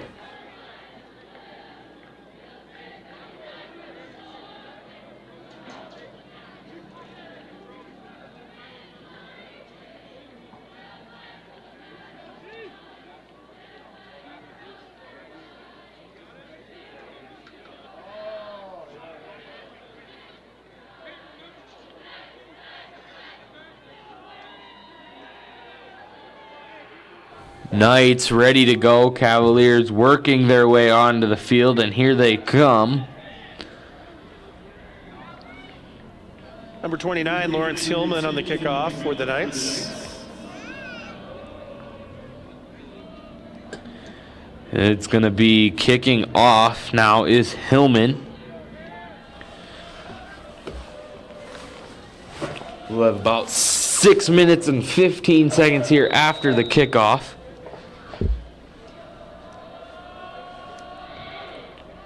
And the kick, is an onside kick going to be picked up. We've got 6:16 here on the clock.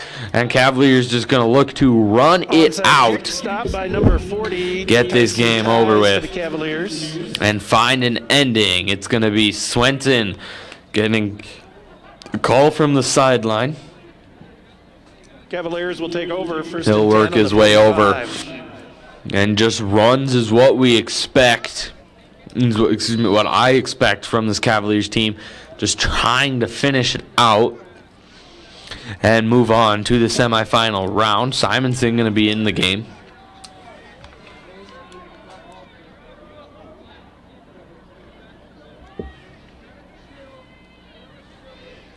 And play clock down to 5 before the snap.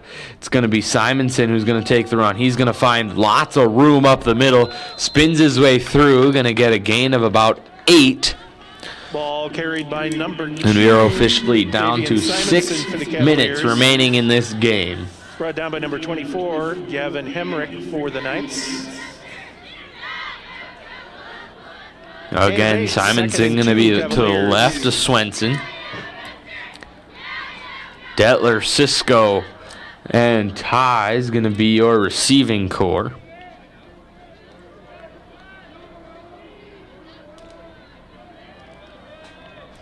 Five and a half. Swenson letting this play clock run down.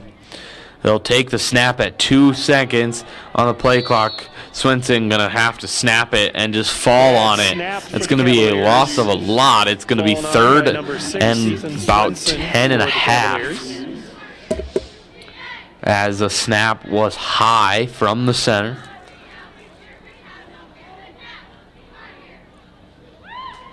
Cavaliers back to the original line of scrimmage. They'll have 3rd and 10. Swenson now going to have to look to pass. Going to have to keep it in the air. We're down to 10 seconds on the play clock. We may have a timeout coming from the Cavaliers. And here's the timeout. Cavaliers. We'll be right back. Timeout, Jefferson.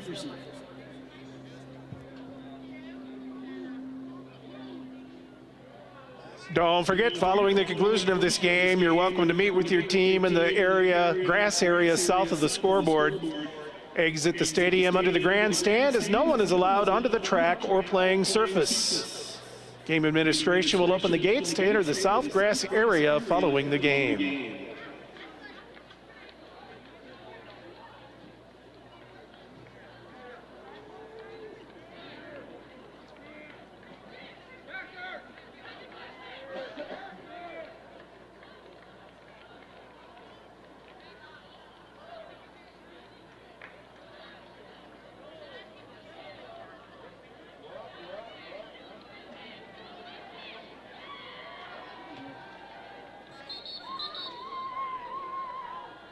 There you see the cow of the Cavalier student section.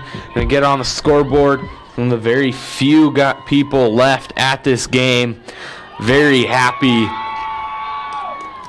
as they are leading 31-13. And it's going to be 4:44 here to go. 3rd and 10. Swenson gonna look to pass.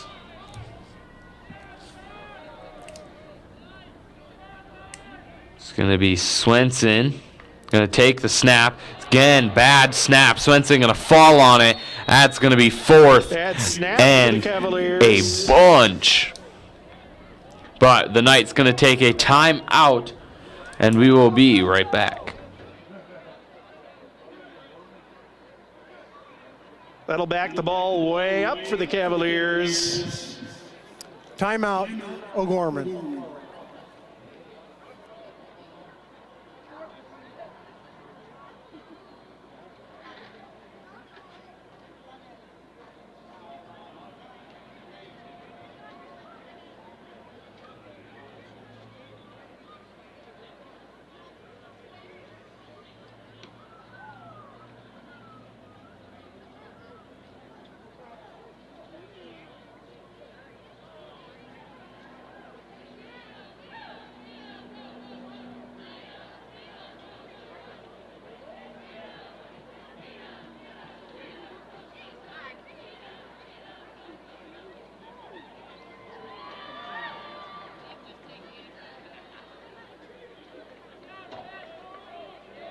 Both teams ready to go. It's going to be 4th and 27. 4th and 27 Camden for the Woolmuth. Cavaliers. Excuse me. Yes, Camden Woolmuth going to be ready. Going to take the punt. He's had 3 punts for 81 total yards. He averages 27 yards. And this is up. It's going to be line drive. Great spin. He's going to have it keep on rolling to about the 38.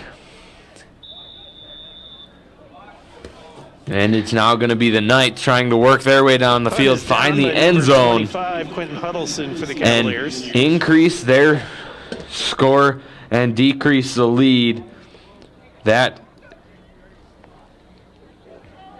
the Cavaliers have at the moment.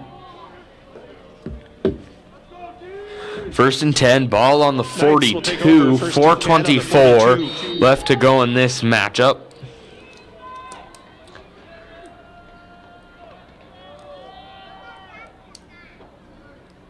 And it's going to be snap to Black. Going to be handoff to Slim Jim. He's going to power his way through. Austin Miller going to be the one to get the Ball tackle. Carried by number 2, Sullivan Schlimgen for the Knights. Brought down by number 1, Austin Miller. For Very the good Cavaliers. player. Big guy. Able to work his way through. 6'2", 220, as I've said a few times. Just a Second big and player 6. going to work his way through. As Hammerich is going to be the one that's going to take this run. He's going to stay inbounds. Ball carried by number 24, Gavin Hamrick. Hammerich going to be holding his ankle, though. Brought down by number 26. And we're going to have another stoppage of clock with an injury that does not look good for Hammerich. He's rolling around, holding on to his wrist. For a first down. He landed on it weird. So we'll be back here once Hammerich is able to get up off the field.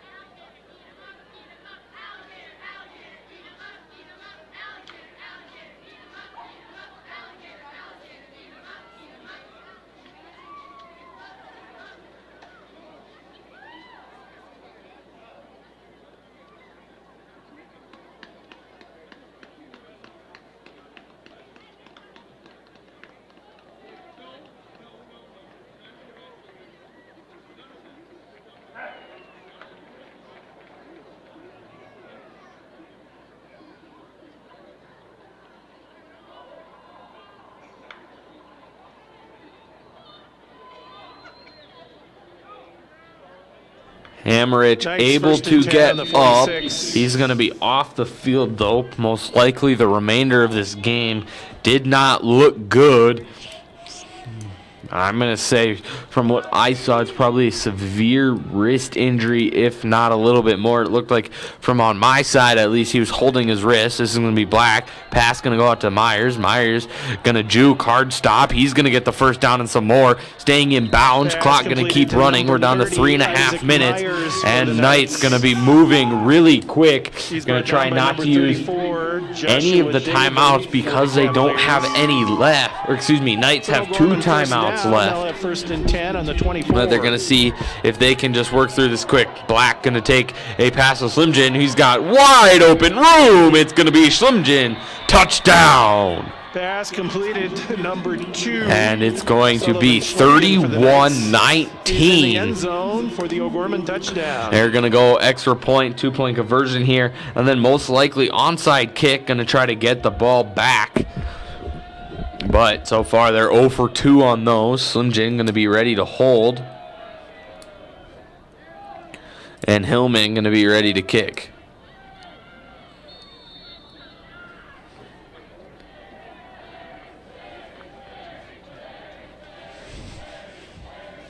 This game going to work past 9:20 here in the snap. The hold is bad. Slim Jim going to pick it up, though. He's going to have room. Stiff arm. It's good for 2 points. Make it a 10-point game. Knights go for the As Slim Jim conversion. takes the miffed snap and will take it into the Sullivan end Schwarting zone carries the ball for into the end 2. zone. It's going to be 31-21. We'll be back here once the Knights are ready to take the field and most likely kick the onside kick. You see the replay, though. It's going to be Slim Jim. Wide open room once he catches it. Only about With one that, guy to our go score, through, O'Gorman and he'll Knights just 21, run his way easily through. We'll be Jefferson back, though, Cavaliers once 31. both teams are ready to go and take the field. 3:17 remaining in the ball game.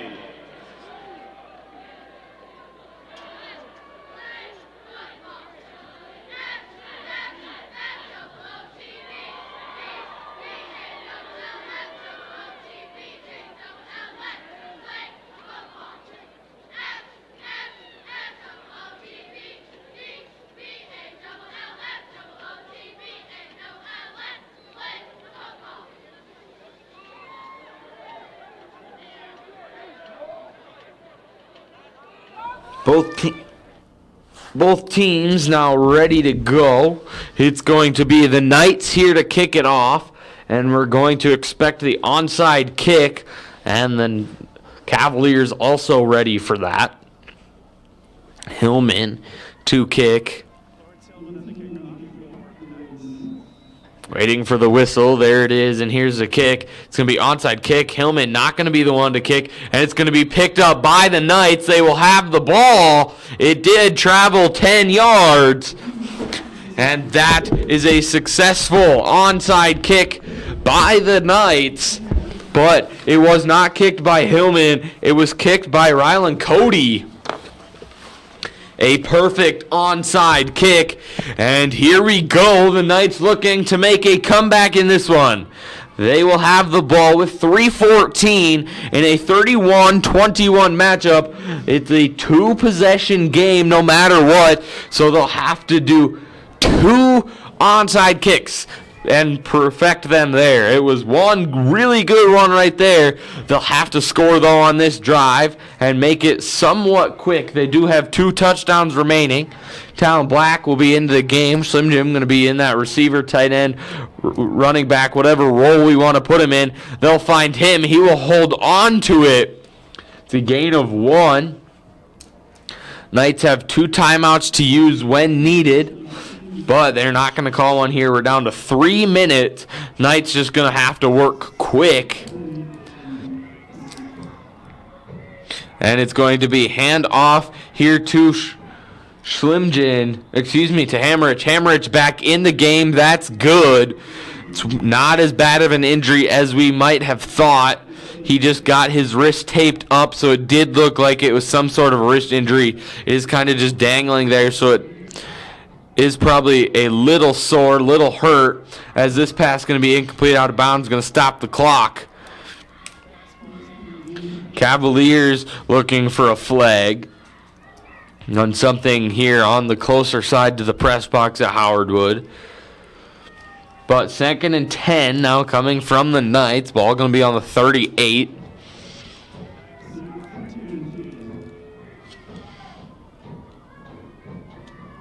And the defense of the Cavaliers trying to wake it up here. Student section, parents getting loud. And the Knights trying to push their way to find the end zone. That student section also getting loud. But there is a flag on the play. It is some sort of a late flag. It looks like it just got stuck in the pocket of the ref. And we'll see what the call is. It will be on the Knights, though. And it's going to be false start. That's going to push them back. It's going to be on Stefan. And the defense still doing really well. And looking to push their way, hold it out, and win this game. Head out to Brandon on Friday next week.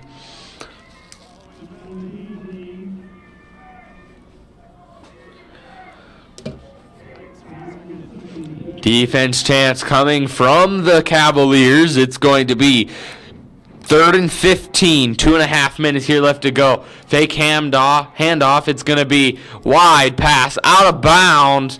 And it's going to be 4th down and long. Here comes the punt.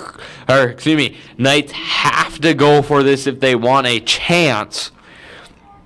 So they're going to go for it here on 4th and long. It will be a passing play. Most likely coming from the Knights.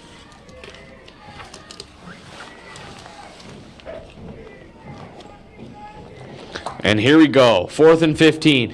Black under pressure. Very quick pass. Incomplete. And that will be a turnover on downs. No, excuse me. Now it's 4th and 15. They will have to go for this or they will punt away the game.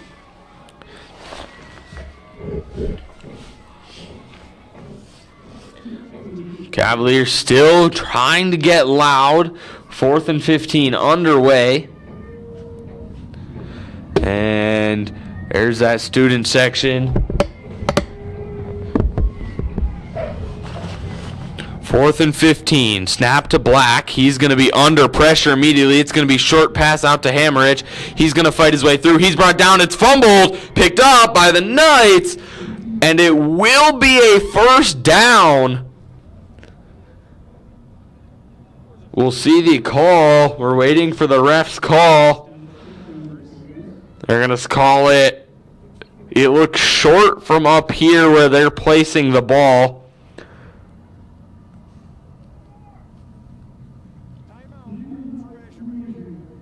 And they're going to bring the chains out to measure. It does look like it may be just a little short from where I thought the ball was. It does look, though, like it's going to be short. They're going to bring the chains out and measure. It's been a bit since we've had to bring the chains out and measure anything.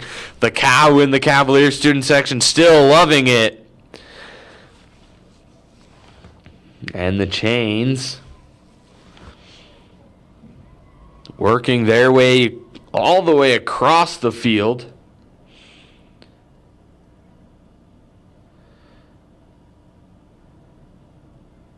And it is going to be short. It will be Cavaliers ball as they are just about 1.5 yards away from the 1st down. Bodies went a little further than the ball. And here we go. Cavaliers going to pretty much just need 1 first down here to end this one.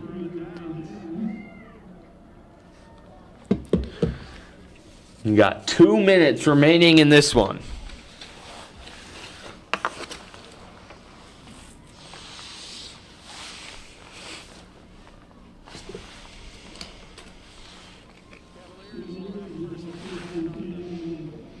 And it's 1st and 10 here for the Cavaliers. They're going to keep on trying to end this one. They're going to for sure need 1 first down. They will keep the ball in bounds. Knights, though, if they have a chance, they may use their timeouts. Gasiah going to be the one to run this. He's going to be stuffed.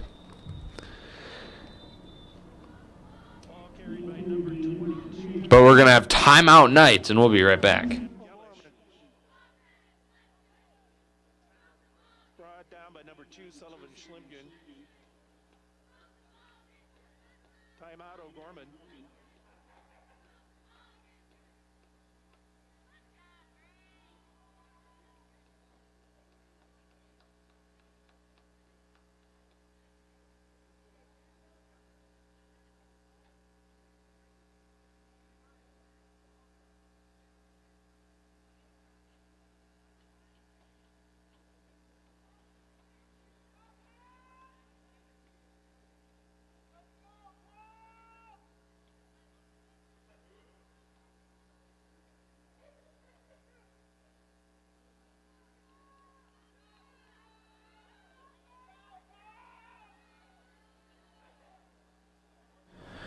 Both teams ready to go here. We've got under 2 minutes remaining in this one.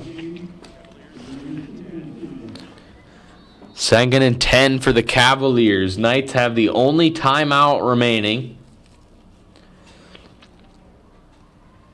Cavaliers do have to get a first down, though, if they want to keep this game alive. Simonson going to be the one to run. He's going to be brought down right away, though.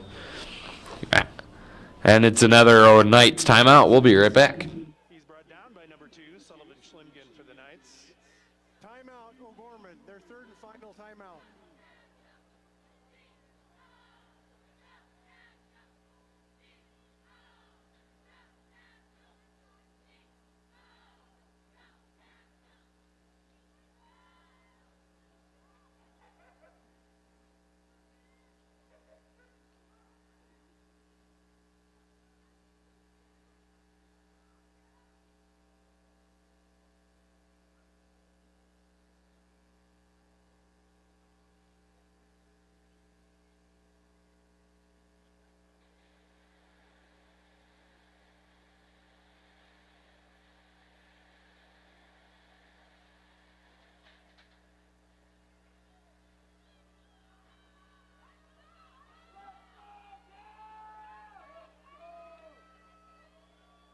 And here we go. Cavaliers with a 3rd and 10. Have to work down the field. Have to pass this one. They need the first down. No timeouts. Only stoppage of clock will be flags, as they will hand this off to Simonson. He's going to be brought down, though, and it's a 4th down. Cavaliers fail to get the first down, and they're going to just let this clock tick down to about a minute before they will kick it. Not sure why the Cavaliers didn't just go get a first down and then kneel this one out. But here comes a punt crew of Camden, Wilmoth, and crew. 4th and 10. We're going to be under a minute by the time that this punt comes to an end.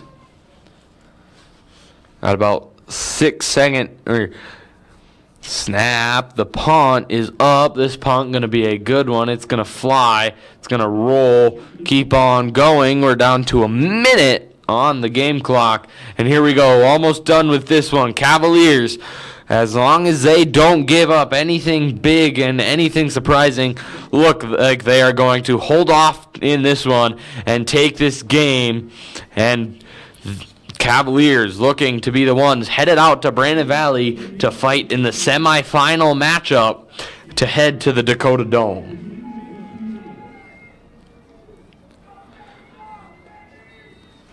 It's going to be Black in the game. Going to keep on going. They're going to have to get Myers in there really quick. 15 seconds on the play clock. Again, no timeouts for either team. Incomplete passes, flags will be the only things to stop the clock. Town Black going to be under pressure. He's going to find room. He's going to be brought down out of bounds. And that will stop the clock. 47 seconds here.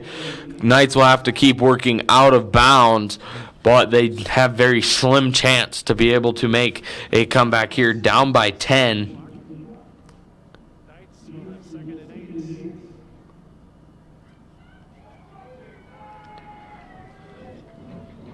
And here we go, 2nd and 8.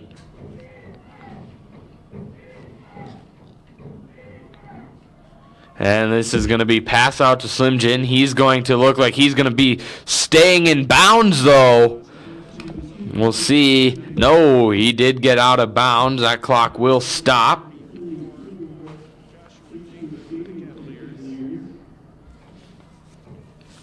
And it will be 1st and 10. 39 seconds here left to go.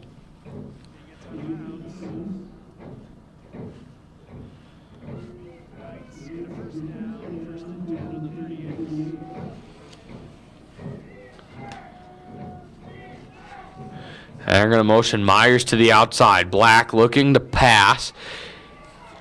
He had Myers open, but unable to do anything with it. That's going to be incomplete. We're down to 29 seconds now, and it's going to be 2nd and 10. Lots of stoppage of clock here on this drive.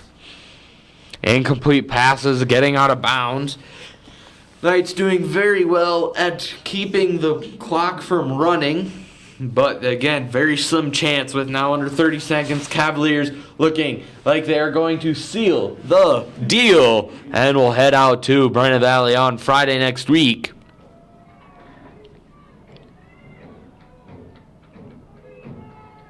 And here we go. We're going to have a flag on the play.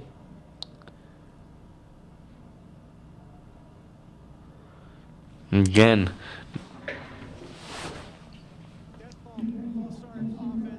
false start on the offense.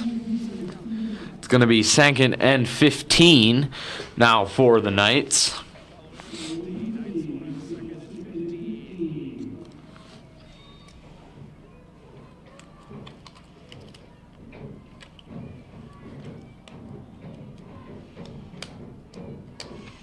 They're going to motion Slim Jim to the outside. Black going to look to pass. It's going to be short to Myers. Myers is going to fight up the middle.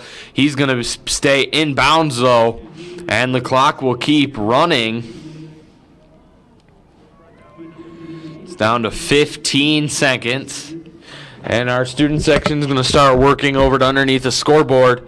And there's a flag on the play. The pass incomplete up the middle. But we're down to 5 seconds. And the Cavaliers going to take this game 31-21.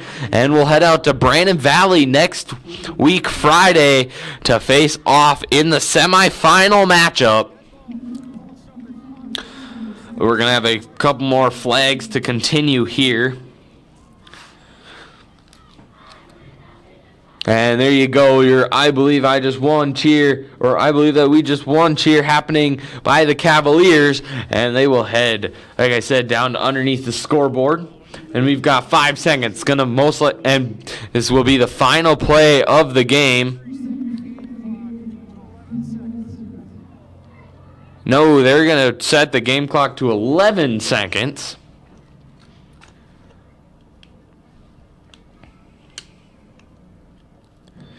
And now the game clock or play clock will go. Game clock set at 11. Black going to be under pressure. He's going to roll out. Nowhere to go. This pass going to be incomplete. We'll stop at 4 seconds. And now this will be the final play of the game.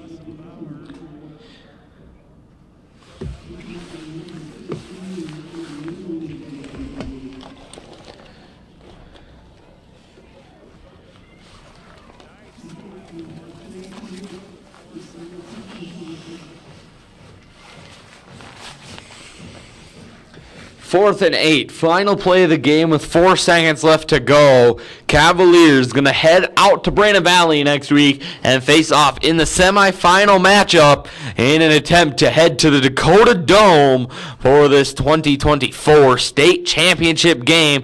That snap missed by Town Black. Deep pass. It will be intercepted, and that's your game. Thank you, everybody, for watching. I'm Hunter Sealer, and we will see you next week for the final game at Howard Wood this year. Our final score, O'Gorman Knights 21, Jefferson Cavaliers 31. Jefferson Cavaliers will advance.